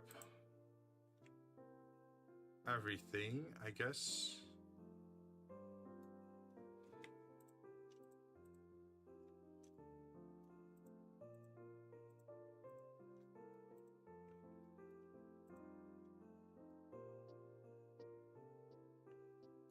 And then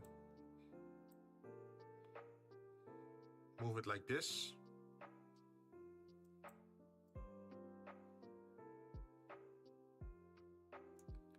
To make it a long-shaped present.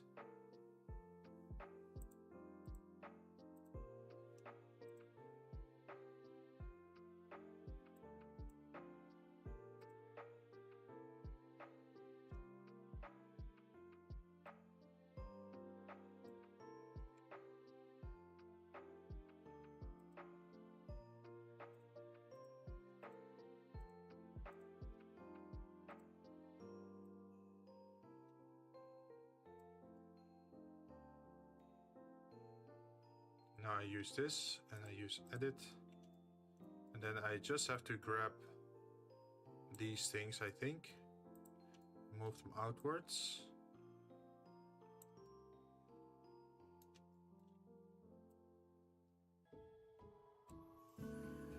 And then we pretty much have the same effect.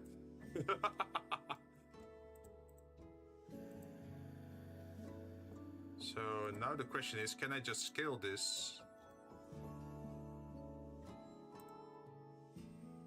Yes, I can.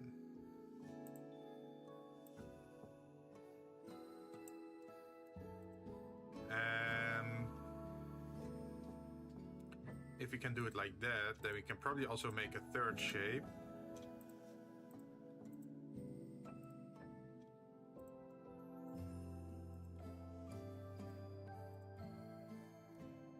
Duplicate object, and then in the y-axis, edit mode. No, object mode.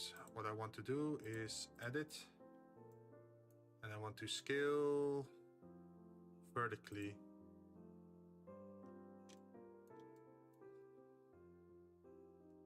Without touching the top, because the top has to stay the same. So I'm gonna grab this, place it up here, and then scale, and say 3D cursor.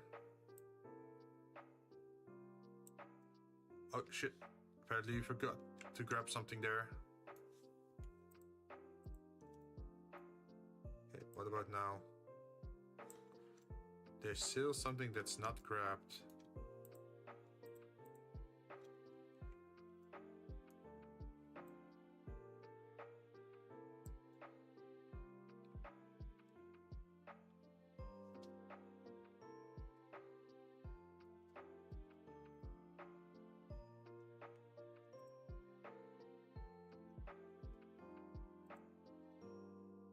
Then we can just move it over there.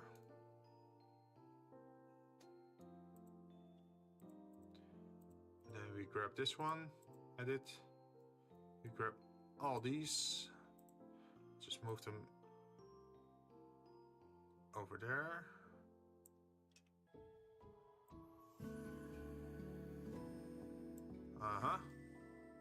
And now we grab those at the bottom. Medium point.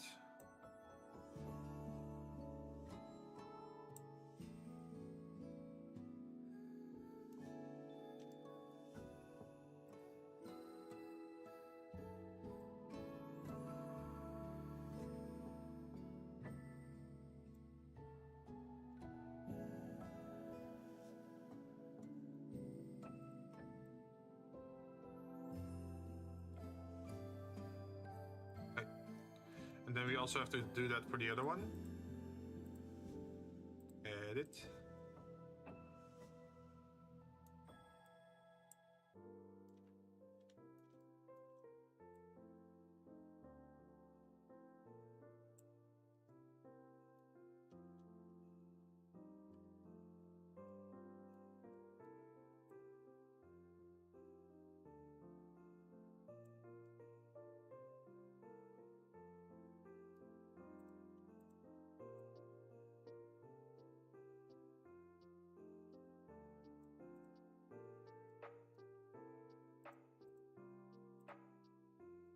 Okay, we got 3 shapes of presents. We have something box shaped, we have something rectangular, we have something flat, rectangular, and then we can probably still make one more.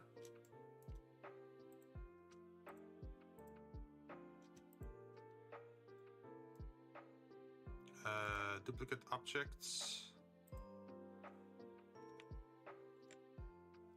The Y. And then we can just scale the bottom again, I think.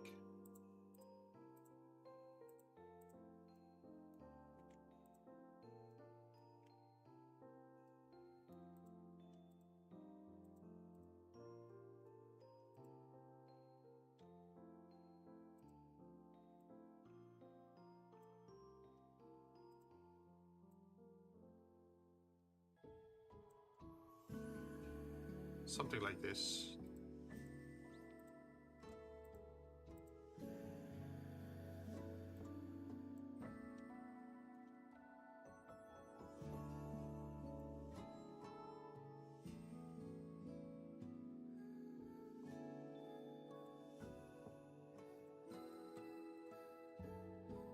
And then we go for the other one.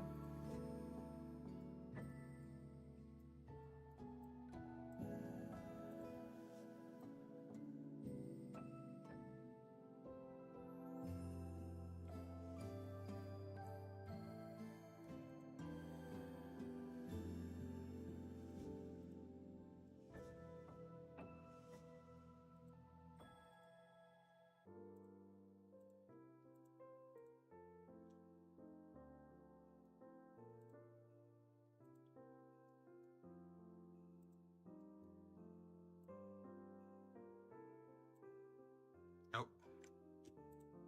There we go. We have to grab it with the box, of course.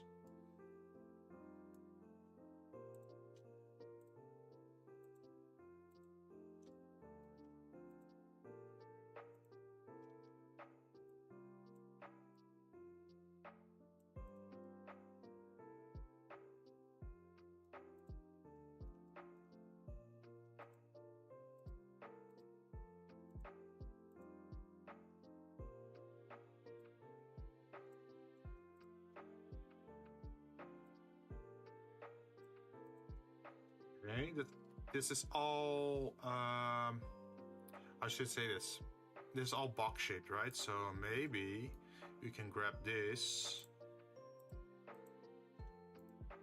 Duplicate objects to the Y axis. Place you right here. Go into edit mode. No, not this object. This one, this object. And then for this, let's see if we can bevel this easily or not.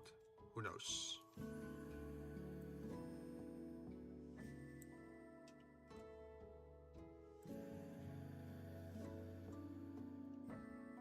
Look at that, we already have a new shape.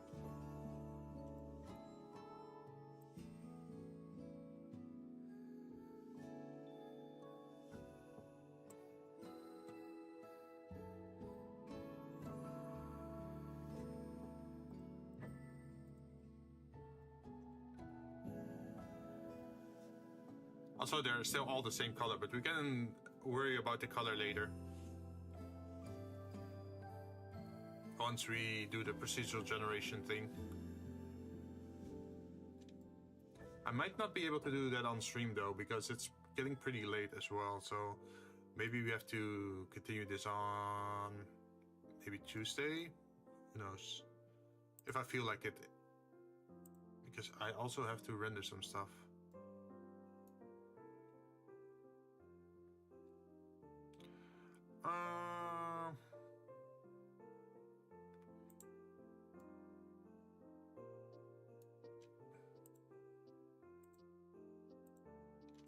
Duplicate objects.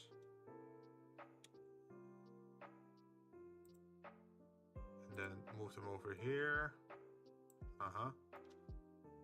And then edit.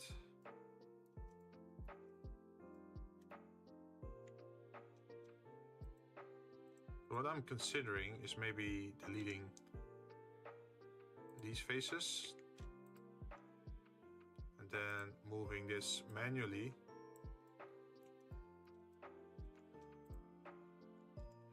Faces. Then moving you guys there. And now we can do the bevel thing again. Bevel.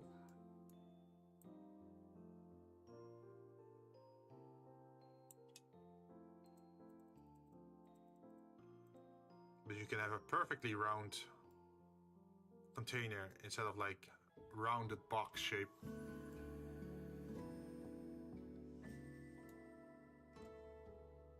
Let's see.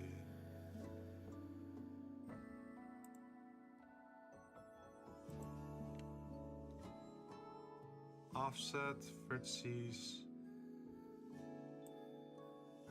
Also, we can also invert the shape.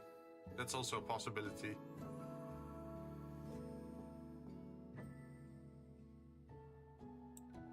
But let's put it to 0.5, which should be the center.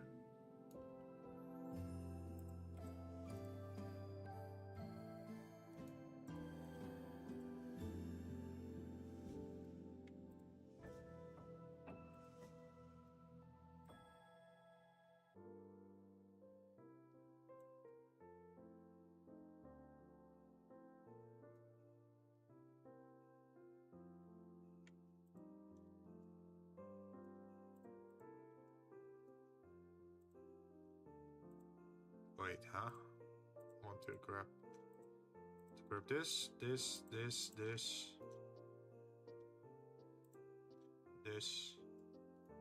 and then move that up.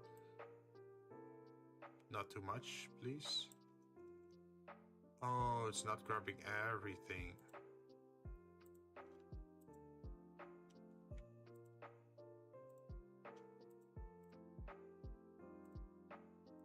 Now it should grab everything.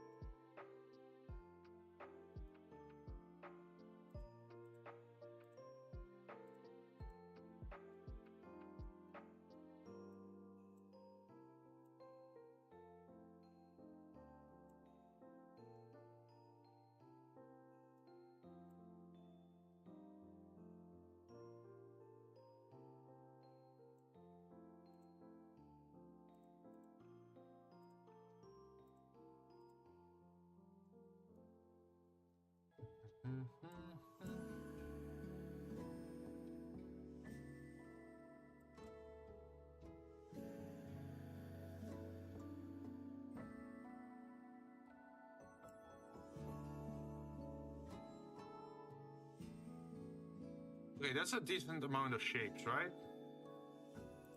We can maybe add one more weird shape, probably. Like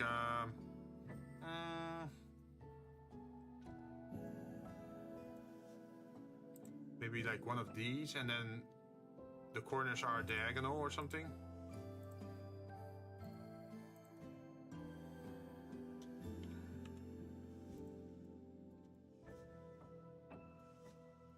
Also, I have to put this one on the ground. There we go. Now for this one, we can open it up and then grab this one. Then we can bevel that. We can either bevel this as just this shape, but we can also, let's see.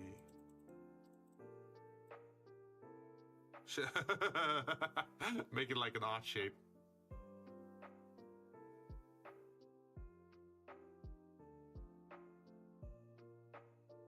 Should I go for an odd shape?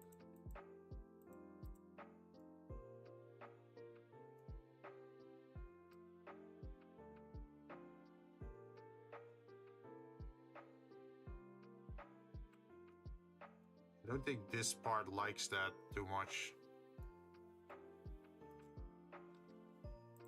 We can still give it a try. Edit mode.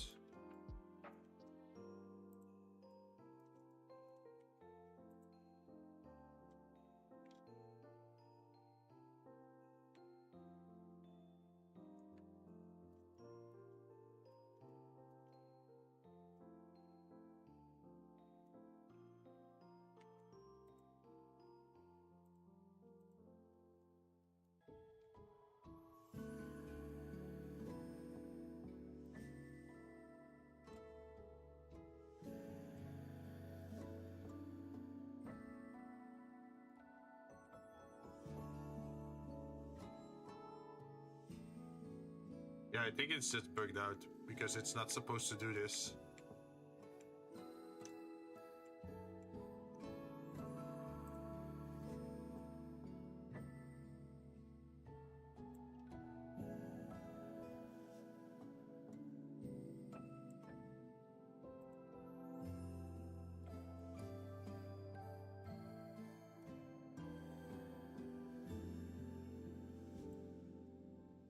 Like a little bit is fine, you can see, but if you do more than that, it's gonna bug out, I think.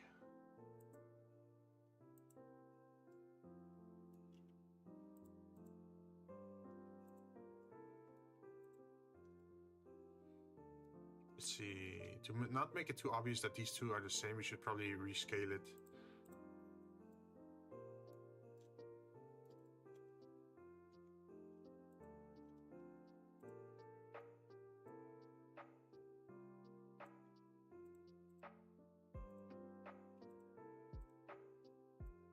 Which is luckily easy to do with all these ribbons.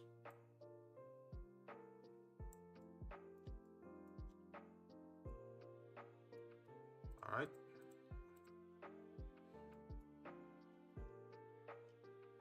So now we should also make a new collection called, where is it? Christmas wrapped gifts. And inside there we need 1, 2, 3, 4, 5, 6, 7.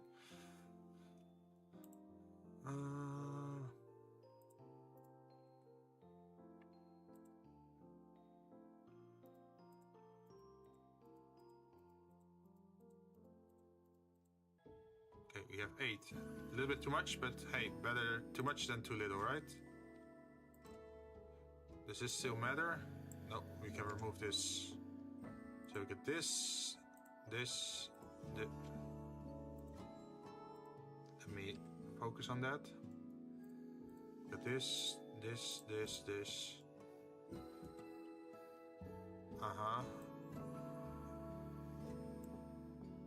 And that's number 1. And we can have this as number 2.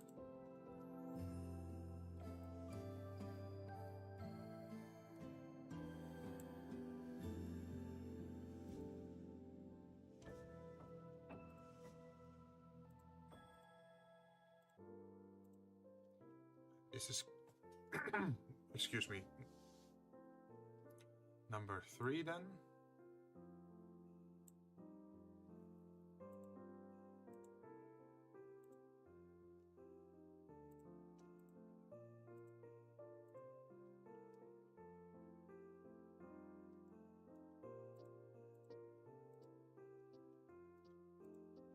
This, and this.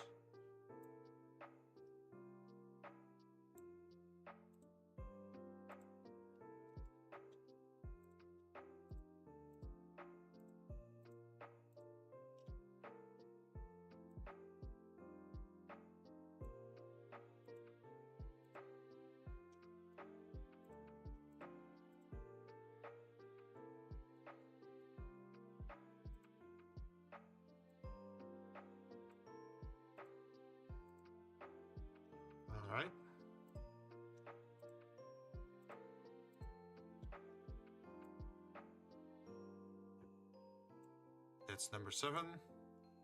And that's all the presents now in separate folders. We don't have a number 8. So, can I remove this?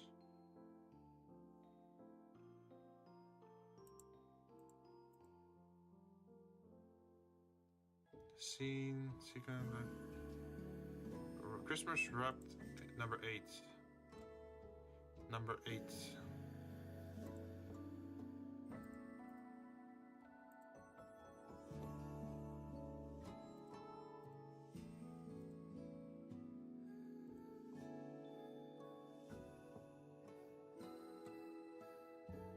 See, where are we? 1, 2, 3, 4, 5, 6, 7. Sweet. We have some presents, which you can set around the tree, which is over here. To be honest, we probably don't even need that many gifts.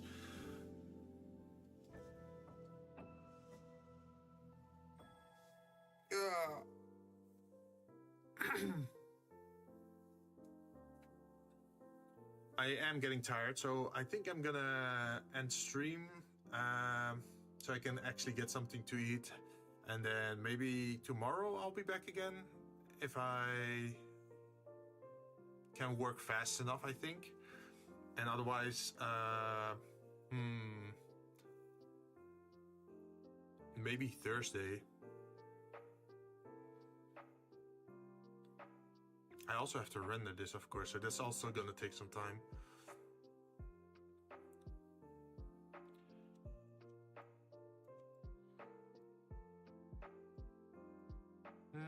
What should I do? Should I just already place the presents just manually?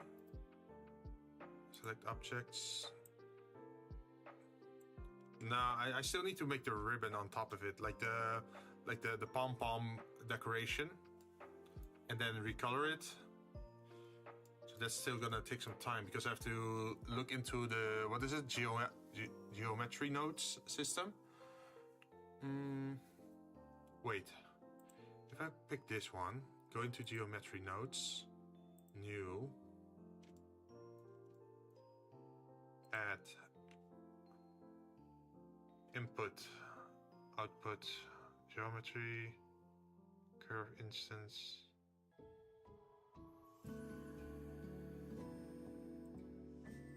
I know there was something with like,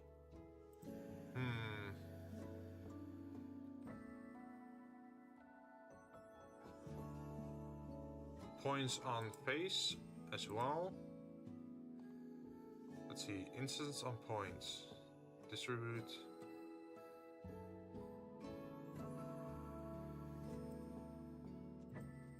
Was it like something like this, geometry, mesh, and then on those points you have this, and then add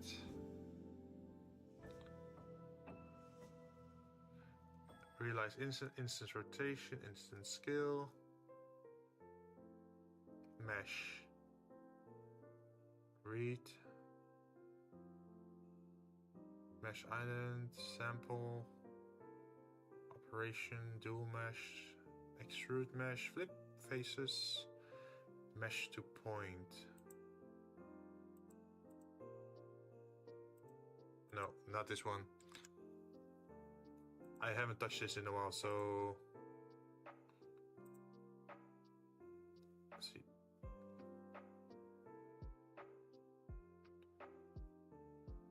Material, replace material, set material, textures, not textures.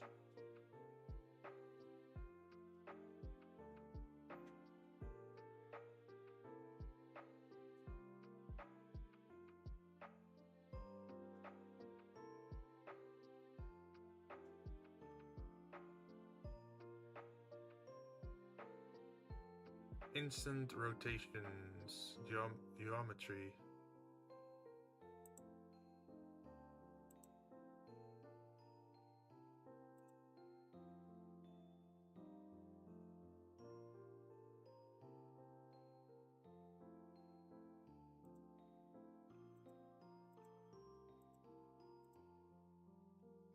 this one. Geometry, read. No, it's not index either. Damn, I'm sort of lost here. I could watch something online real quick to maybe find it out.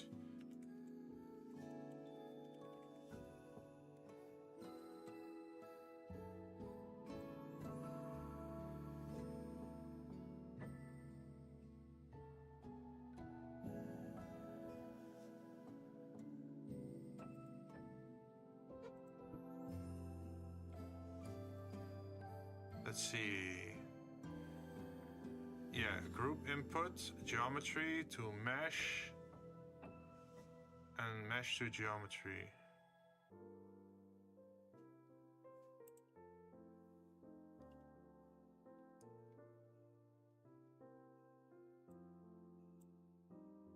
Oh, that's a lot of points.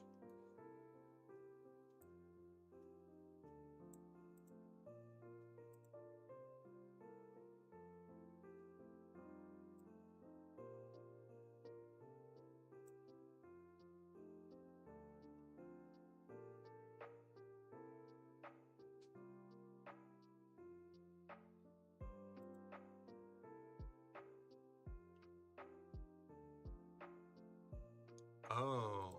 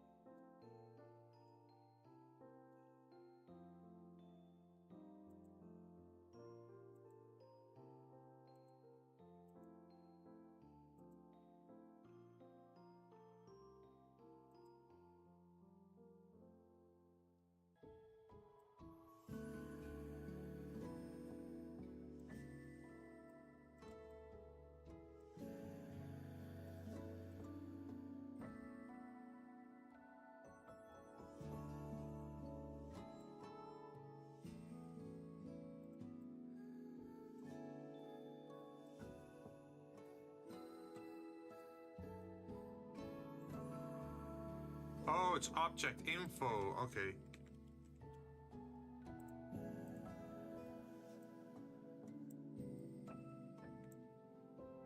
Object info, geometry to instance.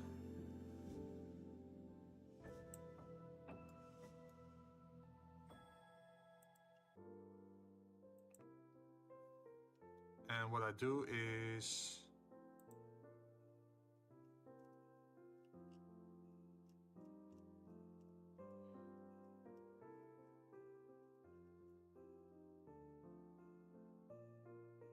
wait, I don't want to just have one object. I want to have a group.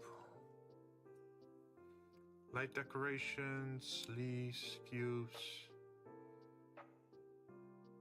Christmas bronze, ball.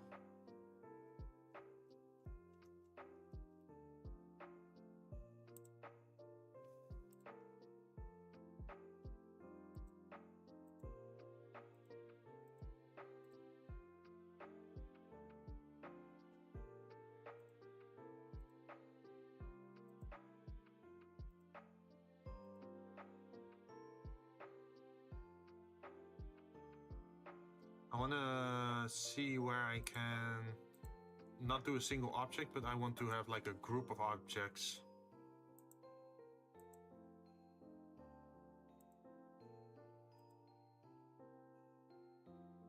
Oh, collection info.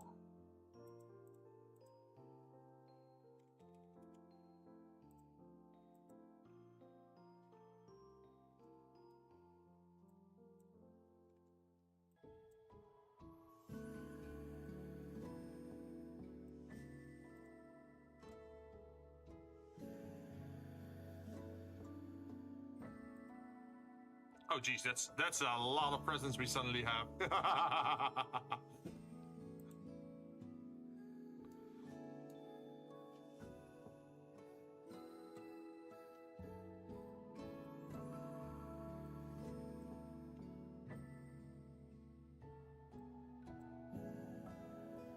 Look at that, all those presents. We have to lower the amount, so how do we do that? There were some things online.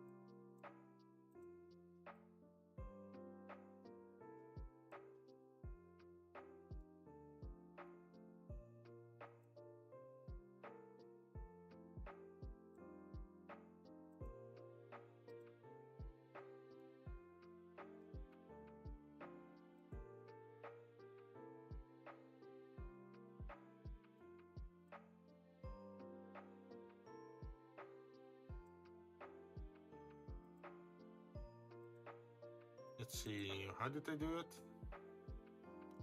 Object information.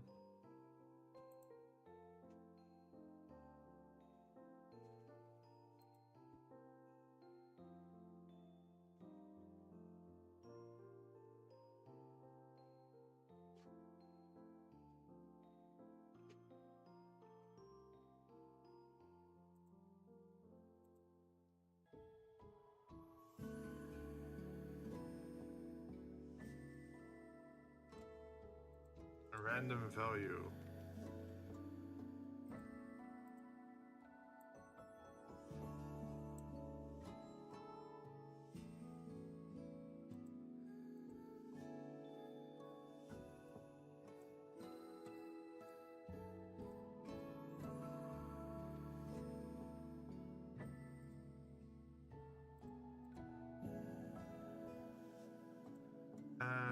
Combine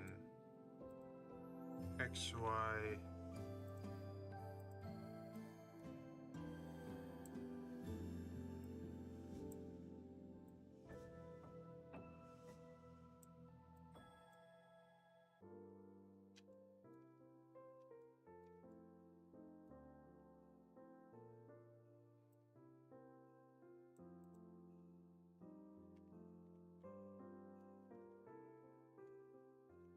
G60.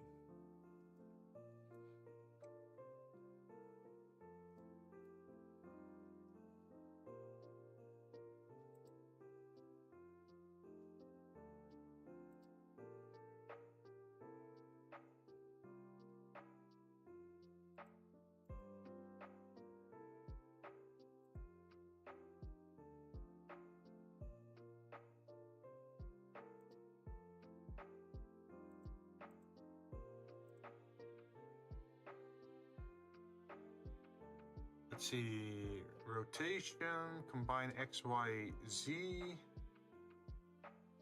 random value.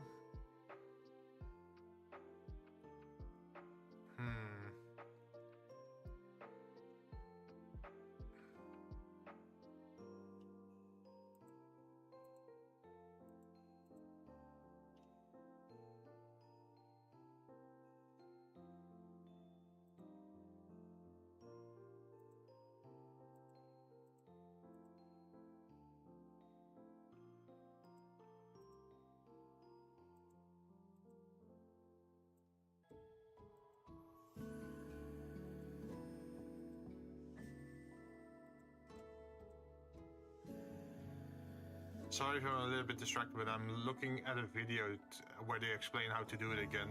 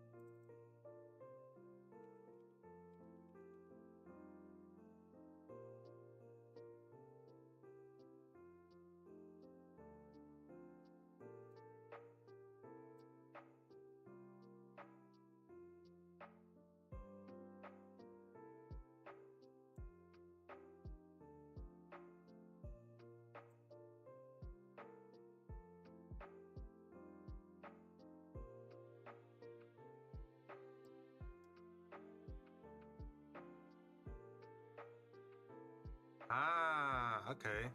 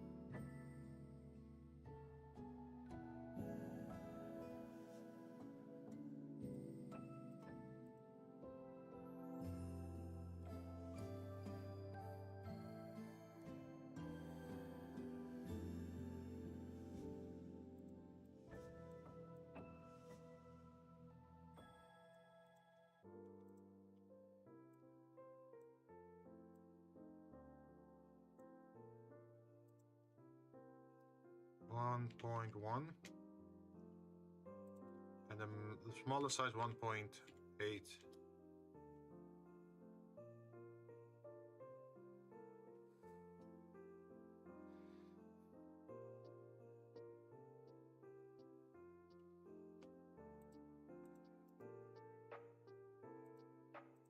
Skill min,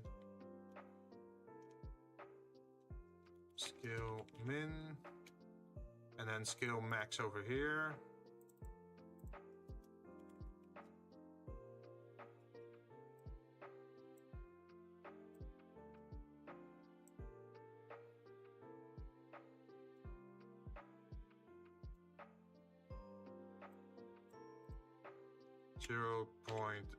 .5,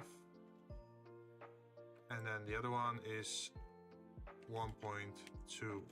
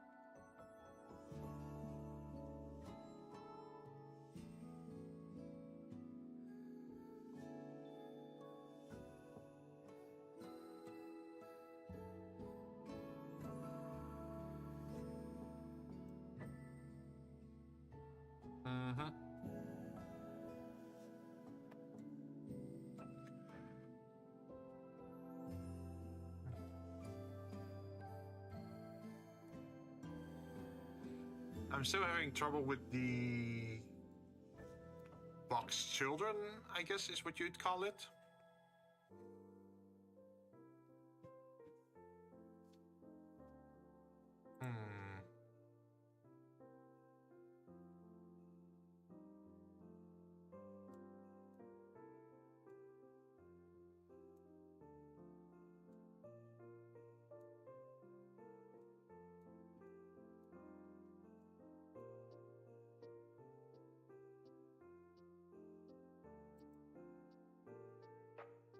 Index of instant juice for each point. This is then used on.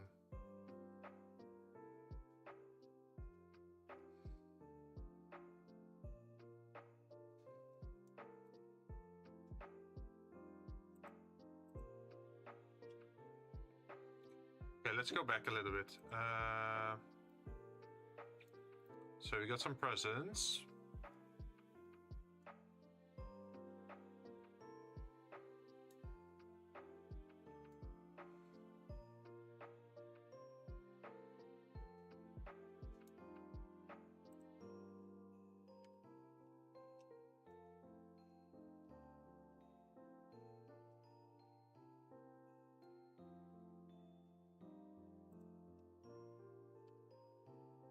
I have to lower this. No, I have to increase the height of the presence, I think. Also, let's save so we don't lose our progress.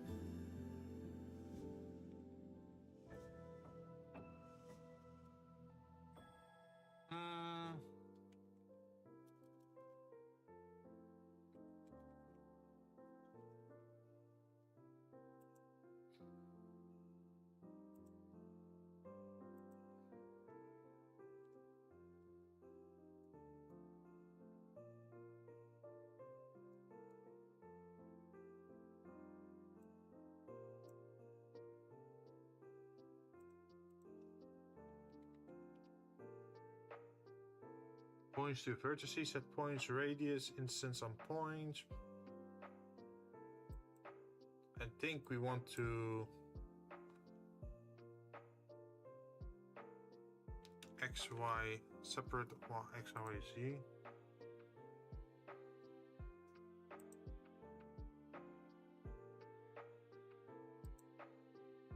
No, that doesn't work, okay.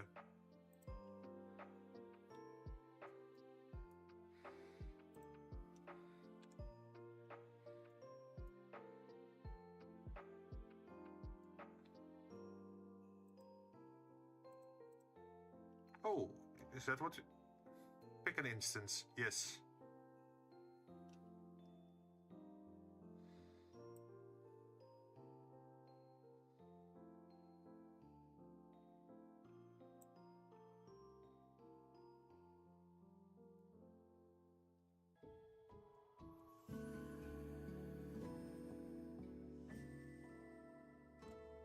Set position.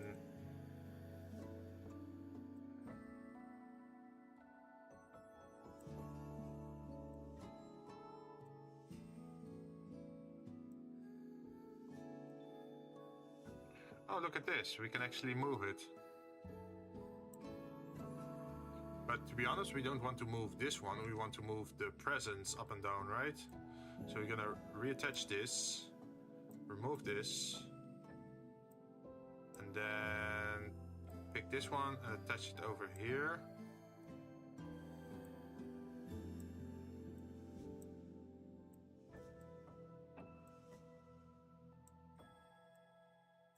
And then we have to move with the Z.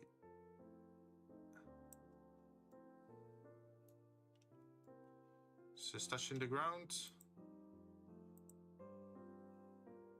Oh, I can actually make this another thing.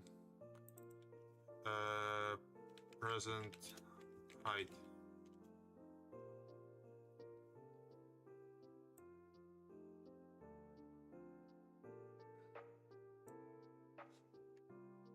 Position.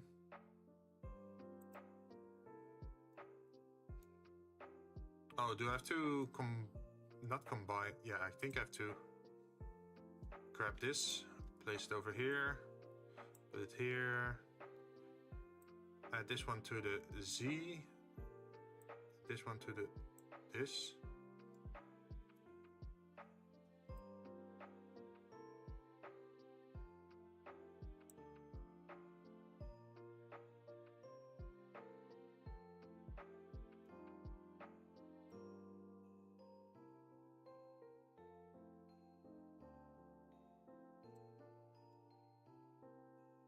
I'm still not sure why it's not doing the thing I wanted to do though.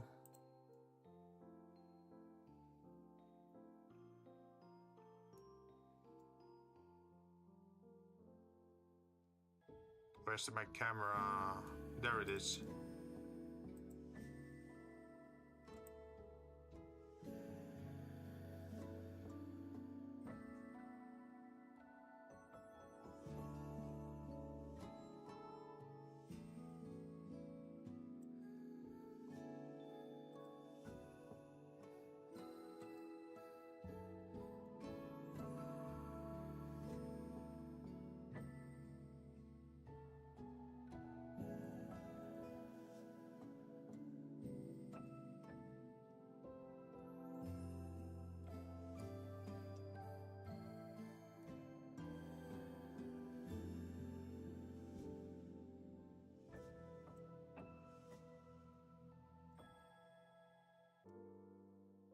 then I have to do the poison disc.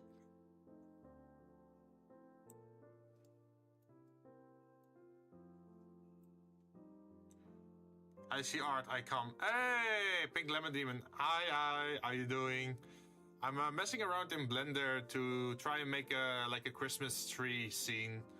Hopefully it looks nice. I've been struggling a little bit. How you doing?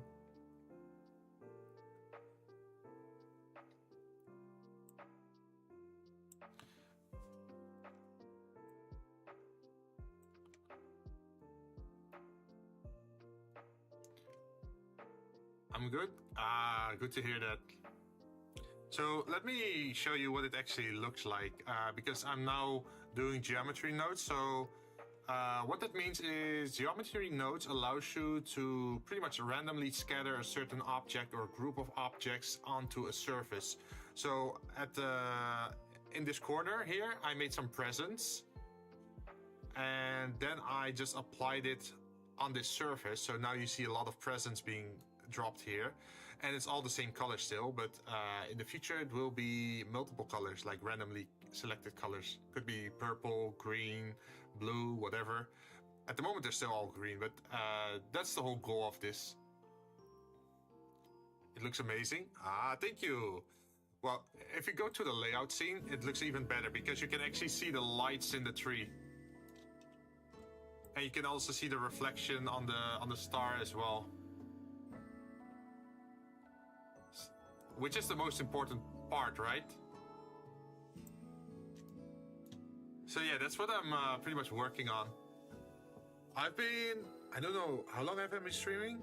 5 hours. Yeah, so I've been mostly making the Christmas decorations today. And if you zoom in over here, you can also see the Christmas balls. And then all over there, we also have a Christmas star that we can hang up.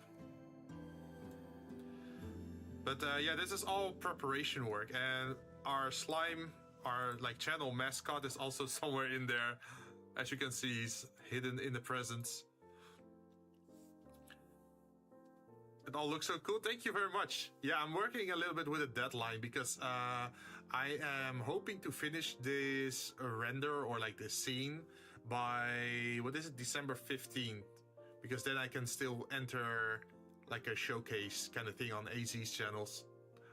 Like AZ Visio, that's someone who illustrates a lot, or how do you call it? Like, it's a person that's an illustrator and they make a lot of cute art.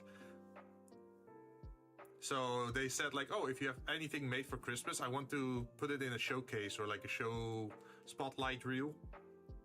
So that's what got me motivated to work on this. And I wanted to do something for Christmas anyway. But yeah, first we hung up the lights because that's the most important part. And then we also gonna add garlands, which are like those hairy glitter, well, not really glitter, but the metallic hairy scarves kind of things that you usually see in Christmas trees. And then we also have the presents, of course. And let's see, you said something before, let's see, made a lot of pasta. Oh, what kind of pasta did you make? Add candy canes on the Christmas tree? Oh, yeah, we can easily do that. That's like no issue at all. Let me go here. Where's our object? Set origin, snap cursor to world origin, and then we can add a new object, which is a curve. We can make it a path, I think. And then we rotate it upwards by doing minus 90 degree. And then we're gonna move it a little bit to the side. As you can see, this is now just a line pretty much, which isn't that interesting, right? But what we can then do is we can change the points to make it smaller.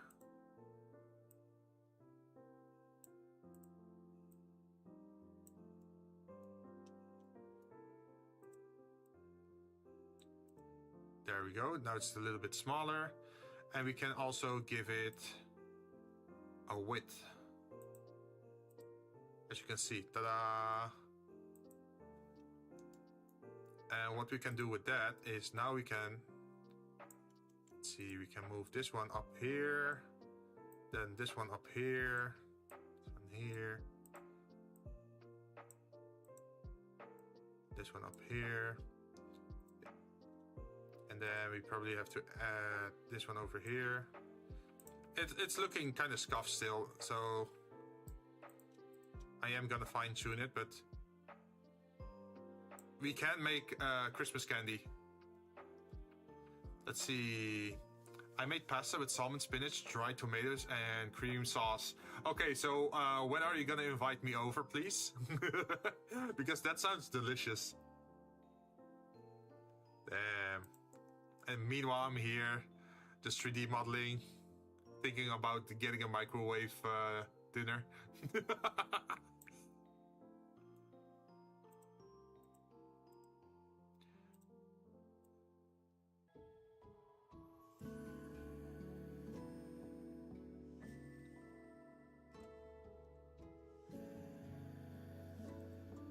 Yeah, this is pretty much the shape of a candy cane, right? Maybe a little bit longer.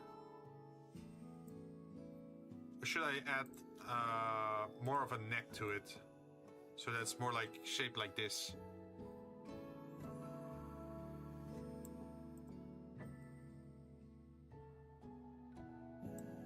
What do you think? Is it like more the question mark shape, or should I just make it straight?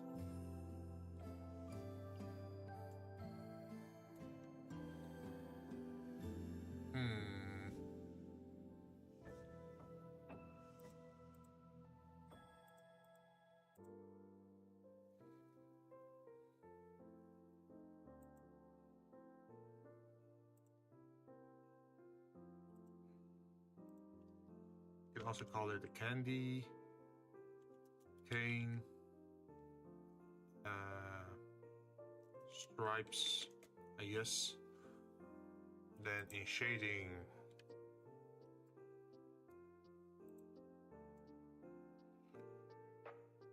I made the same pasta last week. Oh, so is this like your specialty? Ate it for 3 days straight. Oh, does your stomach agree to that? Still want more? Wait, are you like some kind of spaghetti monster? Can't get enough of it?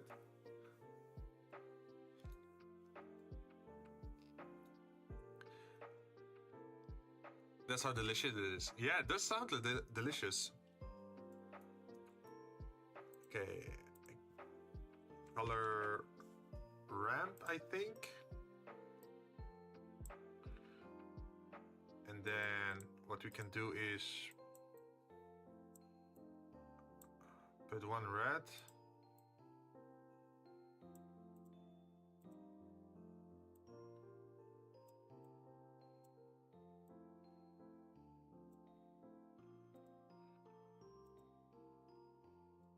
How did I do this again? Linear, B-spline, constant.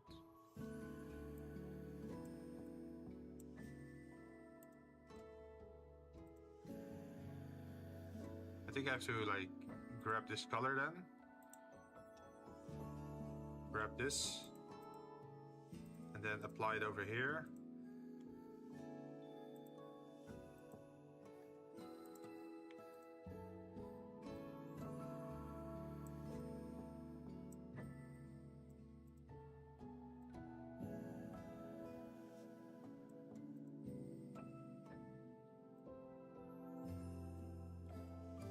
I think this is like all FF.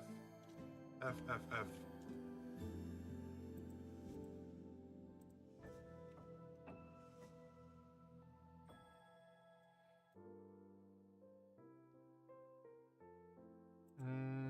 Let's see. Best pasta I ate my whole life. Gordon Ramsay would be jealous of my pasta. Really? So it's how much stars is Gordon Ramsay? Like 5 stars, I think.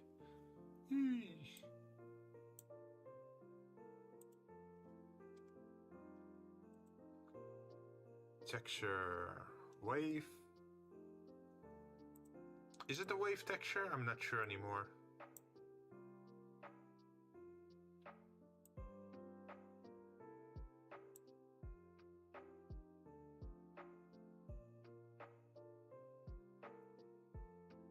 Yes, it sort of is.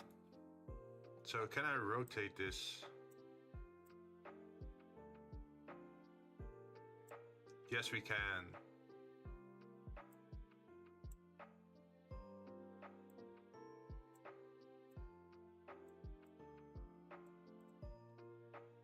Zero 0.5.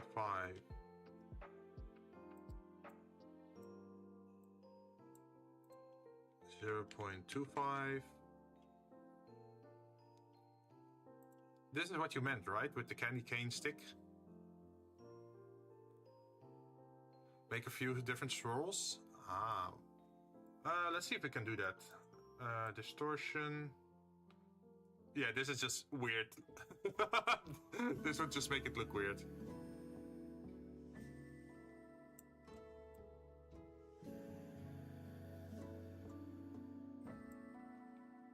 Detail scale.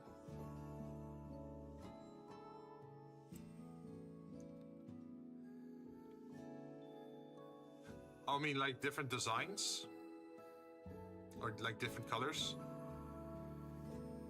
Oh, yeah, true.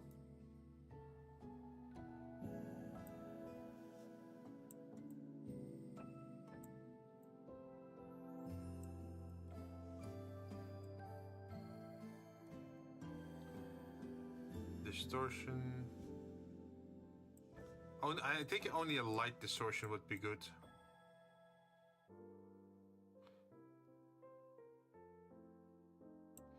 Okay, so we have the base shape, but candy canes are usually very shiny, right?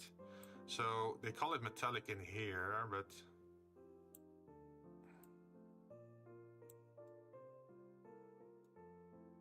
you can do that, and then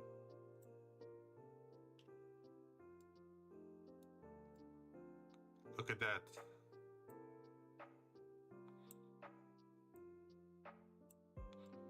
Maybe a little bit less metallic though.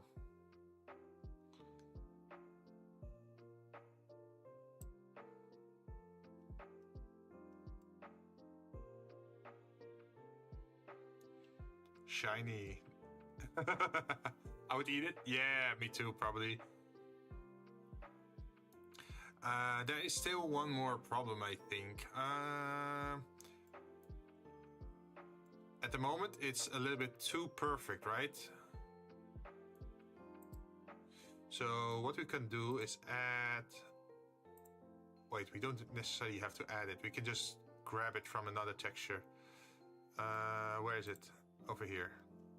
So what we want to add is this part with this part going into... No, not this part. Yeah, we want to grab this, copy it, and then we're gonna head back to our other thing. And then we can add it over here. This is something I set up way before, and now I can just keep reusing it. So I can use this under roughness, I think. And then I can also add bump. And with that, we can actually add some 3D to the object. Like it has like a rough texture or something. Normal, color to height. Let's see what it does.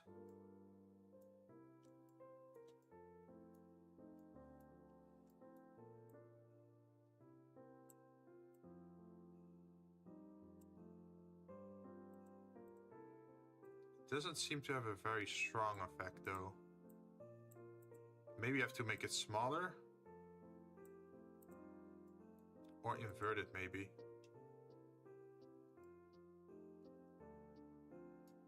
Yeah, you can see some barely indented things on it. Not that much.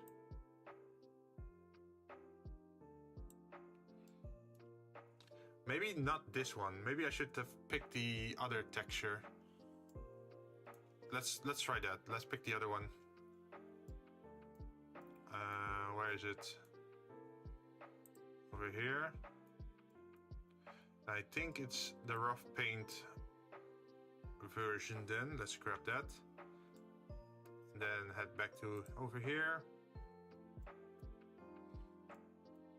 Then we remove this bit.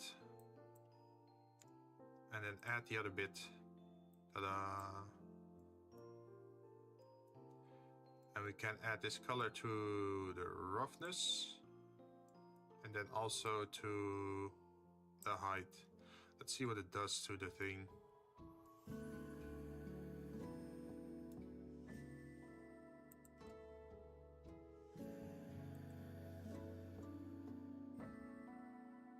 Oh yeah, now it's actually textured, as you can see.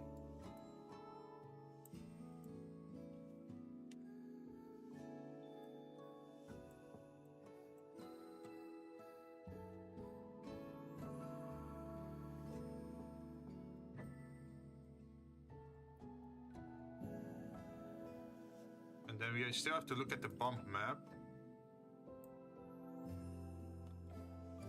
Because we don't want to overdo it, we only want to have a slight texture.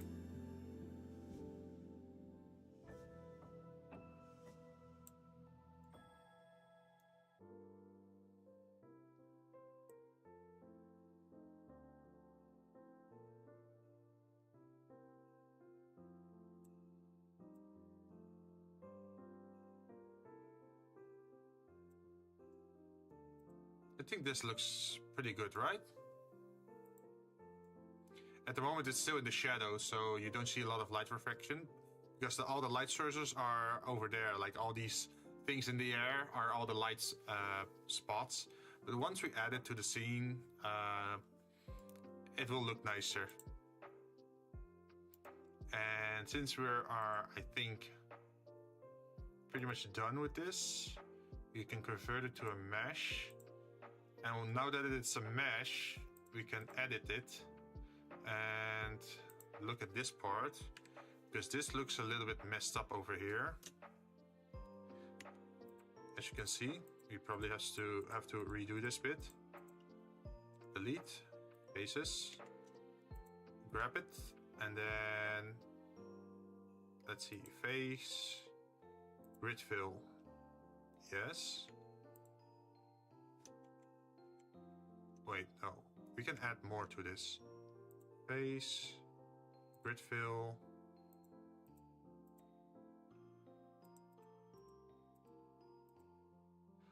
Huh, doesn't want to grab. Interesting. In that case, we are gonna extrude over, no, over the XYZ. Like this for a little bit, and then we're gonna scale it down.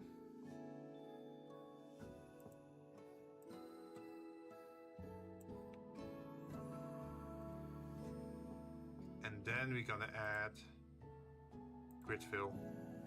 Then we're gonna grab the center one and gonna bring it out just a little bit, if possible.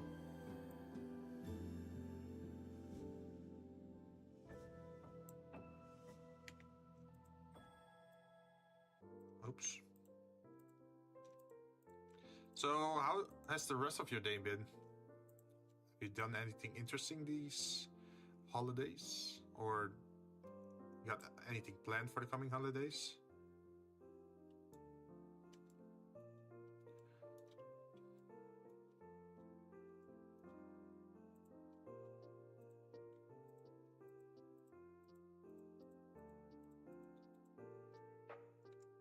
For me, it's an early Christmas party, and during Christmas itself, I don't really have any specific plans yet.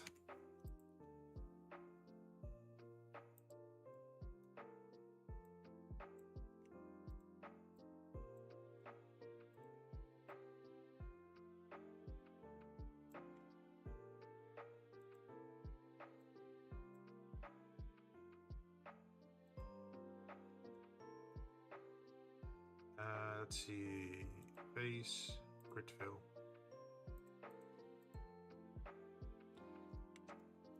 I think with a rounded how do you call it? Like a rounded butt, I guess, and a rounded top. It looks a little bit nicer than just being flat.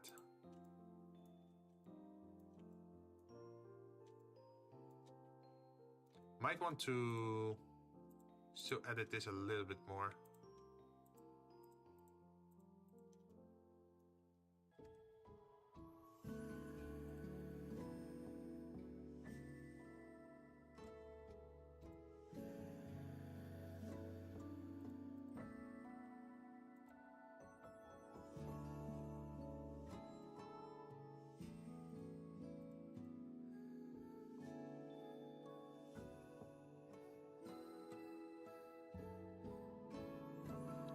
Alright, that's the candy cane. So now we have candy canes, we have Christmas balls, we have a Christmas star, we have a top of the Christmas, we have Christmas lights, we just need the garlands and the presents we have to further fix up. That's pretty much it, I think, for this scene. And then we have to eventually render, but I think I am gonna call it quits for today though, since I've been streaming for the last almost 6 hours. Ugh. We made a lot of progress though.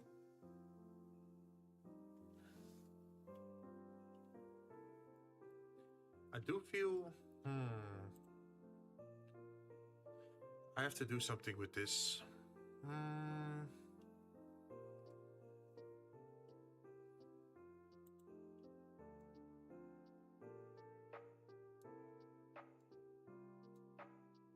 The problem is that the presents are also clipping through here. Oop. Also, that's my doorbell.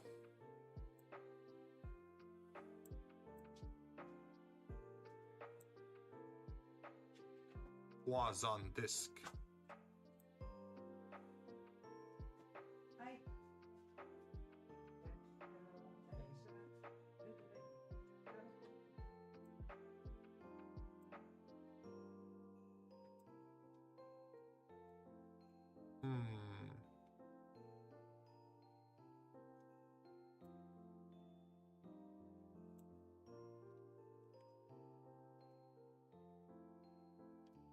I need to...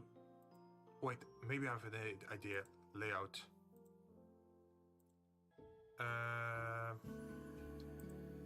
Edit. What we're gonna do is we're gonna select this surface and then inset it.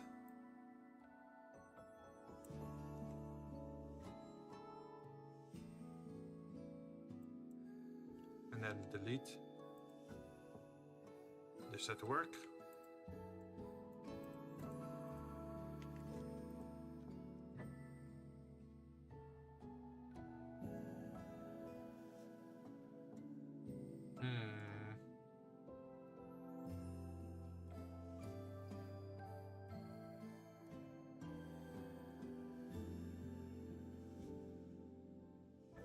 It still seems to be clipping through though.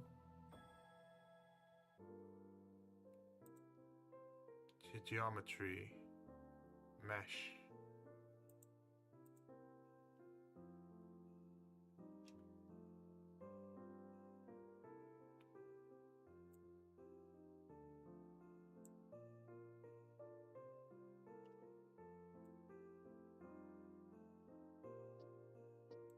Oh, that's the skill, never mind.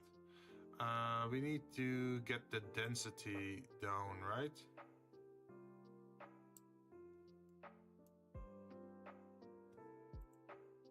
0.5. Oops, I said 0.5. They're still clipping through, that's annoying. Maybe I have to just find a different seat then.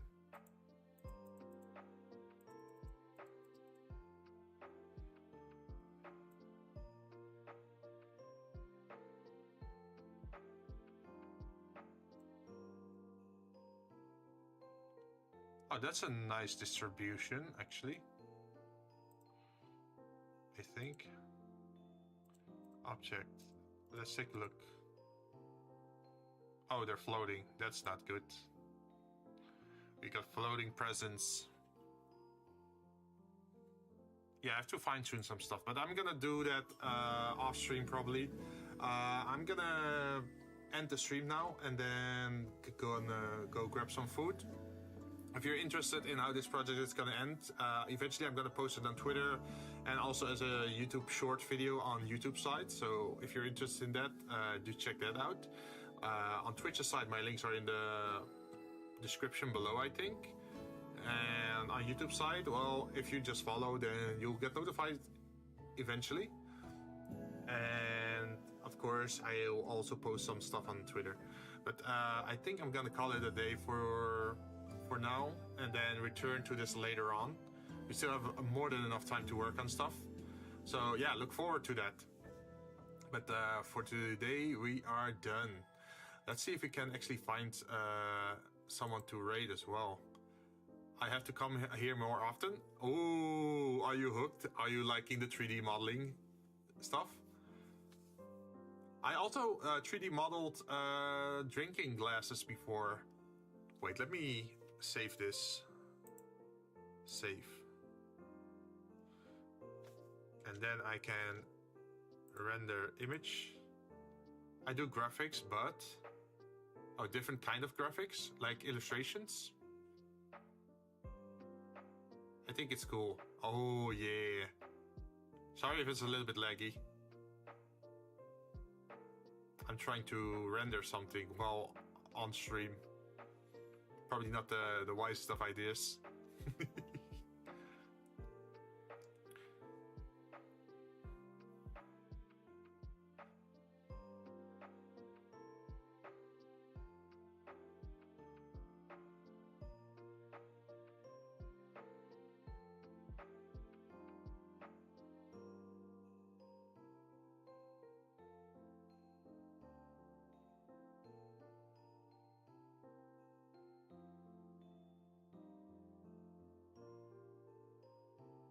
It's taking a little bit longer than I expected, which usually isn't a good sign. Oh, ta-da! That looks very nice.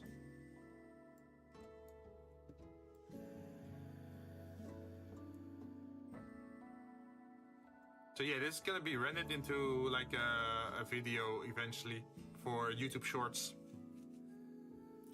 I think it's cool. I wish I could. Well, you can always pick up Blender. Blender, the huge benefit of Blender is that it's free. So you can just install it and watch some tutorials, get the grasp of it.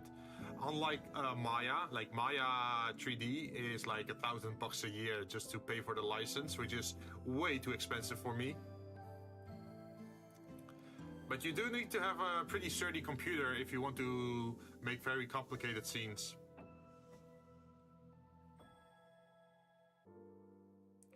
I have full Adobe. Oh, sweet.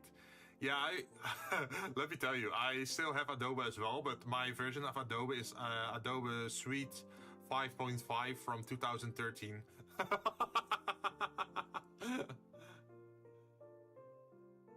I have full Adobe, even 3D stuff. Oh, really? That's super cool. Like, do you post your art online somewhere? Like, do you have a YouTube channel or do you do stuff on Twitch?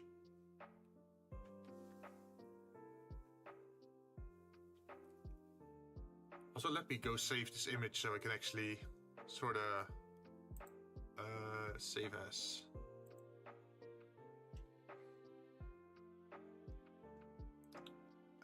3D model images. Christmas tree V1. Okay, I saved the image. Oh, like school assignments. Oh, so does that mean you actually do like a graphic design or like Illustrator kind of education? Like visual arts? That'd be cool.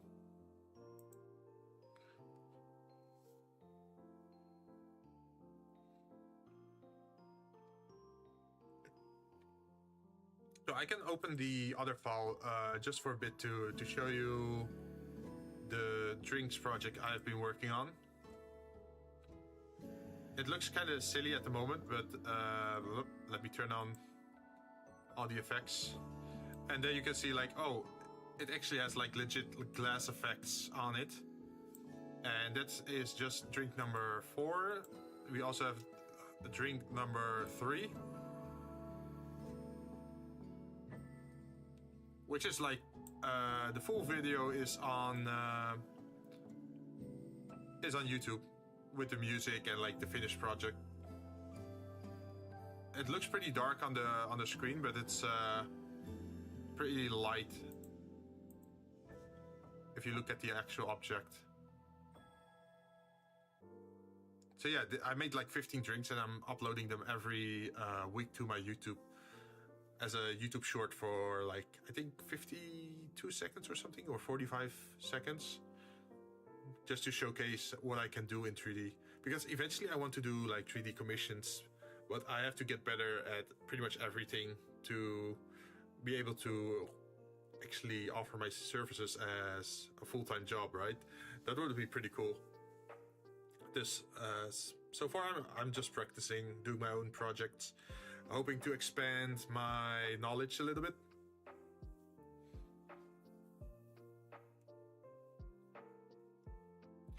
But yeah, that's pretty much what I do these days for creative. It's not like the classical art like drawing, but I'm still happy with it.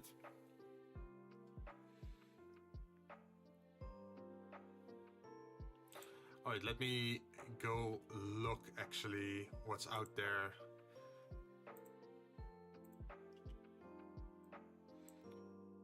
Who is streaming at the moment?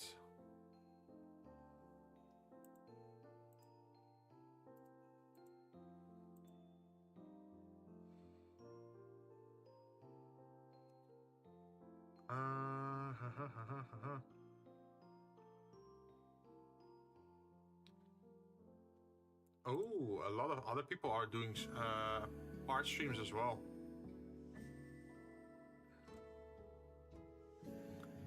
Interesting.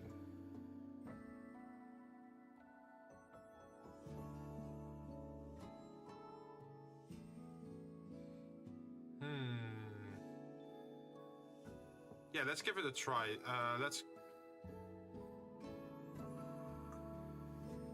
Although their channel's quite more bigger than what I have here on Twitch. Hope they don't dislike it.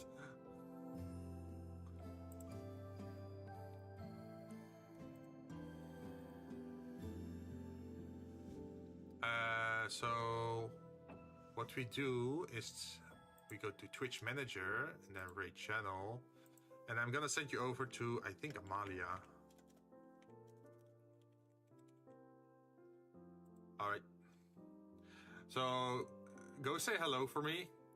Hope you have a good time there. But yeah, I'm done for today. Thank you very much for watching, and I'll be back soon.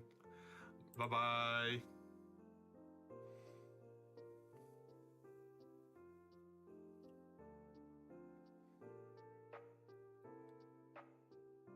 See ya.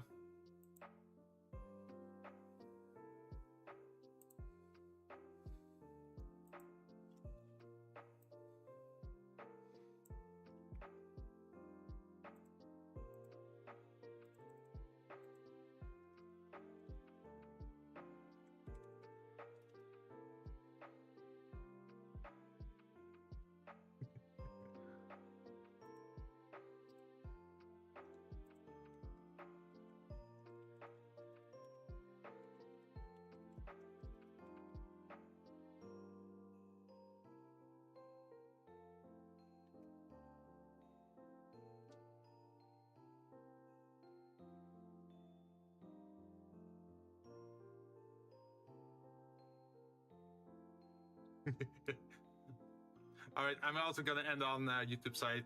Have a nice day, everyone. Bye bye.